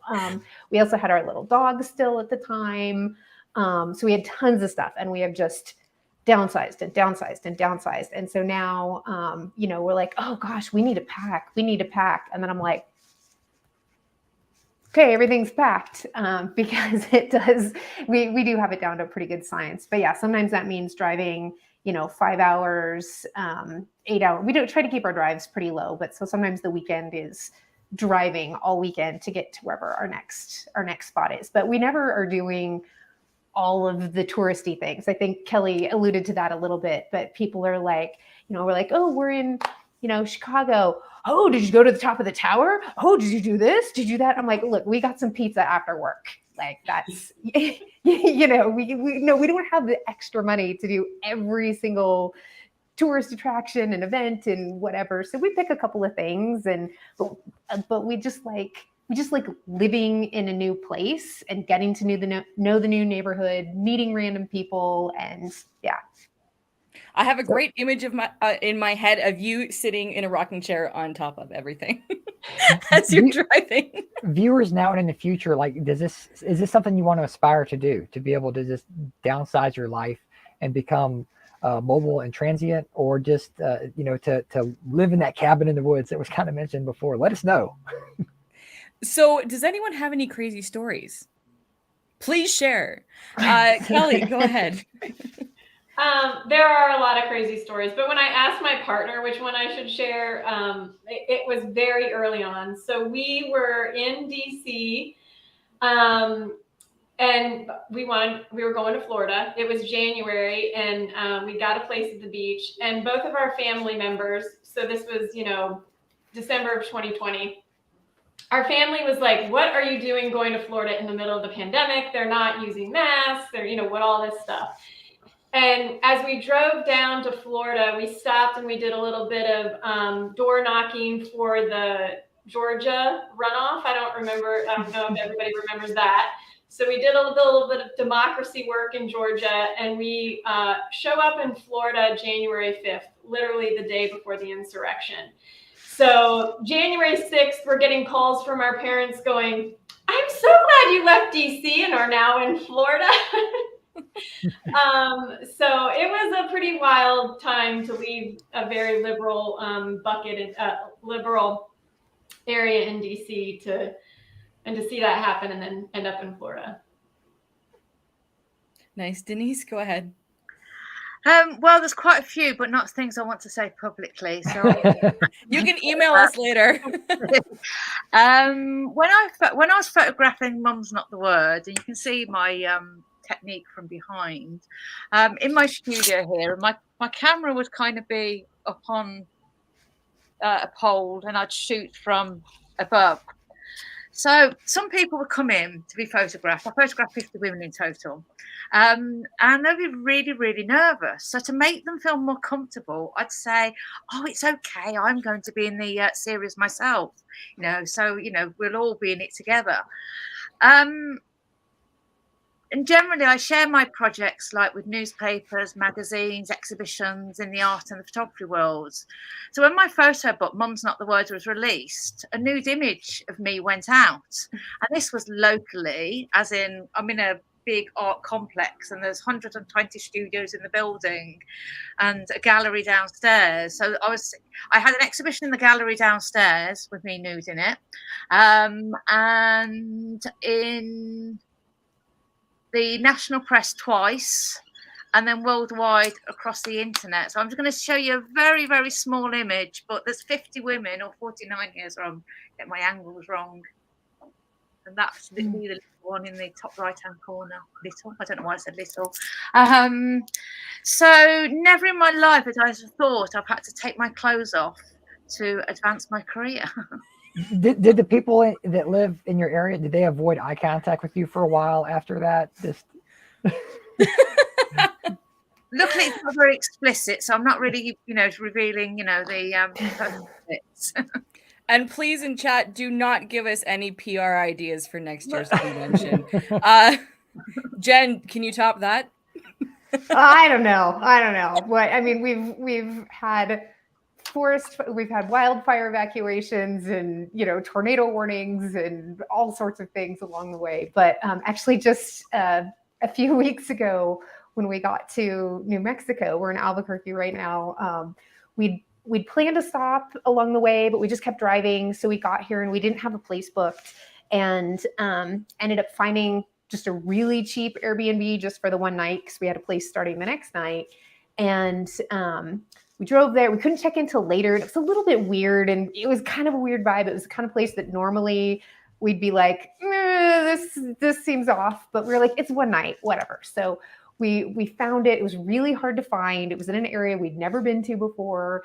But then one of the hosts came out and waved us over and showed us this little unit, and it did not look like the pictures. It was smaller and dumpier, and it didn't have an oven, and we bought a pizza to have for dinner, and we're like, whatever, it's one night, it's fine, it's not a big deal. And there wasn't really a bathroom. There was a toilet with a little screen around it, which just was outside of my comfort zone. But we're like, what are we gonna, whatever. So they changed the pictures.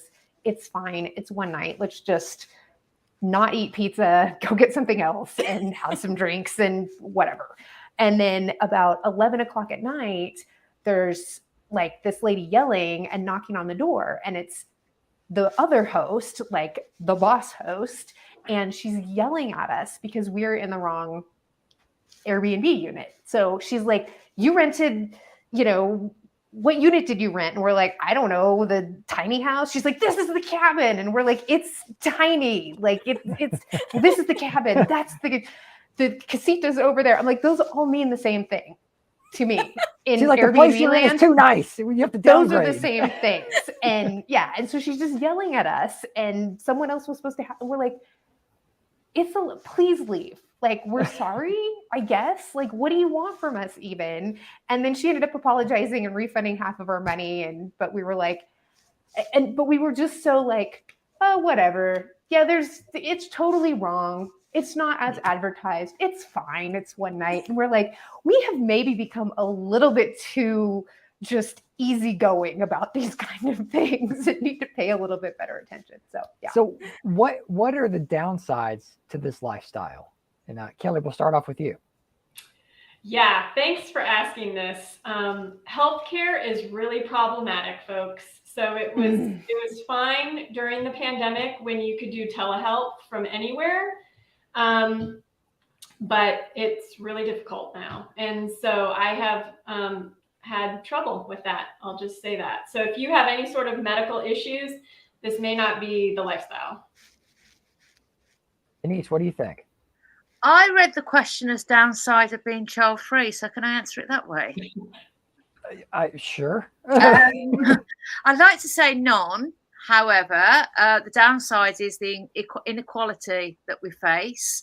My aim is generally with my photography to normalise the child-free status across all genders. And in the UK, we have something called the Equality and Diversity Act. And in my job as a photography lecturer, I have to promote this to my students all the time, but it does not include people without children. So I'd like to see that amended to people, whatever their family status. However, I feel that I'm having to take a backward step by having to now I'm having to defend the child-free lifestyle as opposed to normalise it. And there's been recent attacks in the UK on the child-free communities in the past month alone. You know what's happened in America. I don't have to mention that. For example, a demographer suggested to tax people without children. And then last week, our government quietly struck out commitments to threaten women's sexual and reproductive health and rights and bodily freedom. I hate to say this, but the future looks dystopian. Well, Jen, what do you think? What some of the downsides might be to being off the grid type of lifestyle? I was going to say not having the right shoes for every outfit, but there's a lot, there's a lot more serious things. That's too. real. But I think for me, not having the regular social interactions and kind of being unplugged or off the grid from that has been hard.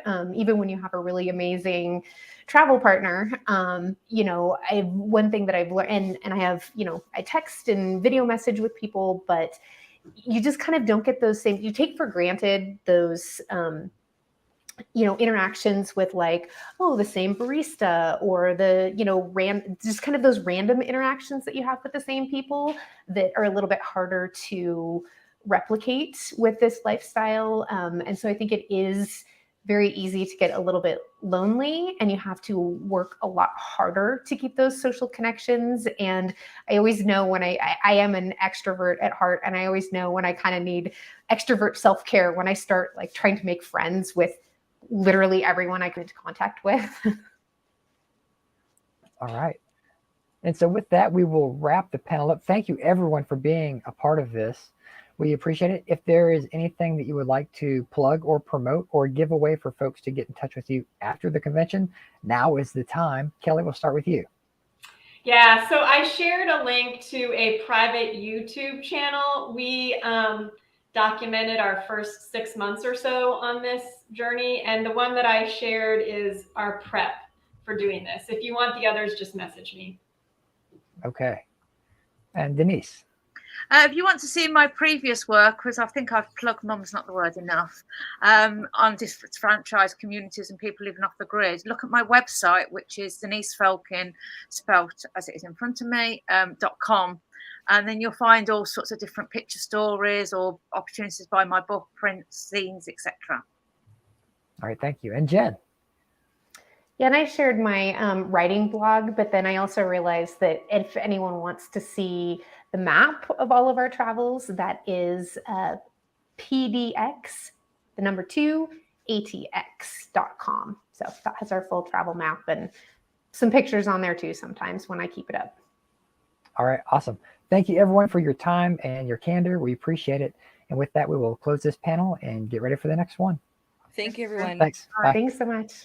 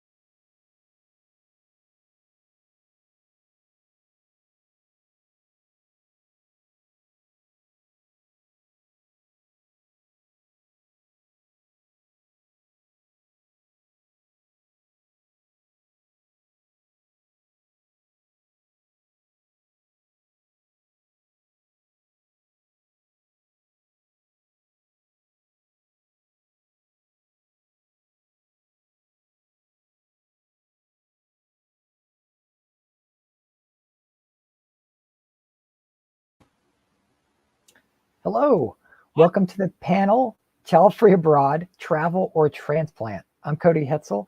I'll be one of your moderators. And I'm Lenora Fay, the other moderator.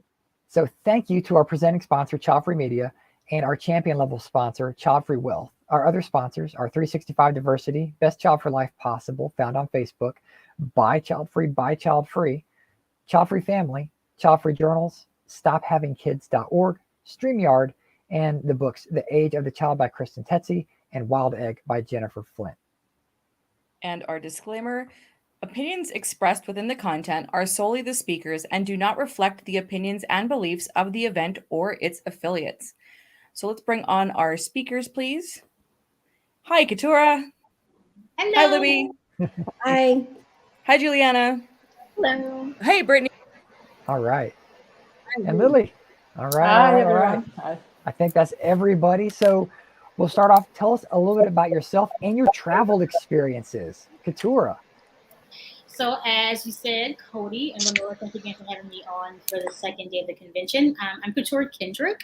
I am originally from New Orleans, Louisiana, but have lived in New York City for about 20 years, minus the 5 years when I lived abroad. I lived in Rwanda in East Africa for 2 years, and I lived in Shanghai, China for 3 years. And in those 5 years total, I traveled all around both continents, Asia and Africa, as much as possible. So I've been to 20 plus countries at this point. And since repatriating to the US about 3 years ago, I have committed to intentionally exploring South and Central America. So my home base is New York City. I work as a writer, but I do long stays in Mexico, Panama, and when I can fit into my schedule, I return to Africa to see friends. So yeah. Awesome. Awesome. Brittany, you're up next. Hey guys, thank you so much for having me. My name is Brittany Ryan, and I'm known as the Jet Set Blonde. I am a travel blogger and content creator by night, and full-time, I'm a marketing director. And my journey first started in college. I went on my first study abroad program and just fell in love with travel. And since then, I've traveled a lot through my job for event planning and trade shows and things like that. So that's been North America, Europe, and Asia primarily. I did a master's over in Scotland, and so I've lived abroad for a year in Scotland, and then came back to my hometown, which is in Dallas, Texas. So I've been to 23 countries and counting. And so far, my two favorite are Italy and Switzerland. So thank you guys for having me today. Oh, we're happy to have you here. Juliana, how about you? Hello, I'm Juliana. I am originally from Philadelphia, Pennsylvania. I'm living in Westchester, which is just a short drive away from Philly. I've been traveling solo for a while, and I started, like, my roots in traveling are in photojournalism and journalism. I've been published a couple of times for my photography.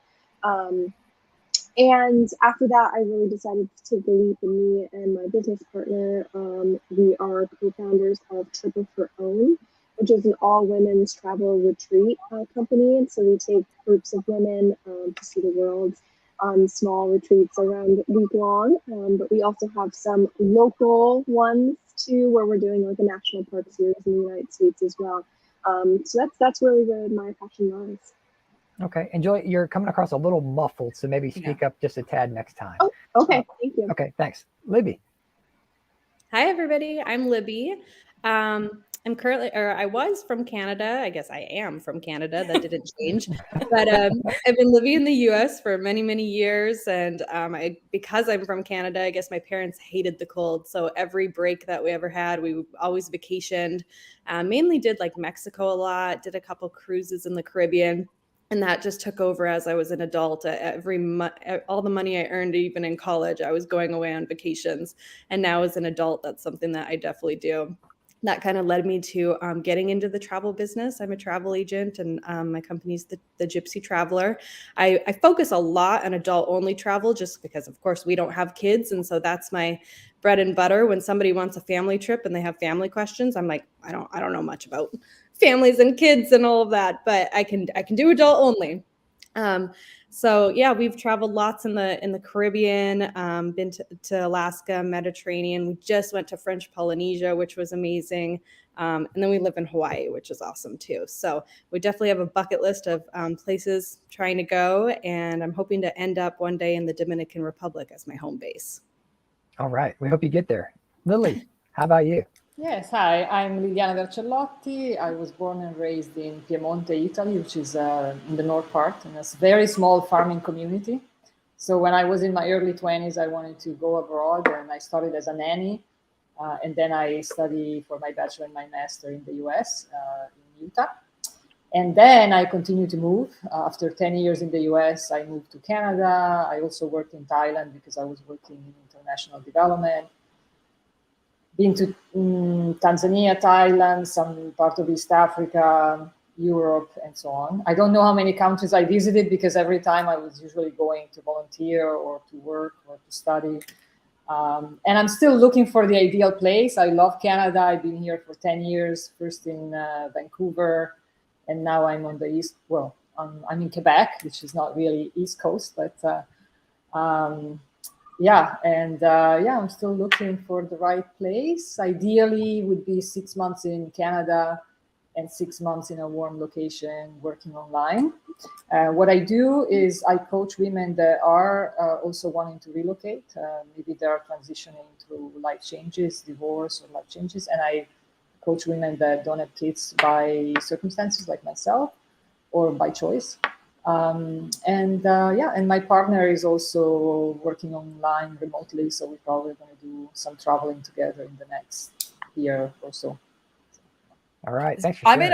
I'm in Alberta, Canada, so Quebec is east. You know, it is east. Yeah, I'm on the East Coast. I'm New York times, so I'm always like, okay, that's fine. And the 6 months somewhere else. Yeah, that sounds about accurate.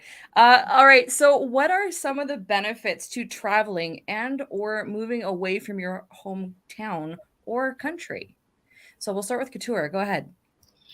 I think a big benefit of traveling in general is you get outside of your comfort zone, whether you are vacationing or whether you are doing some sort of humanitarian work or whether you are actually working on something. I think being able to get outside of your comfort zone and to see that the world still remains on its axis, nothing horrific or big happens, you just experience a different way of living is important. I think when I lived abroad, what was beneficial to me, especially since I've been back and have had some years to reflect on those years that I lived in Africa and in Asia, a huge benefit is having confirmation that your home country is terribly flawed in very specific ways, and also your adopted country is terribly flawed. So you get to see the commonality of humanity, of people, of the fact that government often contributes to the horrible flawedness, and the people within those countries are just people. They're working, the ones who have kids, taking care of their kids, the ones, very few you meet who don't have kids, going about their lives, enjoying their lives, and just trying to make enough to relax, to enjoy their lives, and to meet people. So it's being able to see the difference, but also the sameness in how we all live. So what you're saying is there is no perfect place in the world. Shockingly, I haven't been all over yet, Lenora. Shockingly, I'm gonna go with no. Well, I'll ask the rest of you guys, and maybe you can say comment yes or no. section. Join us on comment that section. Yes, yeah. Brittany, go ahead.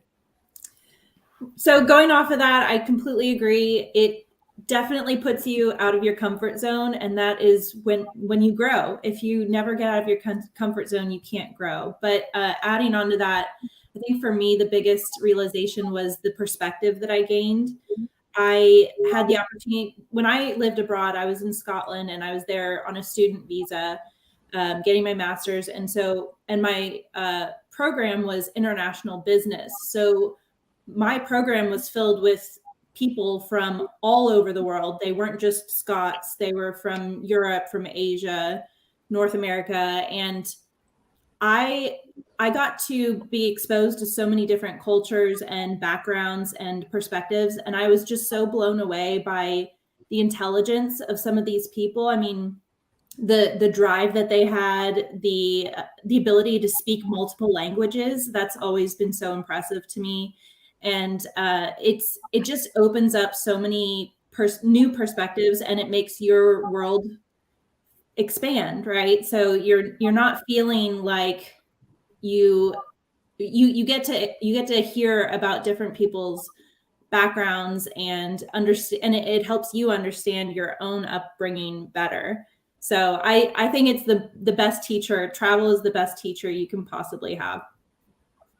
I was just booking plane tickets. Juliana, go ahead. I definitely agree. I think travel is the best teacher that you can ever have. But I think the most important thing that I've learned through a lot of my solo travels is that traveling helps you build confidence. Sitting in your house, in your hometown, the thought of flying across another continent to a place that you don't know anybody at, you're unfamiliar with the language and you're unfamiliar with the money, and proving to yourself that you can do that. And when your boots on the ground, realizing that, oh wow, this isn't actually that hard, and I'm capable of a lot of things. When you get back, you realize that the things that you struggle with on an everyday basis, aren't so bad and aren't so, terrible. And you realize that, you are capable of so much more than just your everyday mundane life. And I think that is so important, especially for younger people. That's such a great point. Libby, go ahead. Well, nobody's mentioned the food aspect of travel. And I know, just even from my last vacation in French Polynesia, oh my God, I gained 10 pounds eating all the French fabulous food. And so I think that just getting, again, out of your comfort zone, maybe trying different foods, and also just being able to try the different cuisine. I know, living in Canada, the US, our Italian food is nothing like when you're actually sitting in Rome and eating an Italian meal. And so, some of that thing, just being able to experience that. And I'm not even a huge foodie, but I definitely appreciate that, as well as the culture, just learning about the different aspects of the culture. When we were in French Polynesia, it was amazing to learn, just especially being in Hawaii, their cultures are very similar. So learning about that, and, how they were also, taken over by the explorers kind of thing. And even being in Rome again, or when we were in Greece, learning about the culture. So just kind of getting out, and I've learned so many different things that I wouldn't have if I would have stayed in my hometown, because I've been able to travel and explore all these different areas for myself. Great, thank you. Lily, go ahead. Well, for me, when I left Italy, I left because I grew up in a farming community, and it was all the world that I knew was there. And I knew there was something different and beyond those, those boundaries. And a lot of time people ask me, especially in the US, why in the world did you move abroad? You're from Italy. And my answer is always, because not everything you think of a country as a tourist is going to represent that country when you live there. And that, I think, it's valid across the board. If you go to Panama, if you go to Germany, if you go anywhere, you go as a tourist, you see the positive aspect. But if you live there as an expat, you see the pros and cons. Or if you live there because you grew up there, you see the pros and cons. So for me, I learned, like somebody else was saying, Brittany, there's pros and cons in every country. You just have to see where you feel at home. And the other thing that I learned to appreciate my family and the very place where I grew up, which was everybody knew each other, everybody knew your last name, and everybody talked about you and your grandpa and your great grandpa. And I was like, I need to get out of here. But at the same time, you learn what are your pillars, what kind of values you come from. And it took me a long time to get to that appreciation. And I don't know Italy as much as some of my American friends or Canadian friends. That they've been to southern Italy, they've been to Pompeii, they've been everywhere. I'm like, oh no, I only been to 3 places and you've been to 10. So it's kind of rediscovering my country from perspective of an expat of 20 years abroad. I mean, that is interesting, because I know there are people that have been in far more places in Canada than I've been. So it's interesting how we often don't focus on our own country. I mean, not that we are required to, but when we think about it, how well do we know the country we live in, that where we're from, right? Yeah, so, exactly. Yeah. Cody? If for the U.S., if you took the names off the states and asked someone to put a map together and rename, we could maybe do half, like maybe. So anyway, how has traveling or moving opened up new possibilities for you, and maybe specifically as a child-free person? And we'll start with Couture, please. I think what the possibility in the sense of not a tangible thing, I think it freed me in ways that I would not have known had I not lived abroad, had I not decided to travel. Because one thing that I tell people all the time is, if you're not prepared to go solo, be prepared to never go. Because if you wait on people, whether it is a romantic partner, whether it's friends, you really will see you won't have any necessarily a different story than people who have to find childcare for their kids or whatever. So for me, it gave me a chance to see that I'm a teacher by trade. I taught until about 2 or 3 years ago. Being able to take a very transferable skill like teaching, to be employed in the countries where I lived, and also being able to then explore those countries with built-in school holidays, open up the world to me in a way that I could have had I stayed in the U.S. But as Lenora said, we don't think exploring our own country is as sexy, I guess, as going to Bali for 3 Christmases in a row like I did. So I think the possibility of when you don't have the weight of, or the responsibility of thinking about a child and how living abroad or living in a country or traveling to a country is going to impact that child, the world truly is your oyster, and you can make decisions about where you go, what you do, what food you eat, how late you will be out, what type of jobs you will take. You can make those decisions based on exclusively what you see as your need, and you realize that the world is smaller than you thought, and you have access to it much more than you thought. That's what's been for me. Yeah. Brittany, how about you? I don't want to sound like a broken record, but I would completely agree with that. I think for me, it's been the ability to have that freedom of choice. I look at my friends that have kids. I look at my family members that have kids, and they really have to put in a whole extra layer of planning, of budgeting, in order to realize their travel dreams and goals. And I have the autonomy and the ability to be able to book a flight and leave that the same day if I really wanted to.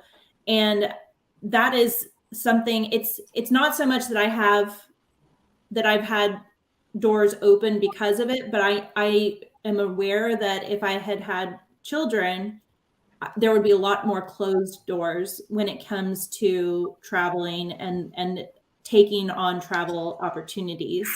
And for me, travel is my first love, and it is what fulfills me, just as a parent would say that their children fulfill them in life. But for me, it's travel. So I feel grateful that I don't have extra barriers of that level of responsibility holding me back from fulfilling those travel dreams and goals. Thank you. Juliana. Yeah, I think that it has really given me the perspective and the opportunity to realize that I can do so much with my life. Starting with being able to start my own business, especially a business that is centered around traveling and showing other women that they can travel. I wanted a goal from my business to be showing women that the only option is not to just grow up, start a family, work your job every single day. Not that there's anything wrong with that, but just to show people that there are other options out there. And that has just changed everything for me, because now I realize that, okay, I can do this and I can do a million other things. And it's just really opened up my eyes. And again, not just my own eyes, but being able to share that with other people has been transformative. Libby.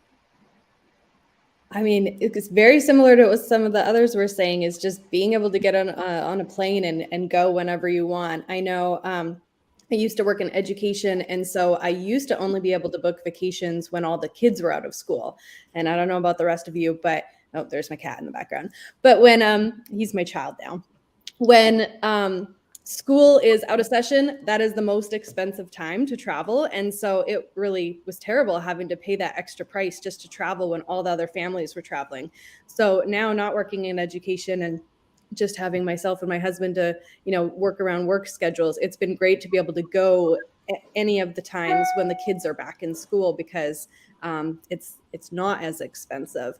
And I also couldn't imagine trying to travel with kids too. I know one time we were on the beach in the Caribbean with my brother and my niece, and she started crying, and they load her up and they get on the bus and they leave, and I'm going, okay, I'm gonna stay here for another 4 hours on the beach. I being able to, I don't know if it's selfish or maybe it's just being able to live my own life, but not having to just do what I want when I want to do it, and stay on the beach all day if I want to.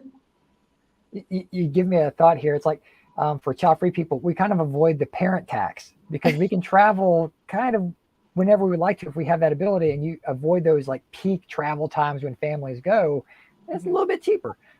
Lily, your thoughts, please. Yeah, well, first of all, I learned English, which at the time when I left Italy was about 20, 25 years ago. It was still a novelty for people, especially in my small community, to go abroad and all the way outside of Europe. Now, my cousin, my friends' kids, they go and study abroad, they learn English, Russian, whatever, they speak 3 or 4 languages. So I'm not like the weird one anymore. That was one thing. The other advantage is just like somebody else said, learning different perspective, culture. I really appreciate my 10 years in the US. I come from a perspective of the glass half empty. I don't know, even customer service wise, sometimes in Italy, at least in my experience, it's different than in the US. And so I really learned the positive mindset, the idealistic mindset that I assimilated when I was doing my education, my studies in the US. And again, that's personal experience. Maybe somebody else will have a different experience, but for me, it was very enriching mentally with my mindset. And I continue to develop that as much as I could. I am child-free by circumstances. I don't call myself childless because I'm fine with my situation for the most part now. I do believe that it's an interesting factor that I think travel, or the fact that I lived abroad as an expat and I worked and so on and so on, I don't think that was a contributing factor for me becoming childless or child-free, because I discovered I had endometriosis in my early 30s after years of complaining about digestive issues and pain. But sometimes I wonder, if I stayed in Italy and I just grew up and married the next door farmer, would I have kids? I don't know. They maybe found out I had endometriosis before, I don't know. But the biggest appreciation is the versatility in thinking. Like, I think that one of the things I say to the women that are child-free, our life is like, we have different script. We all can build our life journey as we want, and even if there's challenges, we can still redefine ourselves. And I think that, I've been in places that are very patriarchal, and that's one other thing I want to say, and then I close, is I feel very fortunate as a woman, even as an Italian, with all respect, to have been able to make choices and go and come and go as I please, even without having a lot of money. I'm not like a FIRE child-free person, not at all. And maybe now I have to think about how am I going to do my retirement. But as a woman, I had the freedom to choose. When I was in Tanzania, I would go into a taxi. The first thing they asked me is, "Oh, where's your husband?" And I would lie. I would say, "Oh, my husband is working and my 2 kids are home." So, just like no confrontation, whatever. But honestly, culture plays a factor, and I feel very fortunate to have the freedom as a woman. So we do have to wrap up. Sorry, Cody, I'll take this one. We lost Juliana, but anyway, So if in closing, if there's anything that you want to plug, how people can reach out to you, please feel free to do so. Couture, we'll start with you. How can people connect with you? The easiest and most central way is my website, KaturaKendrick.com. There you can find my book you can purchase. You can read some of my other writings that I've had published in numerous outlets, and also links to my social media, my Insta, my Twitter, Facebook, etc., etc. And I'm Katura Kendrick pretty much on all platforms. Thank you. Lily, go ahead. How can people reach you? Yeah, my website is the best way, lilyvglobal.com. I have a Facebook group for women that don't have kids, either by choice or by circumstances. I have an Instagram account, which is new. So if you'd like to follow me, that would be great. And that's about it. Thank you. Brittany, go ahead. How can people reach you? The best way to reach me is on Instagram, TikTok, or Facebook at @thejetsetblonde. And then you can connect to my website at jetsettingblonde.com, where you can find weekly travel itineraries specifically for child-free travel. Excellent. Thank you. Libby, go ahead. Yeah, so I'm the Gypsy Traveler on Facebook and Instagram. That's also my website too, just the gypsytraveler.com. And if you are looking to travel as well, I have a Facebook group called Adult Only All Inclusive Vacations. And so that's where I kind of post lots of different resorts that you can stay at that are fully adult only, as well as cruise lines too. Excellent. Hashtag child-free travel. Thank you, everyone, for this panel. It's been a great conversation. Thank you for your contributions. Have a great rest of your day. Thank you. Thank you, guys. Take care. Ciao.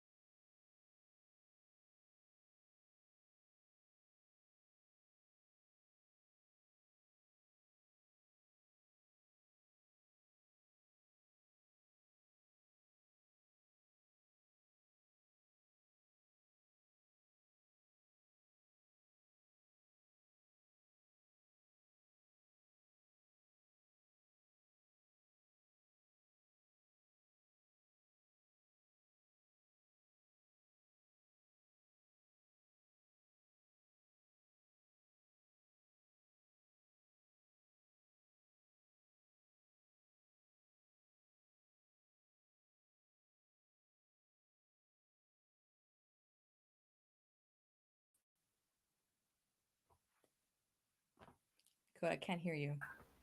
Hello, and welcome to the Child-Free in Central and South America panel. I'm Cody Hetzel, and I'll be one of your moderators.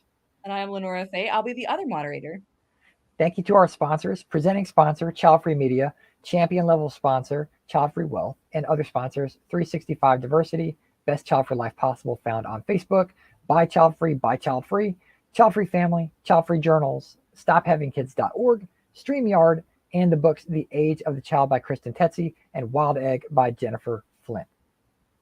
And our disclaimer, the opinions expressed within the content are solely the speakers and do not reflect the opinions and beliefs of the event or its affiliates. So we'll get the speakers on stage, please. Isabel, Iran, and Roberta. Hello. Hello, everyone. Hi, everyone.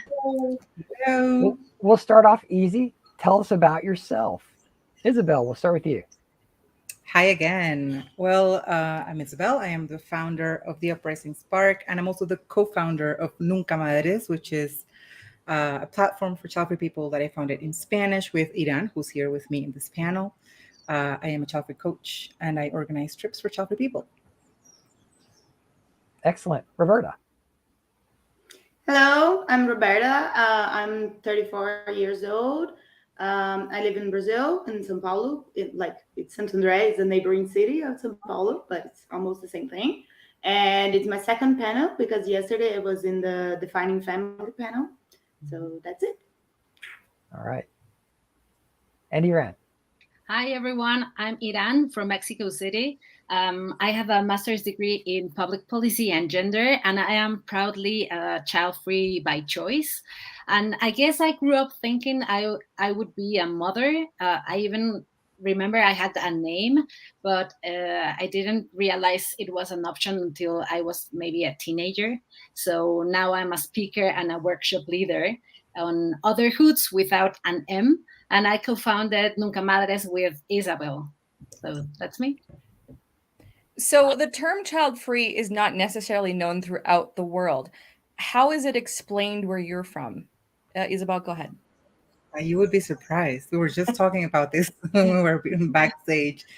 Actually, child-free is a universal term, and it's even used in like social media in Spanish specifically. I mean, I'm from Colombia, by the way, for those of you who don't know.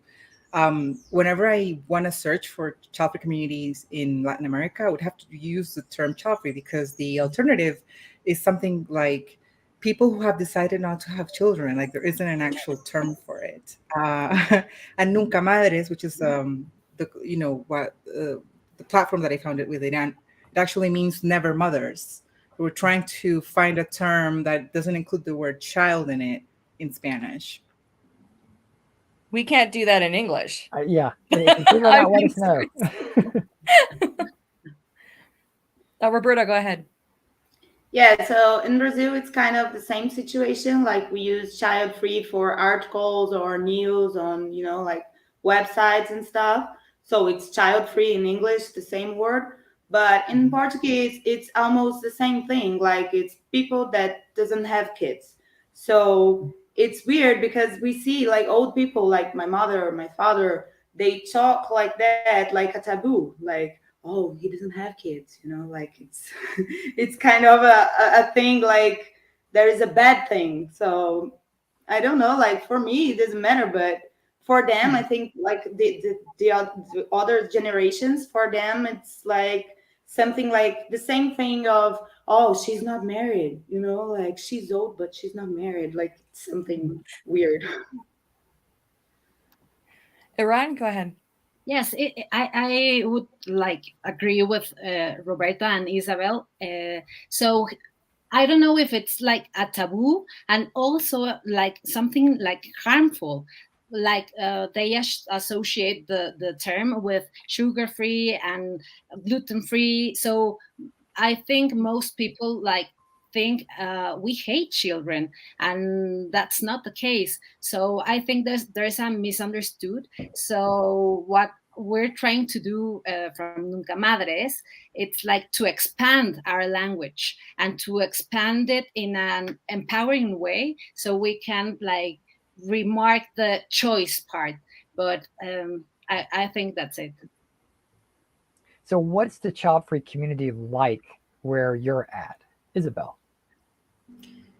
It's not very visible in Colombia. I think people are just really scared to say out loud that they don't want to have children because of our culture. Mm-hmm. And the few groups that I found of child people in Colombia specifically are very judgmental of parents and children, which is something that I don't agree with that. I don't understand why we need to attack the other instead of just uplifting our community. So I think it's just very like what it was at the beginning, I guess, in maybe the US or Europe. It's a very small, but it's growing. It's actually growing. Roberta. So here around like between my friends, I think like 80% of them doesn't have kids. So it's not like a totally extreme thing like, oh, we are child free, but looks like it's everybody getting in the same point, because I have two best friends. One is 10 years older and the other is 10 years younger, and we we have the same opinion. Like we all have the same point of view. We don't want to have kids. So the younger one wants to do the surgery. The older one is like it's close to, like what's the name? I forgot in English. So she's close to not have kids anymore. So it's not a declared thing, but I know a lot of people that doesn't have kids anymore or doesn't want to. So it's not a totally, declared thing, but looks like it's growing a lot here. Yeah, you're on. I would have to say it's the same here, but in Mexico City it's a bit different. So here we are more liberal than in other parts of Mexico. So I would say that most of my friends, at least they thought about it, the process of being a mom or not being a mom. So I think the community is growing, but it is still non-existent in the rest of Mexico. So we actually co-founded Nunca Madres because we thought we needed more representation here. We need to pave the way for the little ones that are coming, and I think that we need to talk about our stories, and our stories need to be heard. Yeah. So how would you summarize being child-free as a lifestyle in your part of the world? And do you think it differs from other parts of your country? From where you are? Isabel, go ahead. How would I summarize? Well, in 3 words. I'm kidding. Kidding. I hate it when you do that. It's a good thing you know each other. We know each other, yes. We know each other very well. Yeah. How would I summarize it? I think it's ostracizing. I think it's very lonely as well because, like we've been saying, the community isn't very visible. There isn't representation at all. Like when we started doing what we're doing with Nunca Madres was because there wasn't anything in Spanish, nothing like we were looking for. And I think people feel very alone and they feel weird that they don't want to have children. And unfortunately, in our culture, the pressure is so much that I know several cases of people who have actually gone ahead and gotten married and had children just because it's the thing they need to do to get their parents and the family and society off their backs, even though it's not what they wanted to do in the first place. So it's hard. It's still very hard. Thank you. Yeah. Roberta, go ahead. So around here, I think the regions of Brazil, because Brazil it's too big, have a lot of different regions and ways of living. So I think the reasons to be child free are different, because I live in a city that it's a little bit dangerous, like going out during the night, and we have robberies and rapes and this kind of stuff. So I live in an apartment. I have security guards in front of my building. So having a kid, like for me, because I live in Japan too, and in Japan, like the kids go to school by themselves, and it's a safe place. And here, no, like you need to be a mother like 24 hours a day because you need to, go to school, come back, and always in the car, and they cannot go out to play on the street. But in another regions of Brazil, like in the Northwest, it's a little bit more safer. So like people still have like houses with the door open. So I think it's different the reasons we have, because here the salaries are better than other regions, but in other regions the salaries are not so good, but you have more like safer places. So like for me, it's just because I don't want to have kids, but I think the other regions have like different reasons for that. So actually, like the way I live in here, it's nice because I have a lot of people that is in the same situation as me. So we go out together, we have trips and we travel together. So I think I don't feel too much like alone, but as she said, I guess we don't have like a lot of we need to get more closer and think more about like having visibility on it. Excellent. Thank you. Iran, go ahead. So here in Mexico, it's still hard because motherhood is still structured as a promise that motherhood will surely mean a better life for women than they had before. No, so and there's a number that it blows my mind, because in Mexico there are like more women that at least have had 6 children than women who never gave birth.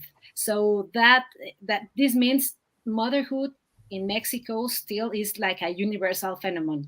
So I think like it is opening, but still it is very hard. And also in the job world, it's harder because there's like a tax you have to pay if you are a child-free woman by choice, because the time they assume you have more time than mothers, so all the work for the mothers, like they like drop it to you. So but the thing, I don't think the mothers are the bad ones. Instead, I think the system is, the capitalist system is the one that should change.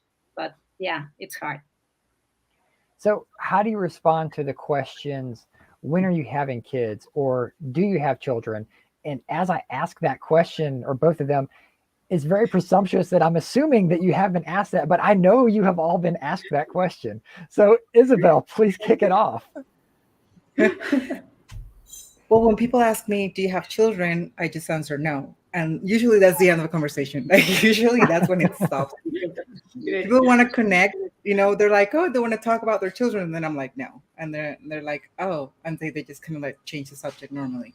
They don't usually ask a lot of why. Do you want to have kids? Well, when I haven't gotten asked that question for a long time. I don't know why, but when I did, my answer was always, well, when I was already had embraced the child-free lifestyle, I said no, and now I have I underwent voluntary sterilization surgery, so it's even easier for me to say that's never going to happen. No. Yeah, Roberta, how about you? Me, like yesterday, my answer is take care of your own business. So yeah, like it's like to say like, no, I don't want to. I don't give like space to the conversation goes on. If it insists, it's gonna be take care of your own business, and it's over. Yeah, and Iran, how about you? So I think I'll answer like never. I choose not to. And if they insist, maybe I could like told all of them, like, have you seen Mad Max? And do you think the future can be like this? And I think they will shut down. I gotta write these down. That's really good. So we've all heard, of course, who's going to take care of you when you get old. What support is there for elders in your area? Are people expected to take care of family members, and or is there a social net in place for the aging population? Isabel, go ahead. Well, in our culture, it takes a village. It's not only for children, it's also for like abuelitos, like old people.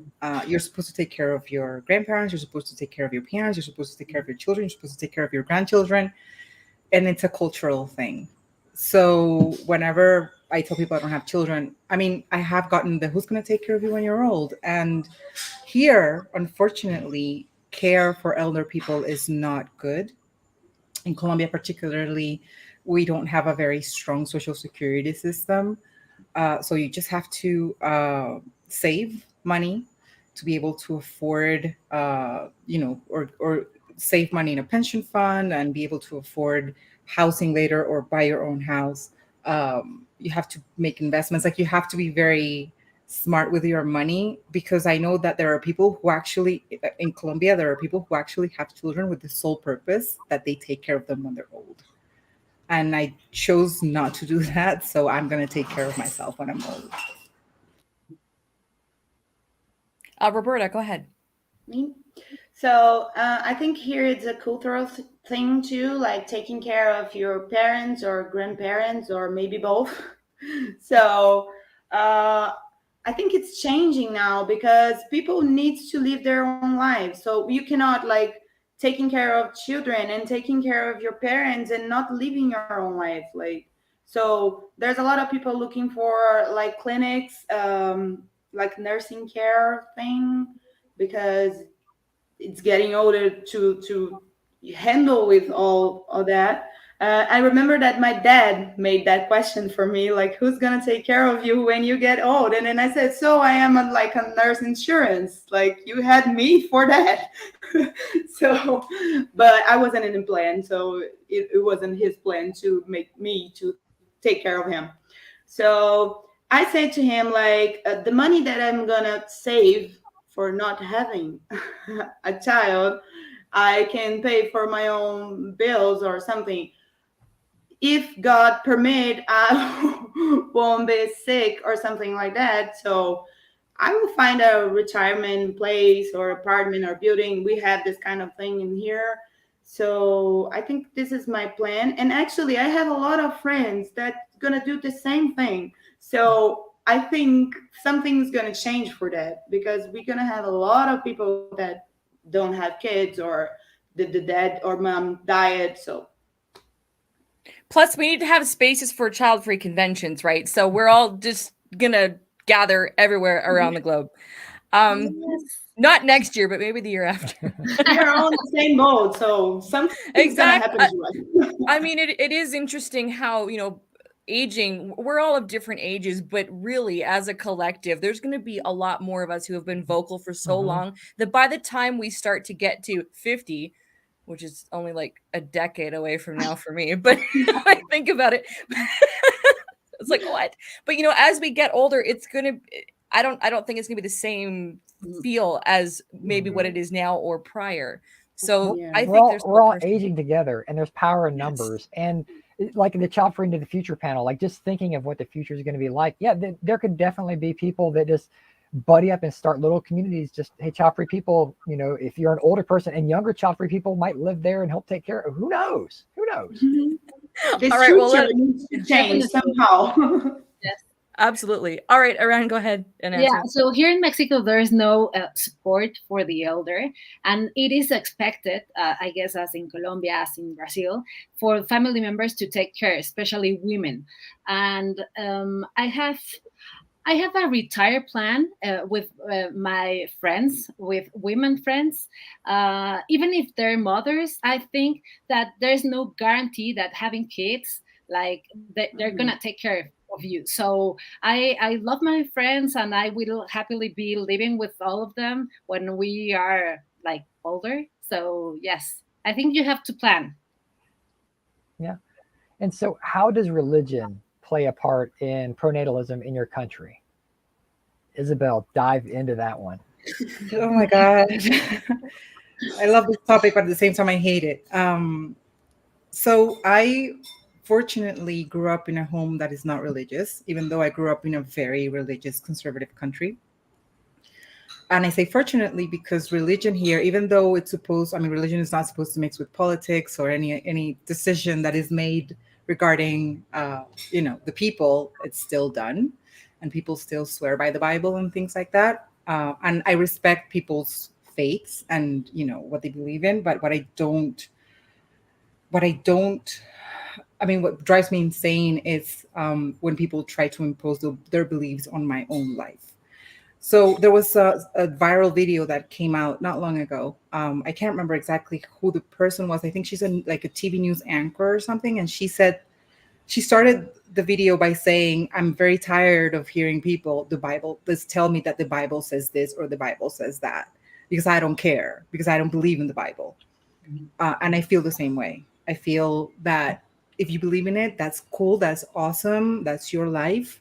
but don't try to impose your beliefs on my body, which is what happens here on an everyday basis. Roberta, how about you?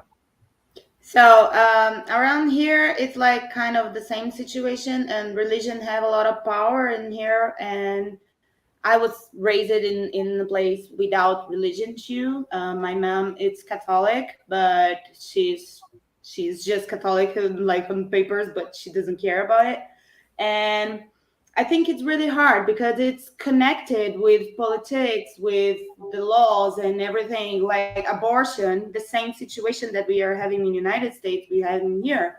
I think in Colombia you can do abortion, but here in Brazil, like, oh, in cases of rape. Okay, so how can you prove that it was a rape? So, like we have a lot of this kind of thing involved, and always have religion involved too. So I was doing like a small research yesterday about that, and we have like kind of 50% Catholics, and I guess like 20% or something of evangelics. It's kind of the same. So all of them, they are all in the same standards of having kids, and against abortion and this kind of thing. So I think the things get harder mixing up with the religious things, and here it's really strong. Yeah. Iran, how about you? Here in Mexico, it is like very mixed with politics. So it is religion has a very strong power for most women, and they're like very intrusive and very old-fashioned. And I think they're that way because they're losing people, and they need to get. I don't know. They need to get people to believe. So I think they're trying to convince everyone to have children. But I would say that here in Mexico City, it's a little bit more liberal. But in the rest of Mexico, I think it's like very, very strong, the influence. Thank you for your answers on that. This idea just came to me. I wish I had thought of it for the other international panels that we had. But since we have people that can speak multiple languages, would you like to take a moment and just give a shout out, like a child-free theme in something that's not English? So Isabel, I'll start with you. I get shy speaking Spanish. And it's my mother tongue. Okay, no. Si hay alguno de ustedes que nos está oyendo y habla español y también hace parte de la comunidad Childfree en Latinoamérica, bienvenidos. Es una comunidad que abraza a todas las personas que hacen parte de ella. Síganos en Nunca Madres. Estamos ahí para ayudarles y gracias por escucharnos. She talks to me like that when she's mad at me. That's what she sounds. Roberta, you're up. For me, in Português. So, tem brasileiros aí me assistindo, ou o pessoal de Portugal também. Quem quiser me seguir também no meu Instagram, robs.ch.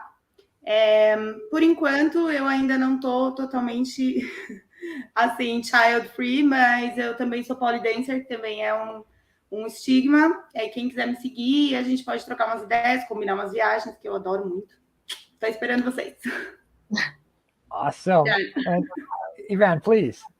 So, hola a todos los que nos ven, a todas las personas que nos están viendo, y si quieren seguirnos en Nunca Madres, es una comunidad child free y tenemos programas de acompañamiento y me encantaría tanto a Isabel como a mí poderlas estar acompañando en la decisión.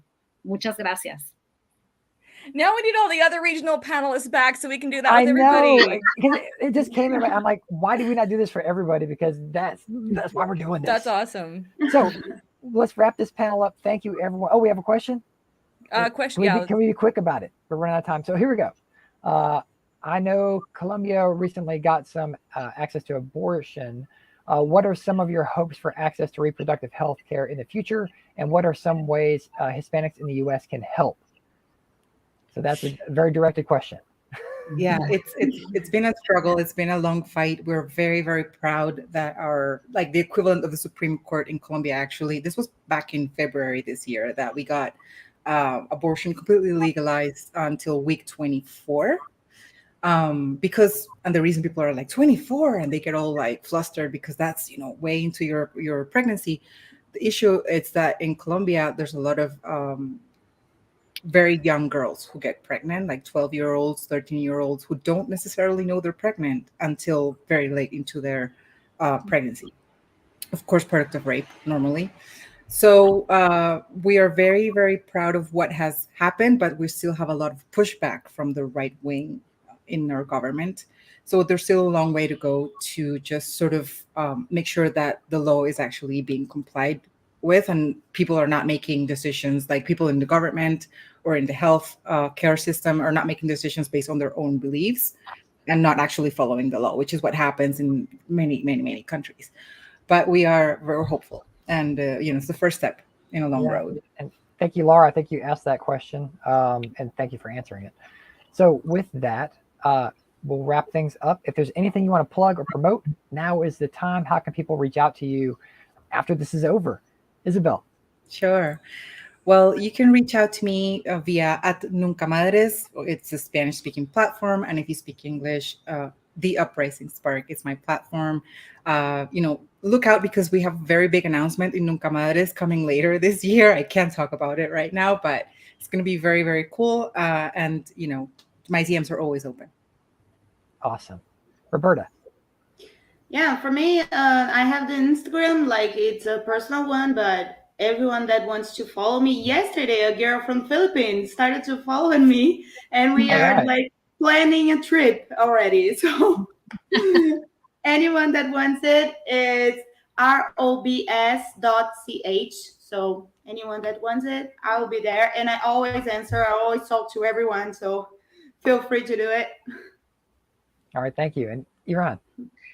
You can find me at Nunca Madres and my personal one at Iran, like the country, _Ben. Okay. Thank you, everyone, for joining us. Thank you, audience, for watching and the comments and the questions. It's great. With that, we will get ready to go to the next panel. Thank you very much. Thank you. Thank you.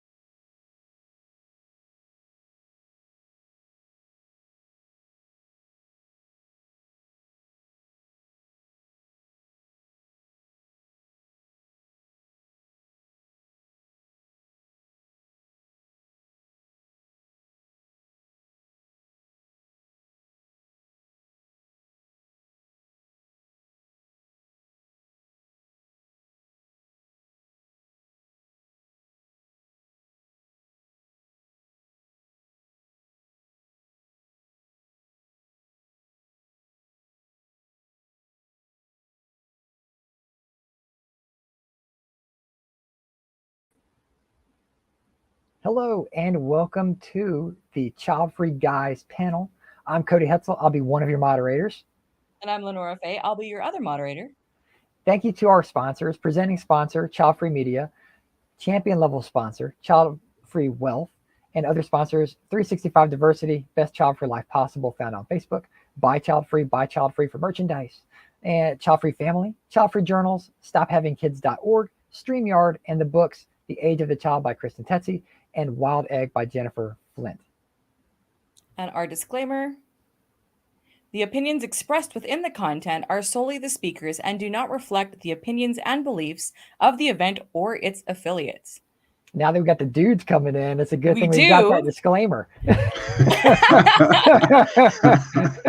we never needed it more than now.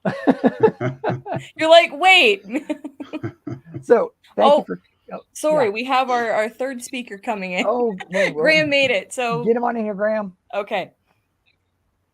That's all right. We can go ahead and start off. We'll get him caught up. We'll get him in here. So tell us a little bit about yourself, where you are and what you do and whatever you want to share. Now is the time. Tejas, go ahead, please.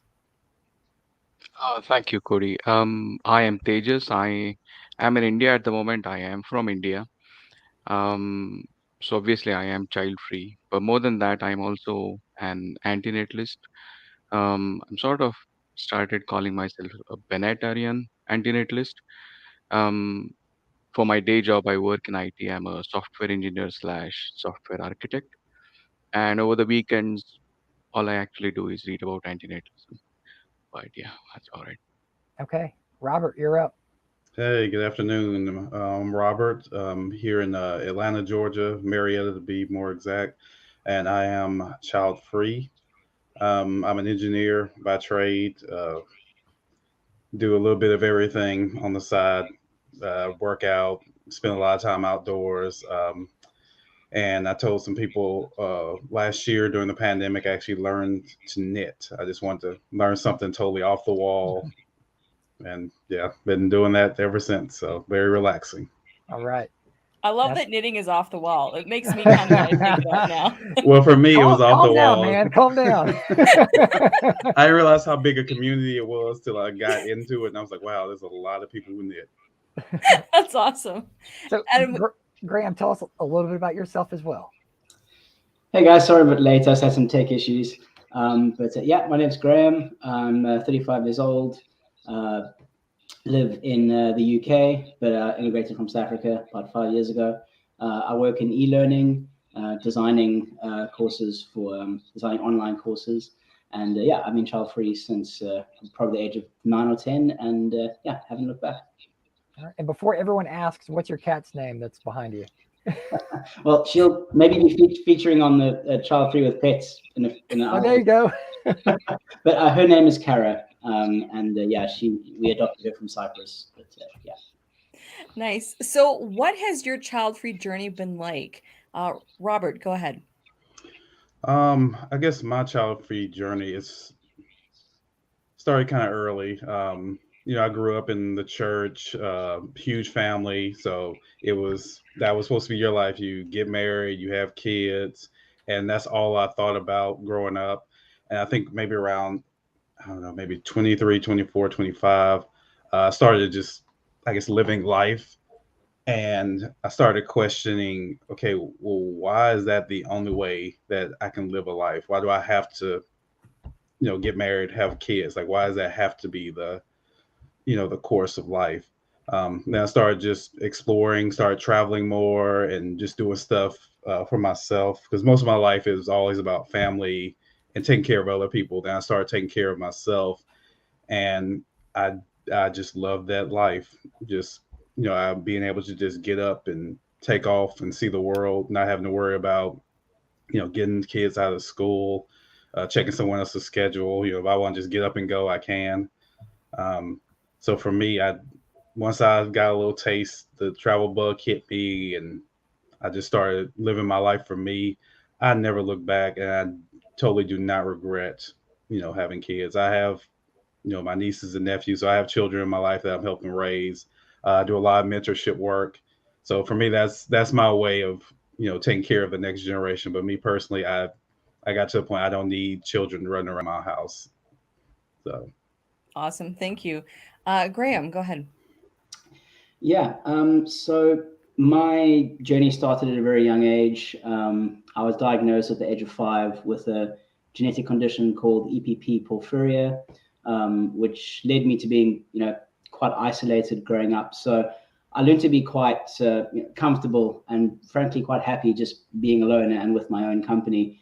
And I never really felt a void that needed to be filled by another person. And I think this, planted the seed that, you're just better off being alone and you're quite okay with that. So I consciously made the decision not to have kids, I think, as I mentioned earlier, around the age of about 9 or 10. And it's really never entered my mind since then. I've never second guessed it. I've never questioned it.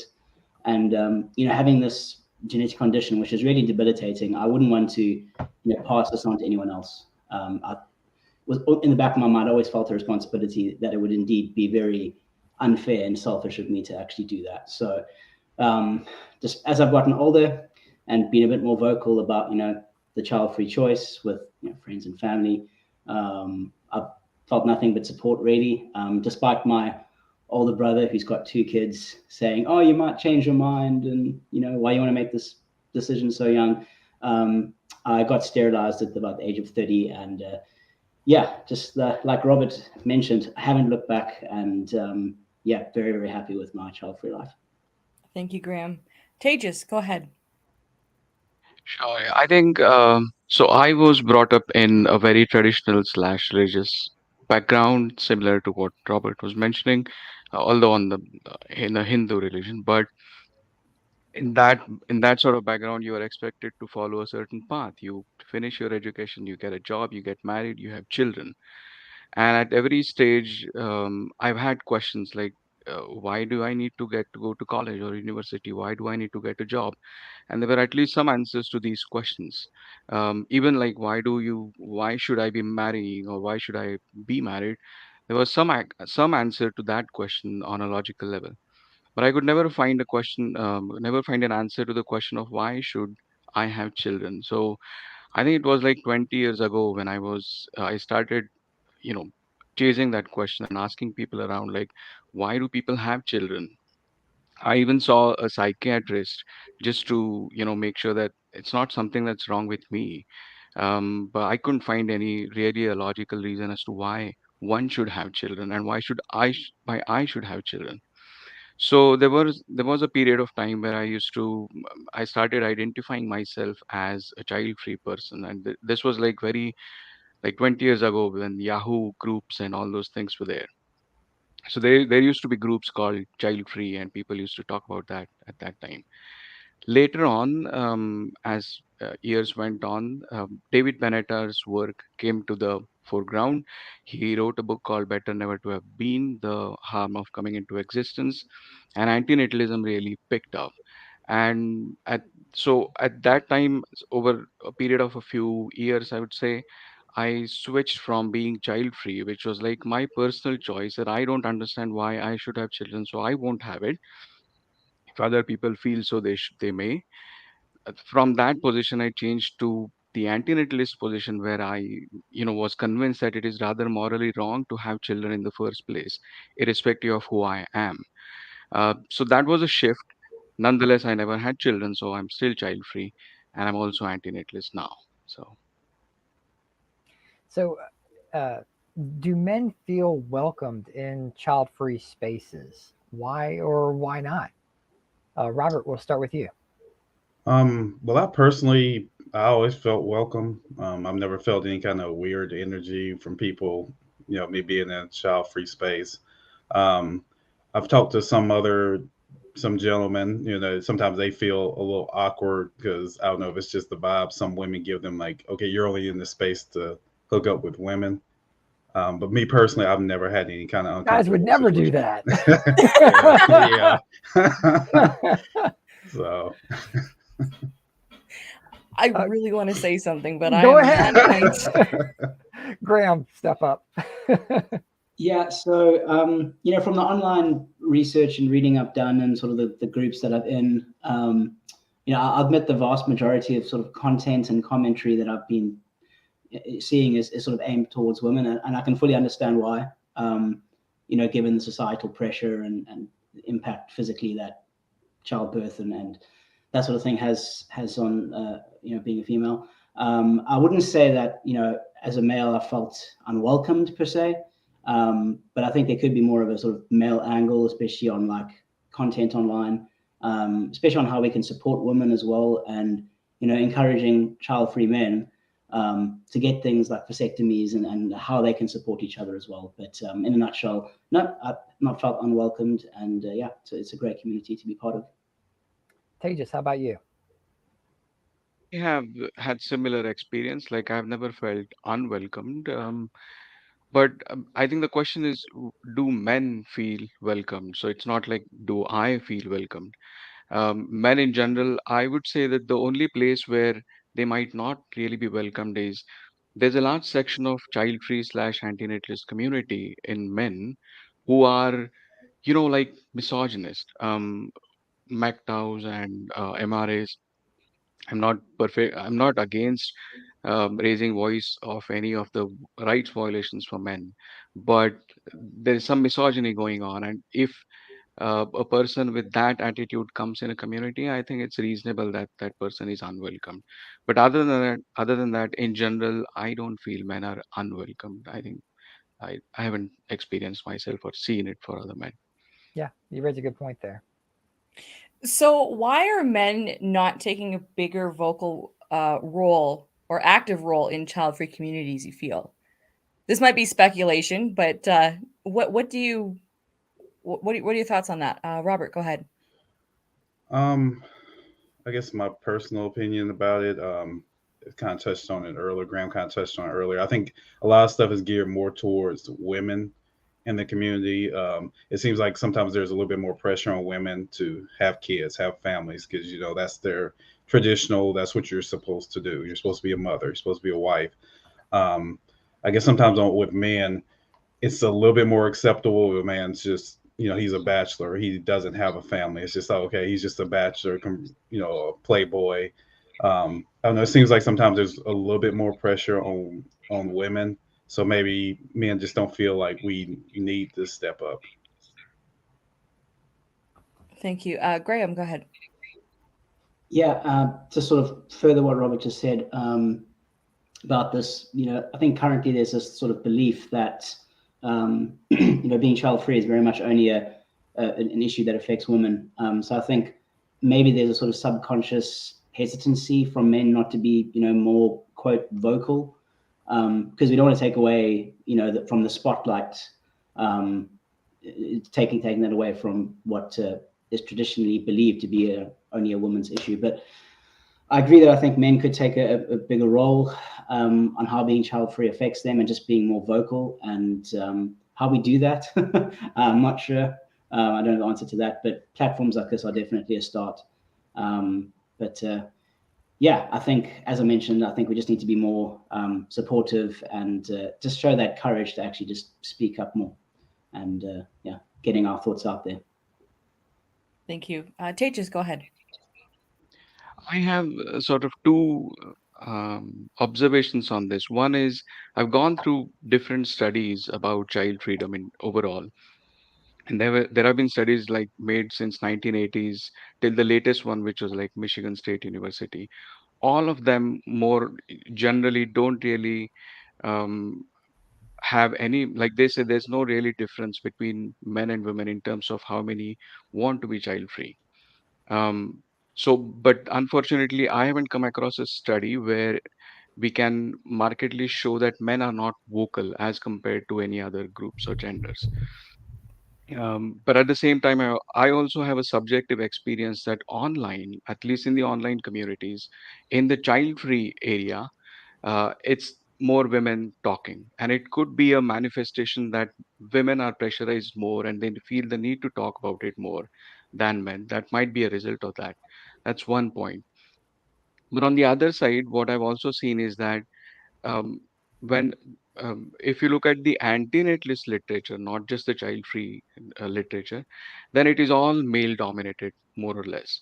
If you take antinatalist community at large, it is male dominated. And there are indicators like you can check Exploring Antinatalism podcast, which is run by Amanda, for example. Majority of the guests over there are male. If you take some serious philosophers in antinatalism, like David Bennett or Karim Akarma, Thomas Metzinger, Arthur Schopenhauer, these are all men. Not everybody, but in general, it's majority, it's male dominated. And there's a reason to that, that antinatalism is rather a philosophy, and philosophy and science and mathematics have traditionally been dominated by men. Not because women are not capable of it, but because our society had been structured patriarchally. But what I also feel is that when men actually start talking about child freedom, and when I say talking about, I mean really doing some serious literature or serious work on child freedom, I there might be a this is my hypothesis, there might be a chance that it really the arguments come out as antinatalist arguments. So it could be that child-free community is more women oriented, whereas antinatalism is more male dominated, and these two fields can complement each other. Um, yeah, that's what I think. These are the 2 points I've thought about. That's a super interesting thought. And if anybody wants to pick that up Yes. as a case study, have at it. Like, yeah, if the antinatalist space is more male dominated with the dialogue that's happening, and child free, from what I've seen in the Facebook communities and forums, it's usually like a 15% are men, and 85% are women that are engaged in the activities and the dialogue in the group. And so it seems like it's somewhat switched on its head. Yet the communities, though they are completely different with being antinatalist and child free, there is some gray area and crossover. But it's strange that it is like that. I've never thought of that before. That's a great point. And yet with Child Free Convention, I'm the only woman. I'm working with two guys. Hey, I want to give you your statistics. So it looks like my group has 10% male and 90% women. So yeah. And your group has how many people in it? Your Facebook group? 8,200. Yeah. Yeah. So thank you. Okay. So yeah. So there's some actual facts there, stats. What group was that? Sorry. That's a Best Child Free Life Possible on Facebook. Oh, okay. Yeah. Yeah. All right. And we have an incoming question. Let her fly. All right. For Tejas, have you received a lot of pushback from your family community due to being antinatalist? Yes and no. I mean, my immediate family has been very understanding, even though they're very traditional. I haven't got an explicit pushback from the larger community, but at the same time, I feel that almost the entire system is designed for people who are married and have children after a certain age. So it's not like I've got a pushback from individuals, but it's a systemic pushback that, like everything is geared towards certain, people with children. And you feel like, this is not a system built for you. So that way, a systemic pushback I have experienced, not from individuals. Okay, I think Jared wanted to just jump in the channel because there's a bunch of dudes in here and he wanted to be a part of it. God does like, wait, what? Getting the boy club here. I can leave. No. I'm kind of rethinking this next question based off of what Tejas kind of shared with the antinatalist community. But so I'll say the question and give my thoughts on it too. Why do you think men tend to be a little bit more ambivalent about the conversation of having a kid or not? And the reason I'm questioning that now is that's coming from a child-free standpoint, because it seems like in the child-free community, men seem very ambivalent. It's like, oh, I can have a kid, I could not have a kid, but it doesn't seem that way in the antinatalist community. But so from a child-free standpoint, why does it seem like men are kind of like they could go with the flow of whatever their spouse might want? Robert, we'll start with you. I've thought about this question. I think some of it has to do with somewhat the pressure of that term legacy. Like I know men are really pushed, like it's legacy. Yeah. And I can say I'm a junior. I'm named after my father. I know a lot of men that's in the back of the head. Like I want somebody to carry on my name of the family. And I think that's just sometimes that pressure just of how are you going to be remembered? Yeah, this really is a difficult one because kind of like Cody was saying, I mean, a lot of men do have that. Yeah, I could have a kid. I don't have to have one. A lot of them can go either way. It's just, if I have a child, I have a child. If not, I'll make it work. Yeah, yeah. Graham, your deep thoughts. Yeah. I think you reframed the question now. So slightly. Yeah, I honestly think a lot of it, for a lot of men, it's really a bit of a non-issue. If I'm being honest, as they're sort of quite blasé about it. Like, yeah, I have a kid, I have a kid. If I don't, I don't. If I meet the right person, if I don't, it's all cool. And I think one of the reasons the sort of thinking is quite prevalent is just because more men just haven't actually had that introspection and sort of taking that time to reflect, as Ted just mentioned earlier, taking that time to actually reflect, is this for me? Is this something I want to do? And just actually having that inward conversation and making that decision. So, I mean, just from my own personal experience, I've tried to have conversations with, my male friends who are child-free or haven't had kids or aren't married or are still deciding or even have kids. And I ask the question, why have you had kids? Or why, do you think you're going to have kids? And they almost give me this like confused look, like they haven't thought about it, which is just really insane, given that it's such a huge life-changing decision. So I just think for a lot of men, it just hasn't entered their thought process, which is just absolutely baffling for me. Yeah. Tejas, what are your thoughts on this? What Graham said actually makes sense, but I would want to expand more on that point. I think there's a sort of a natural asymmetry in term when it comes to procreation. Women have a bigger or I would say more severe investment to do when they have child. So if you're a woman, you're thinking whether to have a child or not, uh, you get different parameters to think about as compared to if you're a man and thinking about it. I'm using men and women in traditional terms, as inseminators and gestators. But the point is that men don't have that bodily investment to do. Obviously, there's financial investment and it's a long term investment. We're not very good at thinking long term. That's quite obvious. But women have bodily investment and a short term severe investment. So I think that is why men aren't thinking seriously about it. That's why I think this is hypothesis. I don't have data to claim evidence for it. Yeah. I have so many questions, but I have nothing to do with being child free. I'm thinking men don't think long term. Well, that explains these guys I've been No, I working with. meant no, I meant humans in general are not good at thinking in terms of long. That's What true. I meant. I'm going to say men, but yes, fair enough. So, why do you think men change their mind and decide to have a child while they're in a relationship? And kind of adding on to that with a child-free person, because what we've seen in a lot of the Facebook groups and forums is we see someone make a post saying that my long-term boyfriend or my husband now wants to have a child. What do I do? And so why do you think that does happen? And we're kind of speculative here, but yeah. Robert, go ahead. Okay, my personal opinion, I feel that person probably they weren't set on being child free. Usually it kind of goes back to the last question we had where they were kind of on the fence about it. It was more of, if it happens, it happens. If not, it doesn't. My opinion, somebody who's actually made a decision like, yes, I'm going to be child free, they probably wouldn't go that route.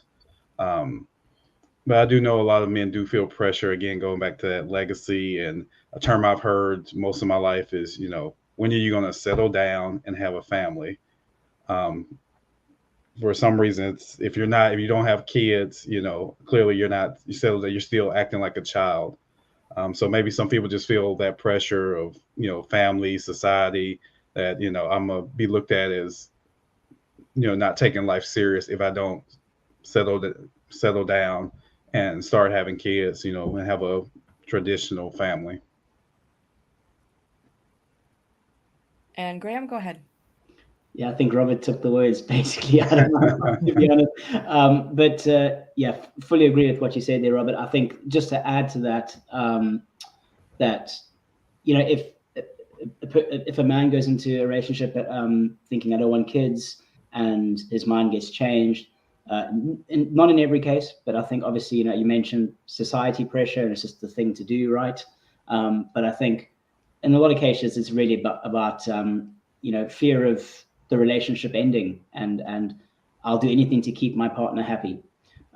So often it's about pleasing the other people, and without giving much consideration to how it may affect them personally, which I think is just wrong on every level. But yeah, that's what I'd add to your answer, Robert. Thank you. Tejas, go ahead.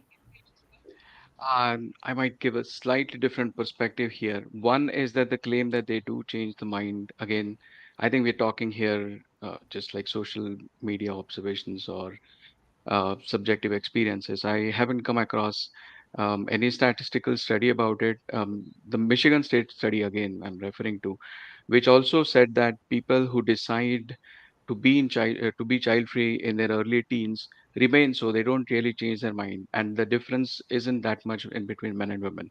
That's what is that study says, I think. But even if we take the claim that men do change the mind later on in the life with a child free partner.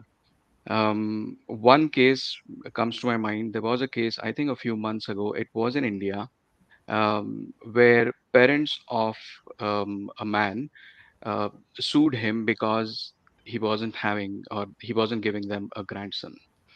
I bring that example just to show the kind of pressure there is on men even. The other perspective I have is that on the right side, and I have seen many cases in person, like actual cases. When I say right side, I mean on the right wing side. It looks like more men are attracted towards the concepts of nationalism, religion,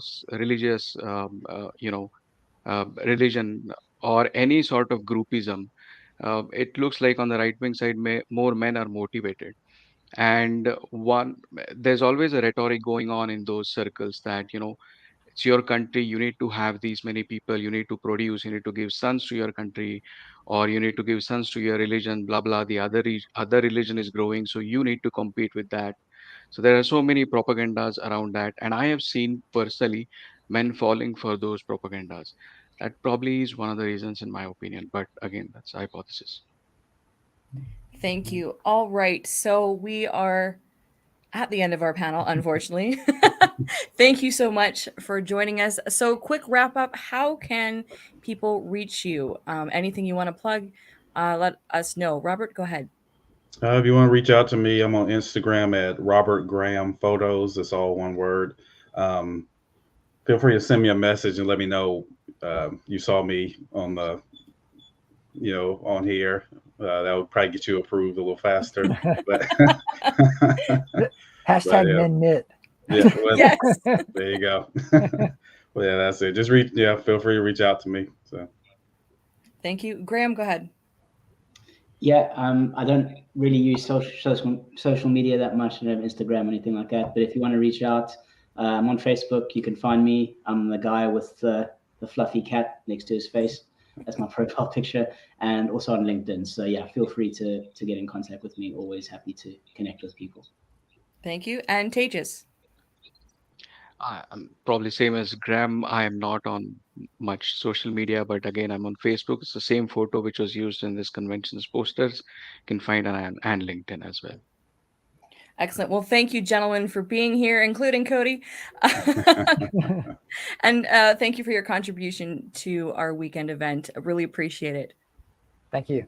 Thanks for organizing. Thank you very much. Bye.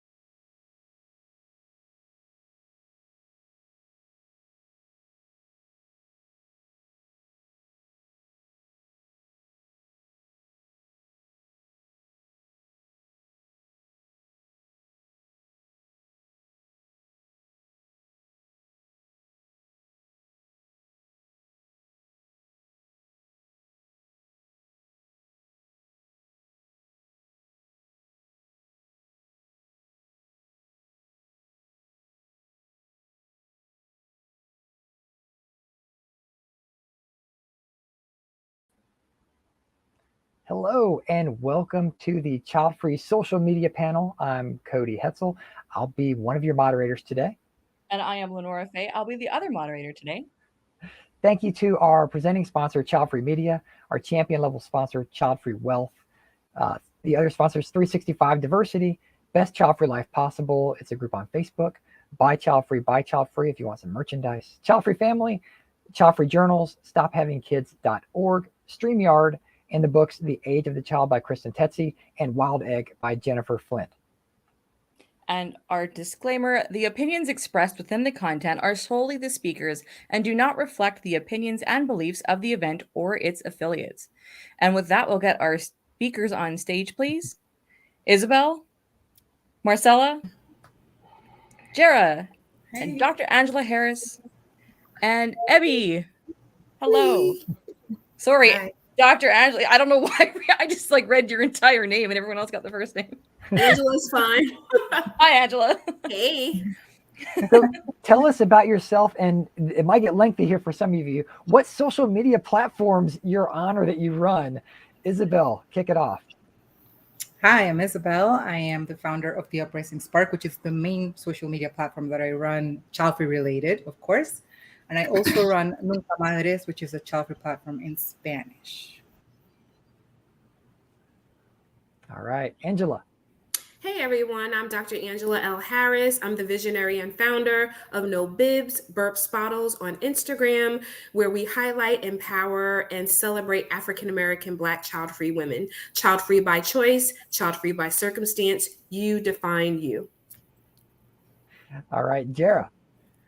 Hey everyone, I'm Jara and I'm the founder of Unfertilized Eggs, and I operate the Instagram channel Unfertilized Eggs, YouTube Unfertilized Eggs, and Facebook Unfertilized Eggs.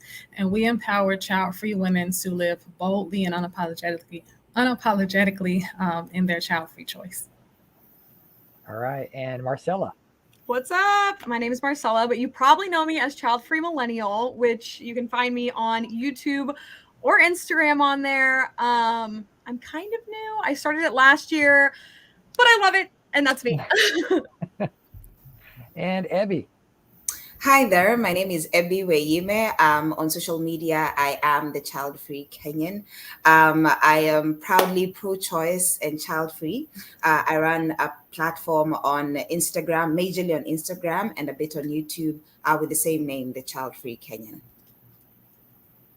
So what caused you to start speaking out on social media about the child-free lifestyle? Isabel, go ahead. When I first embraced the child-free lifestyle, I started looking for my people, so my community. And I remember at the time, this was back 4 or 5 years ago, there was a few groups here and there, especially on Facebook, and there weren't a lot of accounts on Instagram. And it seemed to me that most of them were focusing on attacking parents and attacking kids. And that wasn't my goal. That wasn't what I wanted. I wanted to find more support, and I wanted to find, people who had been through the process of sort of finding again their footing in a way after they had made the decision to become child-free.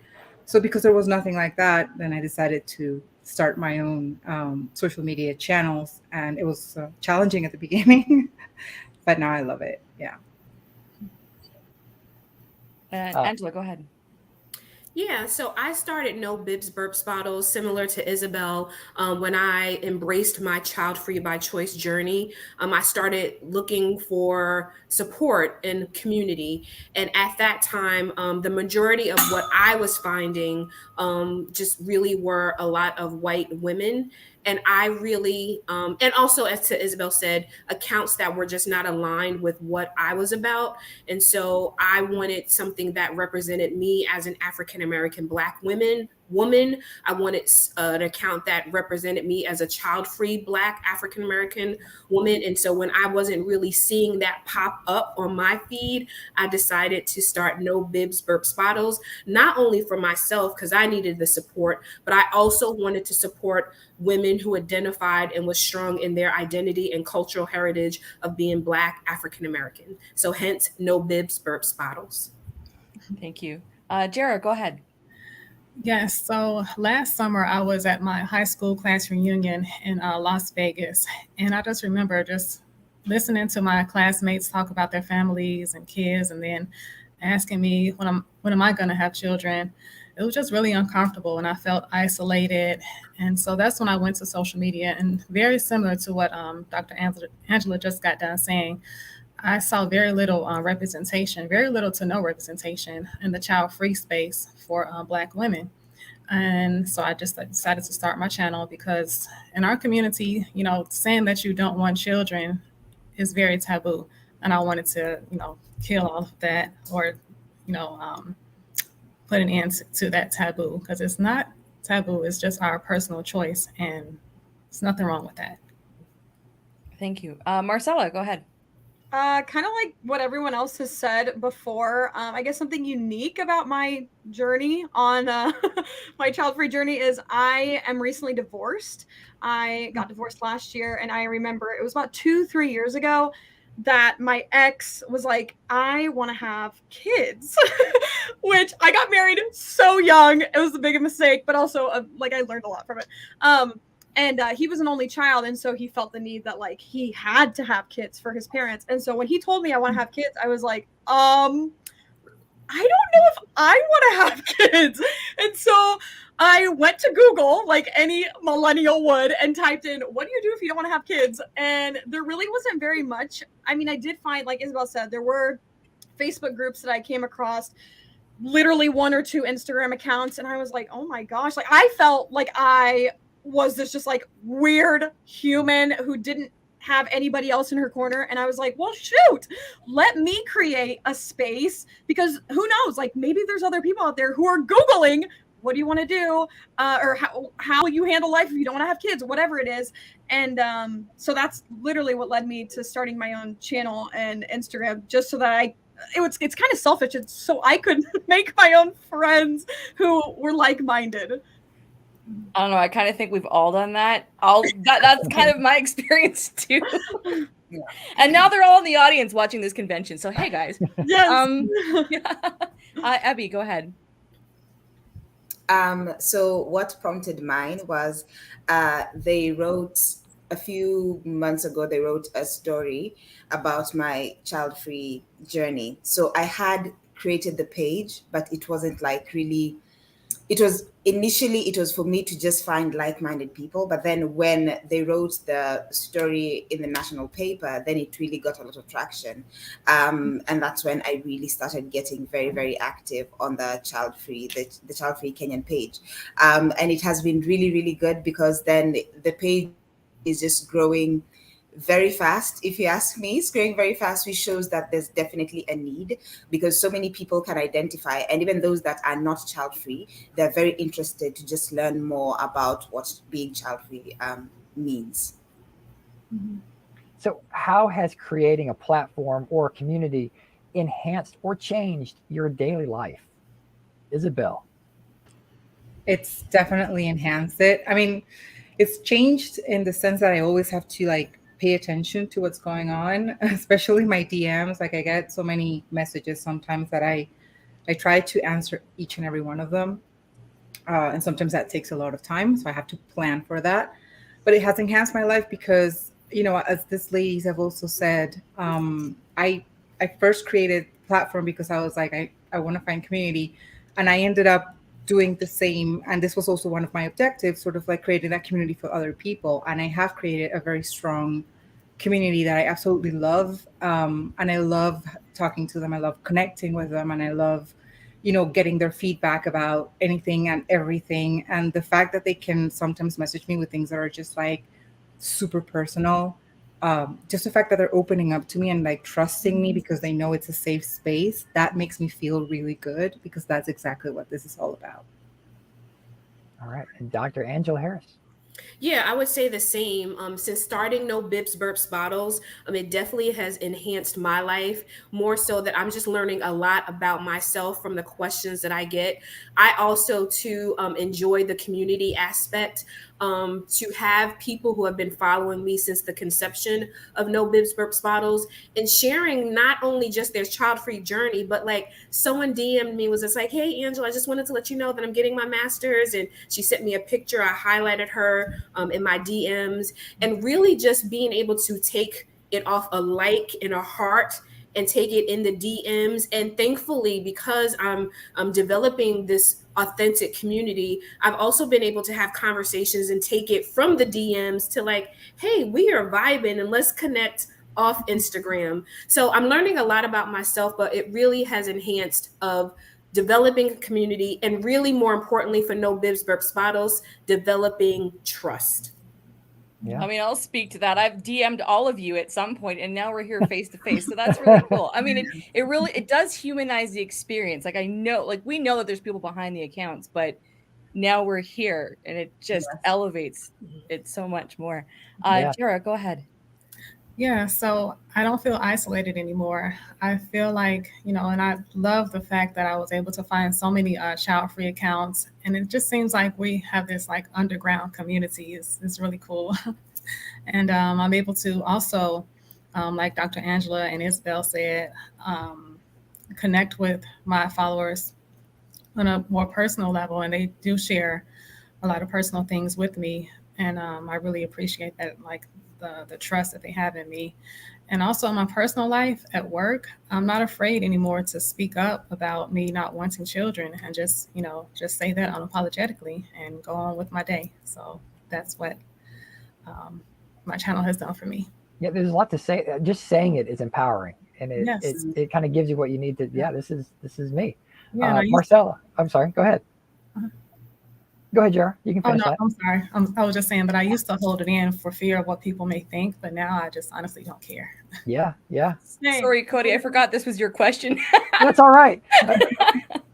Marcella, I know you don't have a problem like holding back your thoughts, so here we go. Right. I mean, I used to. I feel like, and even now, sometimes I'm so open on social media, but in like the real life, I'm very much like conservative about the things that I say to people. Whereas like we were talking backstage about, I have like these just crazy, just like so energetic reels that I post, and like, yeah, I guess I am an energetic person, but like I would never be like that in real life and just be like, what's up? But I feel like the community, like I said earlier, a selfish reason was to make friends. I feel like I actually have made friends. And like my best friend, the one that I grew up with, I cannot relate to her in the sense of being child free because she is a mom. And I remember that when I came to that realization, I was like, well, shoot, this girl that I love with all my heart, my best friend, like this is something that I cannot relate to her with. And we kind of don't really talk about that because it's two different lives that don't really mesh very well. And so me being able to have all these friends online and DMs, and like everyone has said, connecting with them, hearing about their life, like the whole master's degree thing, people will DM me like, because I'm obsessed with Skittles. They'll be like, oh my gosh, did you see Skittles are like toxic for you now? And I'm like, I don't care. I'm still gonna eat them. Like, I love it. I love it. It brings me so much joy. Abby, how about you?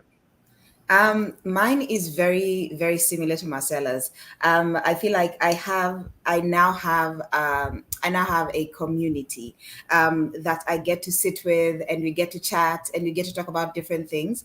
And I feel like I'm grateful that I'm actually blessed that I am able to bring about this community. Like I am this feeding point where people that have very similar ideas when it comes to being child free, like we all come to this one melting pot and we all become friends. And it has brought me new friends. It has brought me new people that are actually now friends even in real life.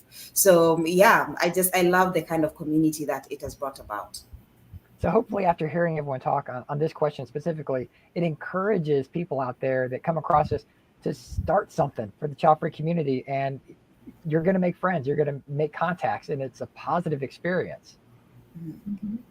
Yeah. So what has been, or what is your biggest challenge as a content creator, and how do you stay motivated? Isabel says, well, Lenora texts me every day to get stuff done. For the record, we're a podcast co-host. So if you hear me picking on Isabel, that is why. That's normal. That happens all the time. It's interesting because at the beginning, I remember I pushed myself really hard because I had this business coach. I've had several, but there was one specifically who used to tell me, if you don't post every day, you have to show up every day. Otherwise, blah, blah, blah, because, as Instagram is my main platform. And I would push myself, and I ended up sometimes posting some really stupid things, just really shitty posts that I didn't even feel connected with. So now I actually cut myself some slack. If I'm not feeling it, I just don't post. I learned how to let it go. Let it go. My community is still there. They are not going anywhere. So if I'm not feeling motivated, I honestly just let it go until I feel motivated again. Angela, go ahead. Yeah, I can relate to that so much. And I have an awesome business coach who has been with me from the beginning. And she has the same philosophy, you have to engage and talk. But even with the things that are happening in my life right now with a family crisis, I'm giving myself permission. And so I think one of the biggest challenges is, sometimes life happens, and whether it's work, whether you just need a mental health break yourself, I'm giving myself permission because, as Isabel said, it's about that trust for me. And so I trust that the people who are aligned with No Bibs, Burps, Bottles, that they will be there. And if I don't post today, if I don't post tomorrow, I believe that they will be there because they believe in not only Angela, but they support No Bibs, Burps, Bottles.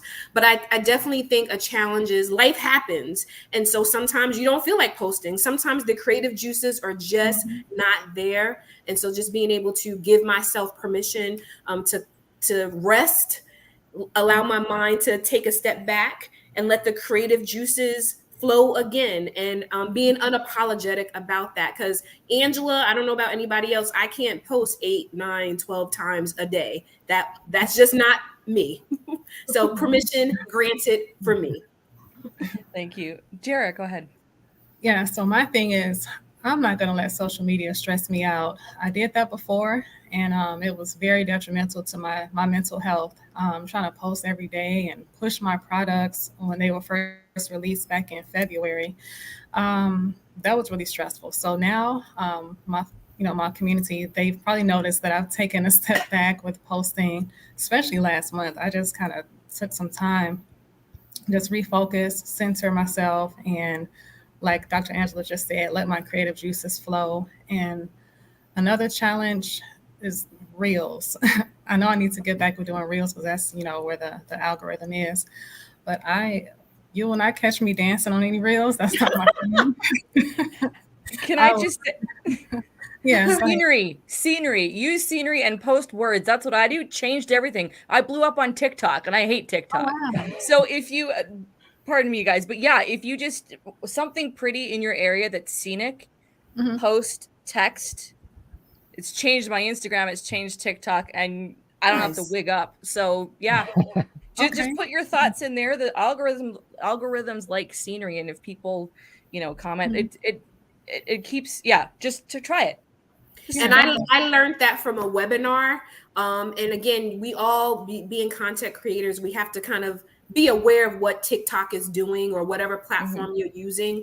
So I learned that in a free webinar, I might add, about Reels and scenery. So take advantage of the free webinars that are out there to help you. Thank you. I will help you, Jara. My thoughts on what's hard is I am kind of the opposite. I enjoy being dumb on the internet. Dumb things. And so I am the person that posts like 10, 20 times a day. It's terrible. Social media consumes my life, but in a good way.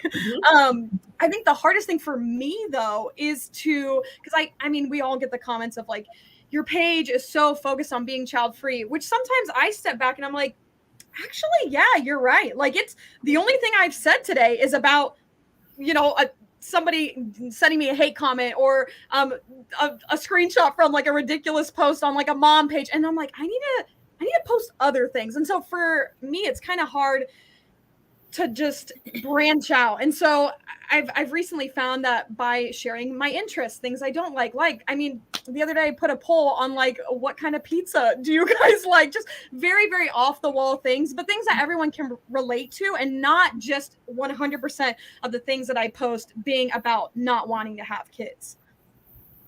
Ham and pineapple. Extra cheese. Don't kick me off this live stream. Abby, go ahead. To me, I run two other businesses, Mombasa Shelf and the Grace Gap. Woohoo, little plug there. So I don't really, the Childfree Kenyan is like my third baby, my newest baby.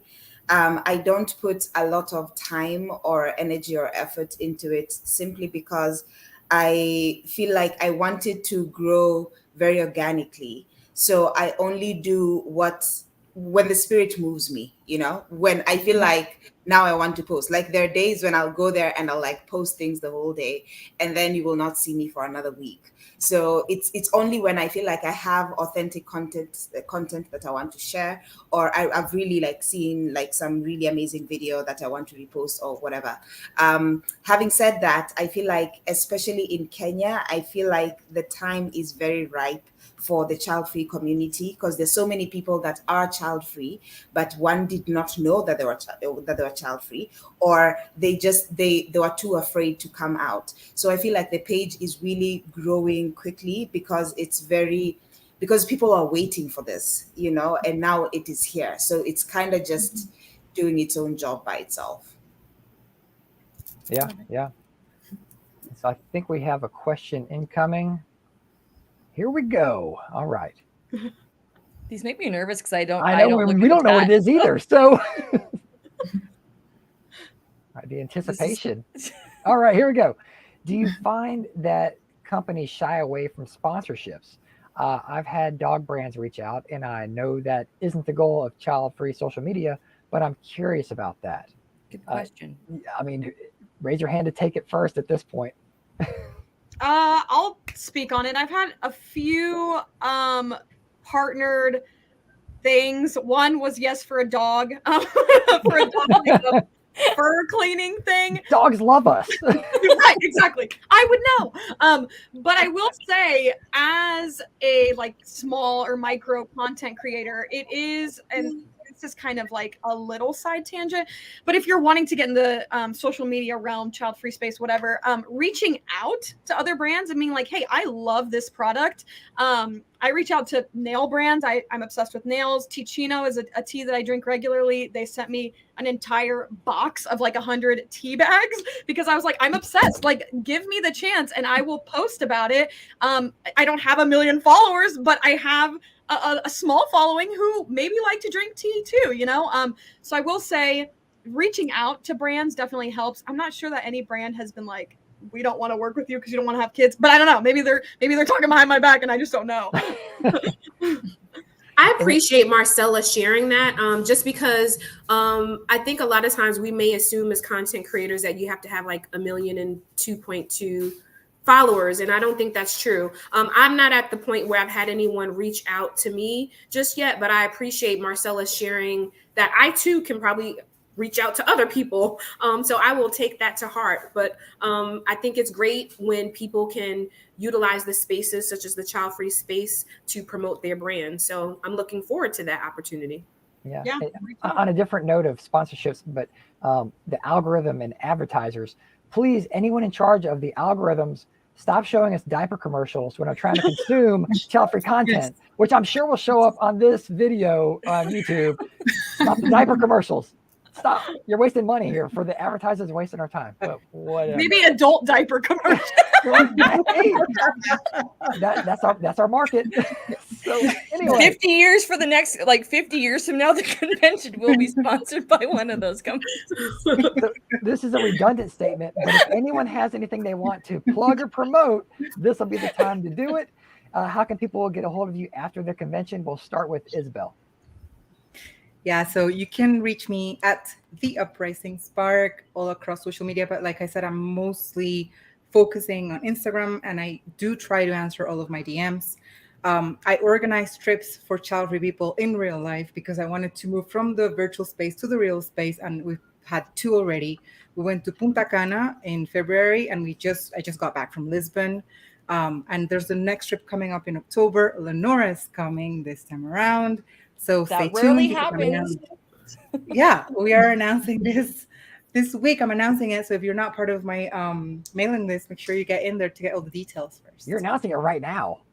Well, yeah, actually, and you know what? This is going to be the first. So the past 2 trips were child-free women only. This is going to be the first one that is child-free women, child-free men, child-free non-binary folks. So everyone's invited. Cool. All right, Dr. Angela Harris. Well, again, it's been a pleasure to meet everyone on this platform today. So everyone can find me. I'm most active on Instagram. I do have a website, TikTok, YouTube, Twitter, but Instagram, No Bibs, Burps, Bottles. And one thing that we are gearing up for is our final speaker. Jara was our first speaker for our summer speaker series. And we will have our final panel on August 18th, where we will have 3 to 4 African-American Black child-free men that I will be interviewing. So I'm excited about that. All right. So please join us on August 18th. Awesome. Jara, let us know. All right. Thank you all so much for watching. Of course, you can find me on Instagram, Facebook, and YouTube at Unfertilized Eggs. But I do want to talk about my website, unfertilizedeggs.com also. So with tomorrow being, I think, what is it, National Child Free Day? International. Yeah. On my website, I'm offering a 15% discount on everything. Actually, I started the discount code today. So today and tomorrow, you can get 15% off everything. Just enter the code CHILDFREE. And I chose 15% because when I was 15 years old, I knew I didn't want children, and I haven't changed my mind since then. All right. Love Marcella, how can people find you? I am at Child Free Millennial on YouTube and on Instagram. All right. And Ebby, let's wrap it up here. Yes. You can find me on YouTube and on Instagram at the Child Free Kenyan. So it's pretty easy to remember. It's just the Child Free Kenyan. Awesome. Well, thank you everyone for coming today and sharing your insight and encouraging the next generation of child-free content creators out there to step up and let's do this. Thank you everyone so much. Thanks. Bye. Bye-bye. Bye.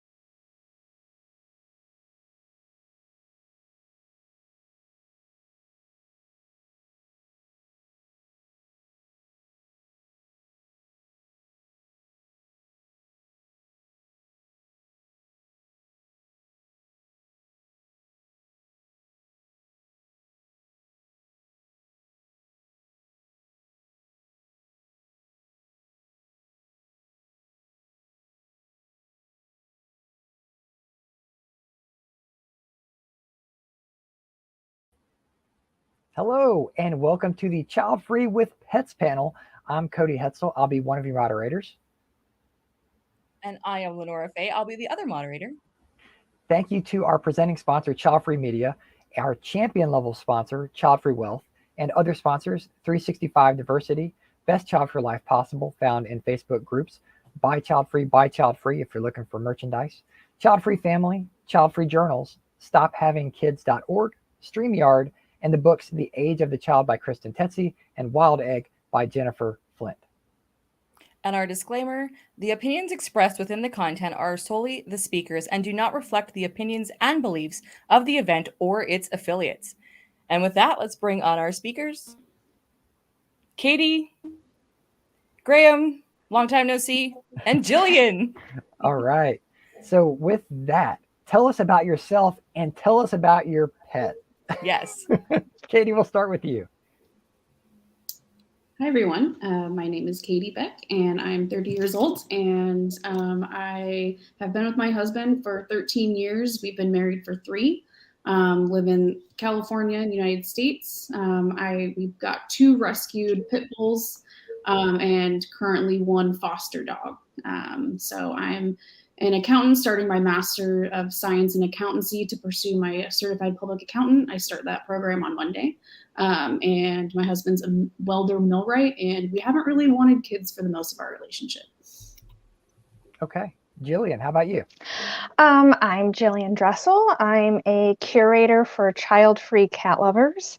I help those who are done trying to fit in with the crowd and embrace their compassion for cats.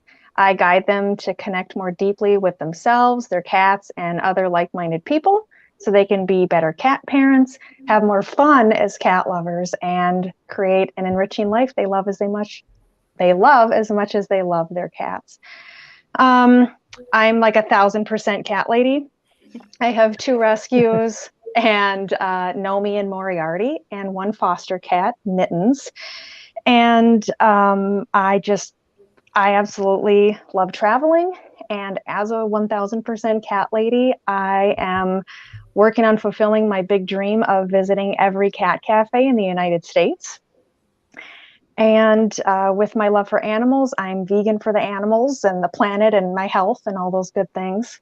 And I never wanted kids, but it wasn't until about the last 10 years that I really started to embrace it and stop trying to convince myself that I wasn't sure. Okay. And good luck on going to all the cat cafes because they keep making them. So I know. You're done. I know, right? They're gonna make another one. I'm gonna have to circle back to some of these places. There you go. Graham, tell us about yourself. Yeah, well, first of all, Jillian, good luck with that. I think it's a great goal. Keep us updated on your progress. So yeah, my name's Graham. I'm 35. I have 1 rescue cat who was actually featured very briefly on a previous panel, Child Free Guys. Unfortunately, she's decided she's not going to appear on the panel that she really should be appearing on. But yeah, she's a rescue cat. She's probably about 8 or 9. We adopted her from a rescue in Cyprus because we found it really hard to actually adopt locally in the UK because they wouldn't rehome, they don't rehome to apartments because they want cats to go outside. So like getting an indoor cat is quite difficult. But always loved animals. Grew up in a house full of dogs, and it was only after I got married and sort of adopted my wife's cat along with that that I sort of turned into a hybrid, crazy cat dad and dog dad. So yeah. All right. And comment section, go crazy. Tell us about your pets as well, both now live and in the future when it's archived. I was just saying to Graham, isn't that just like a cat? They don't appear when you want them to. Like, I'm pet free by choice, but I get the sense that cats just do what they want, even when you want them otherwise. I'm sure I'll learn a lot from this panel. All right, so pets versus kids. If you don't want a child, why do you want a pet? Katie, we'll start with you. Mostly for me, it's the freedom. Not really having that kind of responsibility to worry about 24/7. My dogs are crate trained. They can be left for 8 to 12 hours alone. It's, you can't really do that with kids. Daycare is not free, and you can't really put them in a cage. So, so that's one of the biggest things for me. It's just having the freedom. I've just from a young age was always told that, you know, once you have kids, you're never number one and you always have to put them first. So that was kind of just, I don't know, ingrained in me. And as I got older, I was like, wait, I have the option. I don't have to have kids. And so getting pets has been extremely fulfilling, and fostering them has been obviously somewhat heartbreaking when they leave, but also fulfilling at the same time. So that's, yeah, one of the biggest reasons for me. Thank you. Jillian, go ahead. Sure.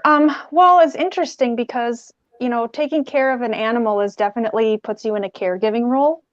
And I am totally not a caregiver in any way, shape, or form. Like, even when I try to be, like with other human beings, like I don't last very long. I'm not good at it. Like when people are sick and stuff, you know, it's not the place for me. But I love cats, and, you know, they need a lot of care. And you know, as an adult, I realized that there were a lot of cats who needed homes and help and were homeless, or they were suffering in some way. And really, even though I love cats and I love having them in my life, a lot of it became more about helping them and giving them a home than it was about, I want a cat just for me and to make me happy, even though they do. But so yeah, with the exception of one of my cats, none of the cats I've had in my adult life I chose. They all just kind of came to me. They showed up in my life and they needed help, and I wanted to help them, so I took them in. That's lovely. Graham, go ahead. Yeah. So for me personally, I grew up in a house where we always had pets. You know, surrounded by dogs, budgies, hamsters, that sort of thing. My older brother even had a snake, which terrified my mom. So I always knew that I wanted to live in a house where I would be surrounded by animals and pets. But I think there is a fundamental difference between, you know, having a child and having a pet, and you know, they both are a commitment, they're both a responsibility. However, by having a child, you're willfully creating life in a planet where there's already so many unwanted living beings. But I think by adopting a pet, you're giving a second chance to a living being that's already here, and you get that joy. As Jillian was saying earlier, it's more about the joy that you give that animal than it is for yourself. I find it quite selfless. It is a great joy for me personally, of course, but you're doing it for the cat or the dog or whoever, you know, whatever animal you're adopting. So for me personally, I get great joy from, you know, seeing the progress of a rescue dog or cat under my care and love, you know, just thriving as time goes on. And for me, that's just so much more rewarding in my mind than ever having a child. Yeah, there is a stereotype that child-free people are just filling a void of not having a child by having a pet. So what are your thoughts on that? And we'll start with Katie. For me, I personally don't feel like there's a void to fill because pets are a different type of love and companionship. They're, you know, they're so loyal and they mostly just want to please you. They're, you know, having them come out of their shell and really seeing who they are out of the shelter and stuff like that. It's just totally, it's a different kind of, you know, love that they give you. So whenever I see children, I think to myself, that doesn't really look like anything I ever want to do. That doesn't really bring joy to me at all whatsoever. But when, you know, what I do with the dogs and, you know, finding a home for them, finding a permanent home and being that temporary in between, really just kind of gives me those warm, fuzzy feelings that, you know, seeing kids does not. So if anything, it just reminds me to go home and take my birth control so I don't have to have that in my life. So, all right, Jillian, how about you? Well, yeah, I'm totally on the same page as Katie. The whole idea of a void, you know, which implies that there's something missing from us, you know. So I think there's that stereotype because, like, again, it's a caregiving role, and I think for people with kids, they see, like, they're trying to I think, I cannot speak for them, but that they're trying to rationalize it somehow, and so they're like, well, what they really want is kids. I mean, that just has to be because they don't know any other way. So that must be why they want the animals, because it's filling some emptiness inside of them. But it's not. It's again, it's different. It's totally different. And there are definitely some parallels, I think, between taking care of a human child and taking care of an animal. But there's definitely some huge differences. And yeah, those huge differences just don't interest me. And yeah, the freedom is a huge part of that. Yeah. Graham, what do you think? Yeah, it's a very interesting question. I think for me personally, possibly, I think there could be a bit of an element of truth to that for my own personal situations. So, this might be a bit divisive, but I believe that most people, biologically, obviously with a few exceptions, have some form of paternal, maternal instinct or want to give that care and love onto others. Everyone who has a pet, their intentions are different. Some people have a dog or a cat or whatever, and it's just something that they have. They don't really, maybe give it that much love or attention. It's just something that they have. But for others, it's an integral part of their life and part of their family. So this is going to be a bit harsh, but I think ultimately the stereotype that people without children, they have pets to fill this void, can quite easily be thrown back at parents who say that. That having a child is filling the void that they have deep within themselves. So I find stereotypes like this quite amusing and actually can really hypocritical for those that sort of throw this accusation our way.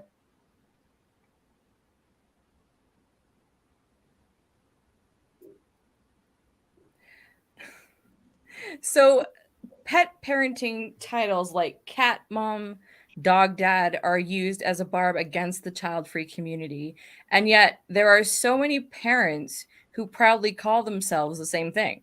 Why do you think the tone is different? So Katie, go ahead.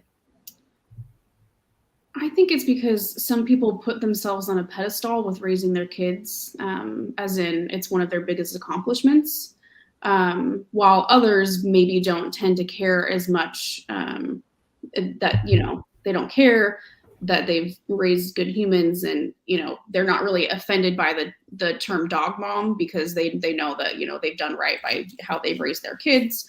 Or perhaps maybe they're a parent of both a child and a pet, and they're not really bothered by it. But I think the people that are bothered by it, like I said, they kind of put themselves up there kind of with like their kids are kind of like their accomplishments. And so that's definitely kind of interesting. It's a good question there. Oh, Jillian. Sure. So actually I took a slightly different take on the question. But then I got what the question was. So I'm trying to kind of figure it out a little bit here as we're talking. I think that it almost, from my perspective, is that it almost seems like we're taking something away from them by calling ourselves that, because, it's not really being a mom, because supposedly, apparently mom has this definition that it has to be a human child. And I think it's kind of gatekeeping in a way. And that, a person with a human child gets to say, okay, well, these people over here, you can call yourselves a mom, cat mom, dog mom, whatever, but you people over here, you have not met the definition of my criteria of what a mom actually is. So you don't get to call yourself that. And so I don't think people can do that. I mean, they can do it, but I don't think that it's right. If I think I'm a cat mom, then I'm a cat mom. So, and I was just going to say, there's a lot of, and maybe this is a little, there's a lot of people who care for animals that don't like that term even, and prefer guardian or caretaker instead, because they don't see themselves as parents either, or they don't even see themselves that way. But for those of us that do, I think we should be able to do that if we want to. Fair enough. Graham, go ahead. Yeah, just to add on what Jillian and Katie have said, especially Katie, when you mentioned about the whole pedestal thing, I think that really, resonates with me and sort of is what it comes down to. I think that many parents, not all, I think many parents, they have a child and think, mentions great accomplishments and this feeling of euphoria, feeling that somehow this is unique to them and what they have is special. So when they see child-free people with pets who maybe are feeling a similar joy by giving love to a cat or a dog, I think there's an element, maybe they feel threatened. Maybe there's even an element of jealousy to it. And maybe I'm reaching a bit far now, but maybe there's even some element of regret deep down to the decision that they can't reverse, that's permanent. I don't know. But they don't feel that anyone else, not all of them, but they don't feel that anyone else should feel what they feel. So that's why I think the tone can be different. So a hot button topic over the last year or so in the media is that the birth rate worldwide everywhere is dropping in the next generations, and that people are opting for even pet ownership over having a child. And some heavily influential people have come out, and the Pope, for example, and kind of put a target on people's backs that if you're choosing to have a pet over a child, then you're essentially a bad person. I'm paraphrasing here. And that didn't go over well with the child-free community. What was your reaction to that in general, I guess? Katie? I think this is a big part of it is people are just realizing that now that they have a choice and that they don't have to have kids in order to live a fulfilling life. It's more and more common that people are waiting a little bit longer, and maybe if they're waiting longer, then they're deciding maybe I don't want them, and they're actually making those decisions instead of just rushing into it and, doing what the societal norm has always kind of taught us to do. So I think as the generations are kind of moving on, I think it's just becoming a little bit more common for people to say, wait a minute, like, what do I want to do with my life first before I rush into having kids or even have them at all? So I think that's a really big part of it. Yeah. Jillian, how about you?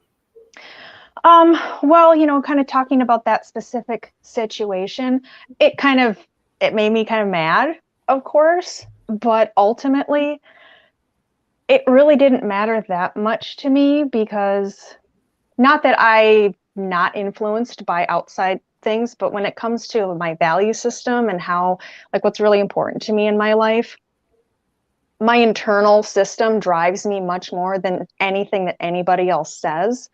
So I think, for people that maybe have a different value set or more values like tradition and loyalty, things like that, I think that they could potentially be more greatly influenced by these big people saying this kind of stuff. For me, I could care less, aside from getting a little upset, like, who do you think you are? And also, the Pope doesn't have kids. So he could write, I'm not religious, so I don't know all the rules, but my understanding is he wouldn't be able to be the Pope if he was married and had kids. Is that right? I can't speak to Catholicism. Okay, I don't know either. But it was like, well, you don't have kids. But he could have why a aren't you one? I mean, come on. Wrong then, right? So I just was like, this is silly. Graham, what's your take on it? Yeah, I mean, similar to what Jillian literally just said. It was a bit of a non-issue for me personally, and like, I found the comment quite funny. Like, coming from someone, as Jillian mentioned, he doesn't have children, and I don't even think has pets. I mean, I take it from the comment that he made that he doesn't think much of them. So yeah, I don't really have personally have an opinion on this. But I think it is just quite a narrow-minded viewpoint. And Katie mentioned earlier now, about there's a choice that people can make. And I think a comment like this was made because maybe, outside of the view of a traditional choice of getting married, having kids, there is actually another path you can take. So I think that's why a comment was made like this, that people are actually not going down that traditional route. But to be honest, I really couldn't care less what people like him say. Yeah, and we're not coming down on religion per se. It's the fact that the level of the megaphone that it came from, I think, is the difference maker. Yeah. Mm-hmm. Yes, definitely. Because then there was like, the other big person I thought of recently was Elon Musk talking about, you need to have as many kids as you can. And that was not from a religious standpoint that I know of. Mm-hmm. So, I mean, to me, that was the same situation. And it was like, who are you? And you're so disconnected from the reality of real people anyway. Like, what to expect that of people, you know? So yeah, I don't pin it down to just religious side of things. So yeah, and I think there's, you know, sometimes I just want to get that message across when someone makes a comment like this, is that, you know, if everyone had children, obviously the planet would just go nuts as it already is, but like, who would look after animals that need rescuing? So you need child-free people. You need people to be able to have that capacity, whether it be space in their house, financially to support, you know, rescues, and have that inclination to look after animals on the earth as well. So you know, sometimes you just want to get that message across. So it's a very sort of narrow-minded viewpoint when you make a very short-sighted comment like this. Yeah, we tried to invite him on this panel, but we didn't get an answer back. Just to put that out there, but there's always next year. Yeah. So Jillian's like not holding my breath. Oh no, I didn't mean it like that. I'm sorry. Geez, that's just not how I came off. You never know. You never know. You never know. The offer is always there. Mm-hmm. So when your current pet or pets pass, will you replace them immediately or opt for a pet-free life? Aging and caring for, like, if you're caring for aging pets type of thing. Katie, go ahead. Yeah, no, I think I will always have pets in my home. I hope to be able to open a small foster-based rescue in the next 10 years or so.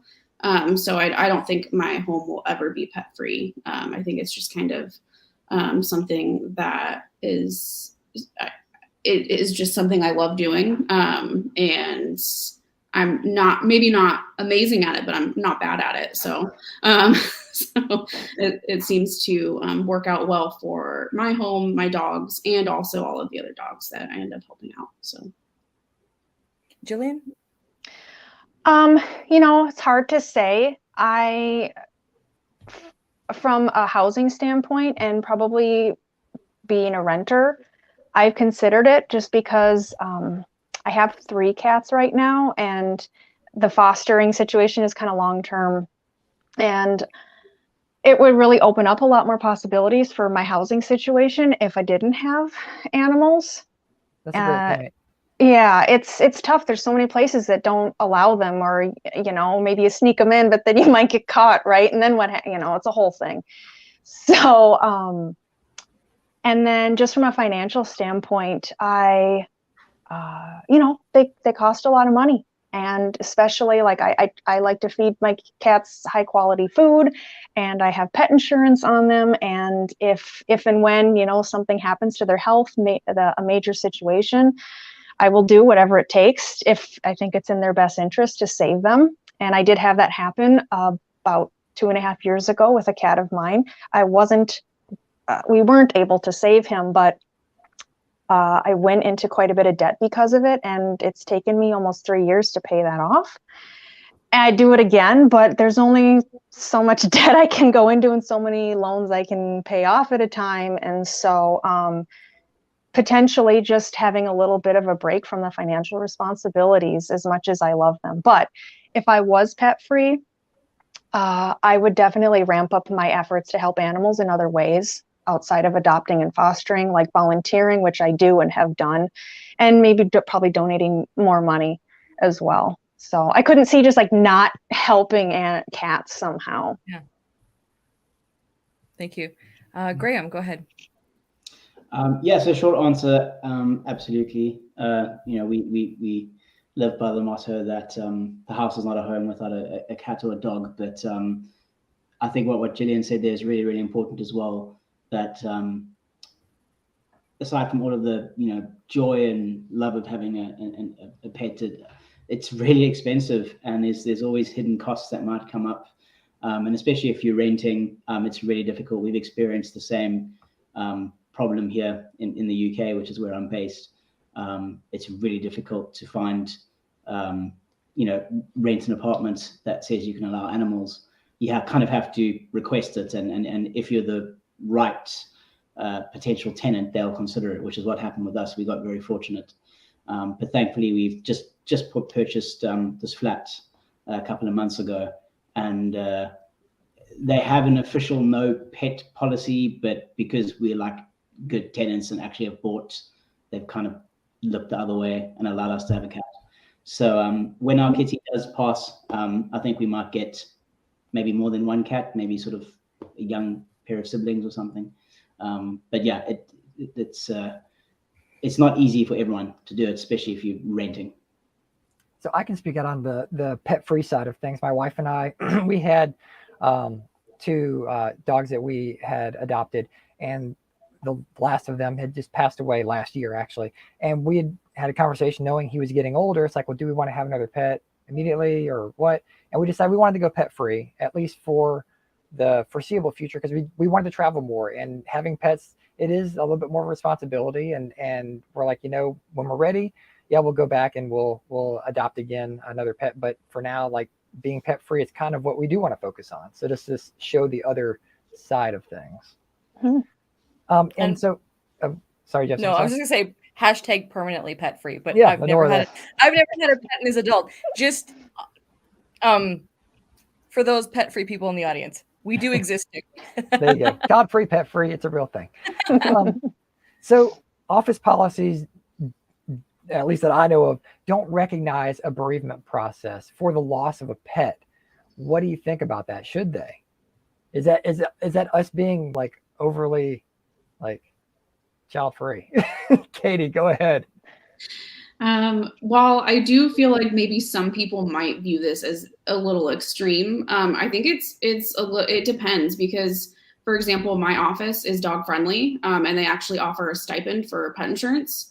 So I think with those kinds of office cultures, yeah, I mean, if they're doing things like that for your pets, then yeah, I think it wouldn't. Why not? If they're already offering other benefits that are, benefiting you and your pet, that it should definitely be there. But like I said, some office cultures aren't, as dog friendly and open to those sorts of things. So I can definitely see where some people might kind of, turn their nose up to that. Yeah. Gillian, what do you think? Well, I had to look into it, but there are some companies that do have pet bereavement policies, but they're clearly the exception and not the rule. And I think that really, from a business perspective, it's good. It can be a way to just purely business can attract more talent, better talent when you have a more robust benefits package. Millennials, for example, I'm a millennial. We are the largest generation in the workforce right now. We also have the largest percentage of animal companions in our lives. So there's a lot of us out there who would probably want to see that. I read there a survey done in the UK of people that said that 74% of people would like to have a pet bereavement policy. So it's clearly something that people want. And yeah, I just think, and also it's when you're forcing people to work through grief, it makes them less productive and it makes them make poor decisions on average, statistically. So even if you're like, oh, well, you just have to come in because it was just an animal and that doesn't matter, they're not going to be as productive and going to be probably costing the company in other ways that aren't as clearly visible as, oh, you're going to be missing a day or two of work because your animal died and now you won't be here to be productive. So yeah. So Graham, what do you think?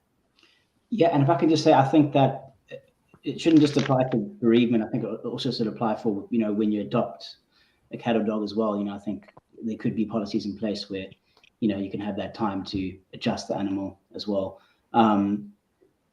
Speaking personally, I think 100%. I think I'm starting to see more of a change. Some companies are starting to slowly implement sort of, these sort of policies. Speaking personally, so I'll tell a very quick story. We lost our beloved cat, Emily. She was about 13 or 14 early last year due to a very sudden illness. It was utterly devastating. And this was a particularly special cat because we had immigrated from South Africa to England and we had taken her with us. So obviously there's an emotional attachment of, home and everything like that. I have never cried so much in my life. Like, honestly. And I've lost grandparents. I've lost a close friend or two. It was just utterly heavy. I couldn't function.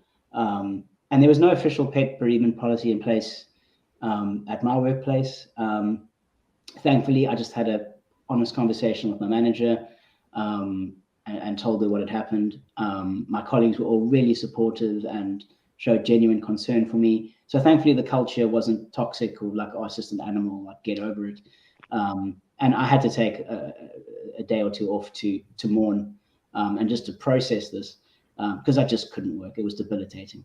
But this was taken from annual holiday leave. It wasn't any sort of family responsibility or anything. So I've also read studies that, losing a close pet that you really bonded with can be just as devastating psychologically as losing a family member or a child. So, why aren't child-free people with pets included in, inclusive company policies like this? So I'm hoping we can see more of a change and as Gillian mentioned earlier, that better benefits package. I think it's wrong, and I think it needs to change. Yeah, and just on a second level, it's a possible bridge between the child-free and parents to get together, because loving a pet isn't just a child-free thing, but parents love pets too. I mean, they would probably benefit from a bereavement process of a pet that has passed away as well. So hey, parents, let's team up. Let's do this. Absolutely. So this is a great segue to the last question. Is a pet more than a pet when you are child-free? So Katie, go ahead. I think Julian touched on it earlier. Like, everyone is different.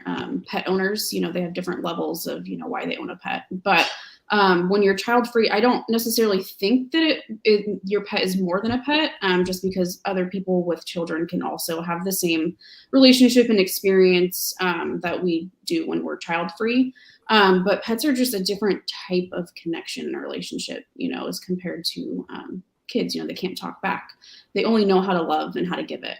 They just want to make you happy. They don't ask for much, but they give you so much in return. So meanwhile, children require a lot more work and maybe eventually pay off if you're lucky. But dogs don't have that kind of pressure to be smart or successful, and they just get to be their goofy selves.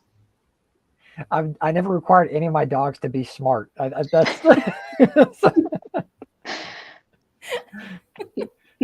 Jillian, go ahead. Again, yes, I do think it depends on the person, because I've known people on both sides, people who were child-free and were more of on the side of the animal definitely wasn't more than a pet to them. And then I've known people that have human children and they have done everything for their animals and really do treat them like a real permanent part of their family. So I think it just really comes down to how an individual thinks of an animal. And Katie kind of touched on it too. Kind of, to me, there's kind of like cat owners. Well, I say cat because that's my whole world. Animal companion owners, and then like animal companion lovers. And that I see owners more likely to maybe not think of them as more than a pet, more of a, hey, this is nice to have. Oh, hey, I like it when they come and pet, sit with me. I like it when they do this for me and that for me. And on the other side, and maybe not as open to understanding the animal when they're struggling or when they're acting out or all those things. And on the other side, a little maybe more compassion, more trying to understand the animal when they're, biting or scratching or doing things that you don't want them to do. So yeah, depends, I think. Thank you, Jillian. Graham, go ahead. Yeah, I think Katie and Gillian really hit the nail on the head there. It really just depends. I know people who are have kids and have a pet, and in some cases it's just a pet, it's just an animal that they own, and in other cases it's an integral part of the family, and they see that cat or dog as one of their own, as almost equal to the kid that they have. So I think it really depends. For me personally, the kitty that we adopted her from a rescue in Cyprus as we were struggling in England, and she had kidney disease. She had a really, really rough life.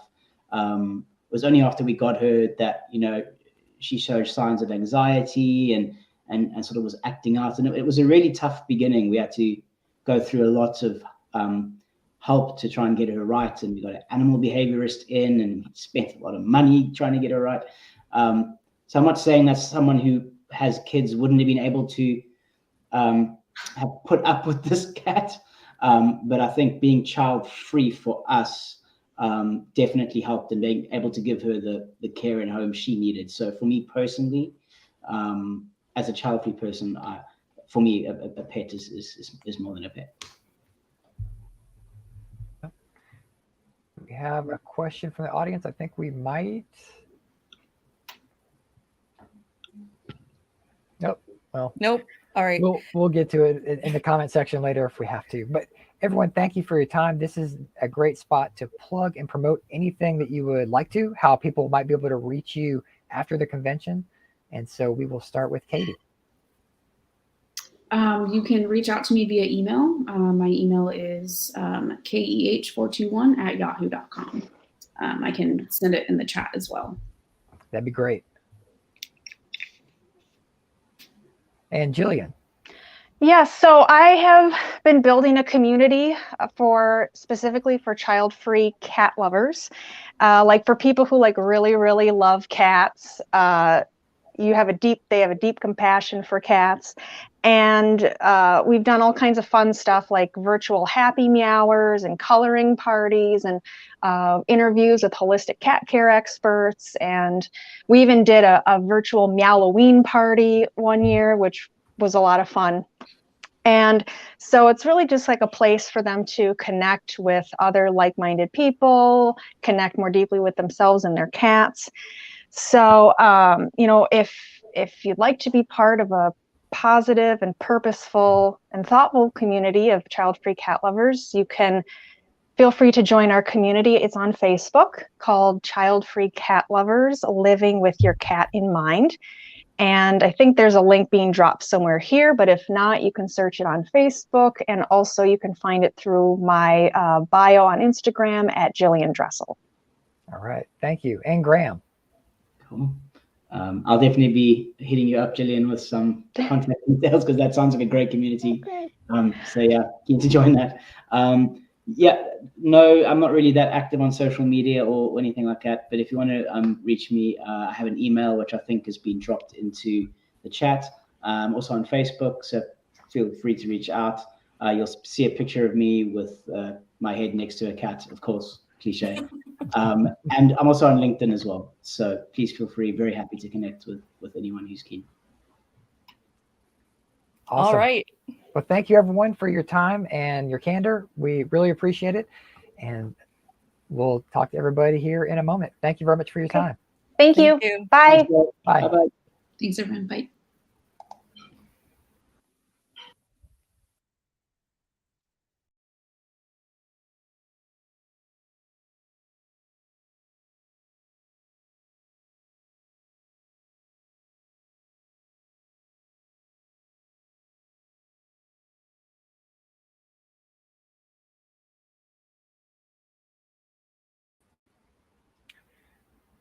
We made it, and we haven't been kicked off Facebook yet. We still have like 15 minutes before they they run out of time.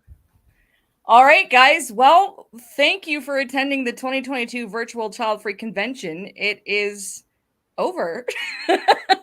But before we completely wrap up, yeah, we're still here for a bit, so hang out with us. Last thank you to our sponsors, presenting sponsor Childfree Media, champion level sponsor Childfree Wealth, and other sponsors 365 Diversity, Best Child Free Life Possible on Facebook, Buy Childfree for merchandise, Childfree Family, Childfree Journals, StopHavingKids.org, StreamYard, and the books The Age of the Child by Kristen Tetzi and Wild Egg by Jennifer Flint.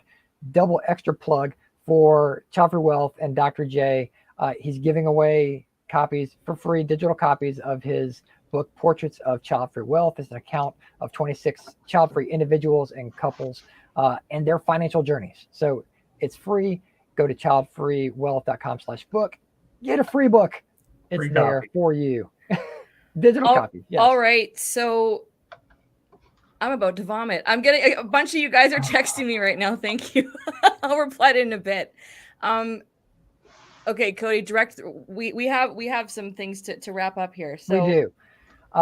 So just looking ahead to 2023 and Childfree Media continuing the convention, it's a great opportunity to go to Childfree Media, sign up for the newsletter to find out info, hit up anywhere there is social media, find us there, but especially on YouTube, and get ready to find us on wherever you consume podcasts. Yes. We are there as well. Go ahead and subscribe to those as well. And the replays for this convention in its entirety will be on the Childfree Convention YouTube channel. But the individual sections, once they're broken up, will appear on Childfree Media. So that's where you'll go if you want to revisit, or if a conversation is happening in a Facebook group and you say, hey, they talked about this in the convention, here's a link. That's where you would go, is to Childfree Media's YouTube to do that. So just to clarify, that's an unofficial after party. I'm going to bed. Yeah, I think Jared will host it. It's not an official after party, but Jared's gonna have some. Yeah. You didn't ask permission, dude. Before can I yell at you one more time? Okay. Okay, guys.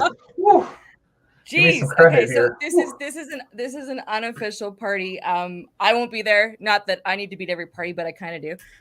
But if some of you guys want to gather, then you can go hang out with Jared. If you have Discord, go for it. Yeah, if you have Discord. But we don't have anything planned for it because some of us have to go to sleep.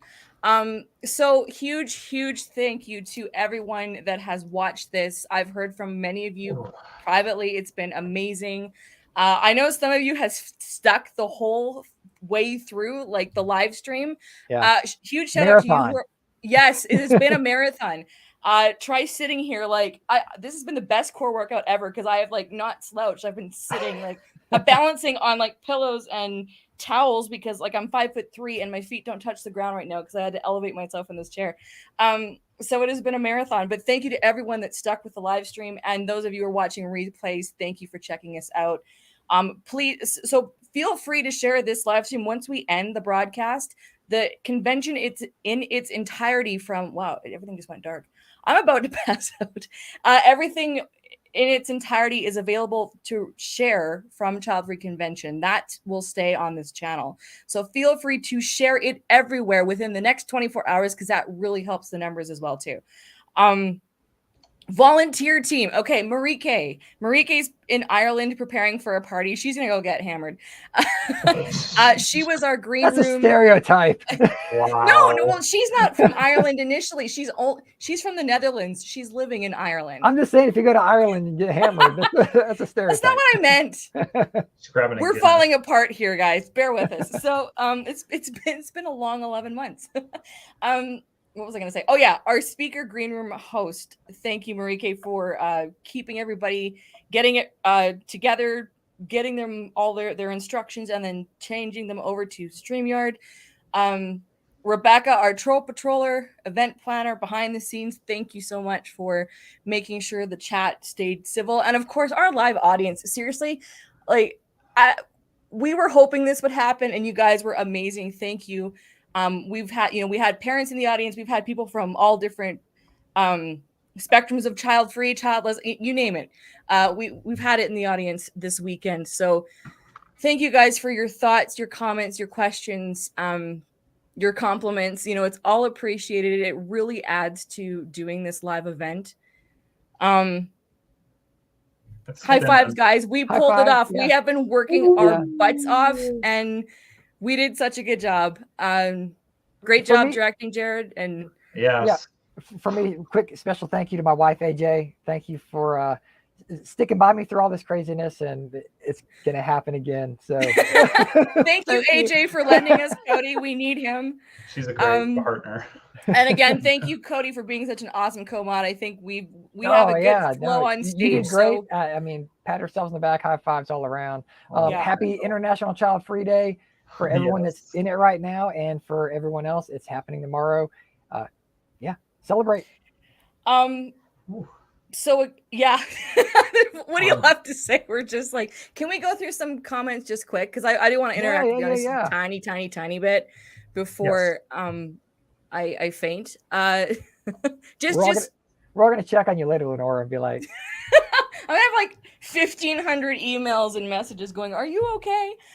If I don't know if Dr. J is still in the audience, but last night he sent me a checkup text to make sure I was still alive. Oh. So thank you, Jay, for doing that. Mm-hmm.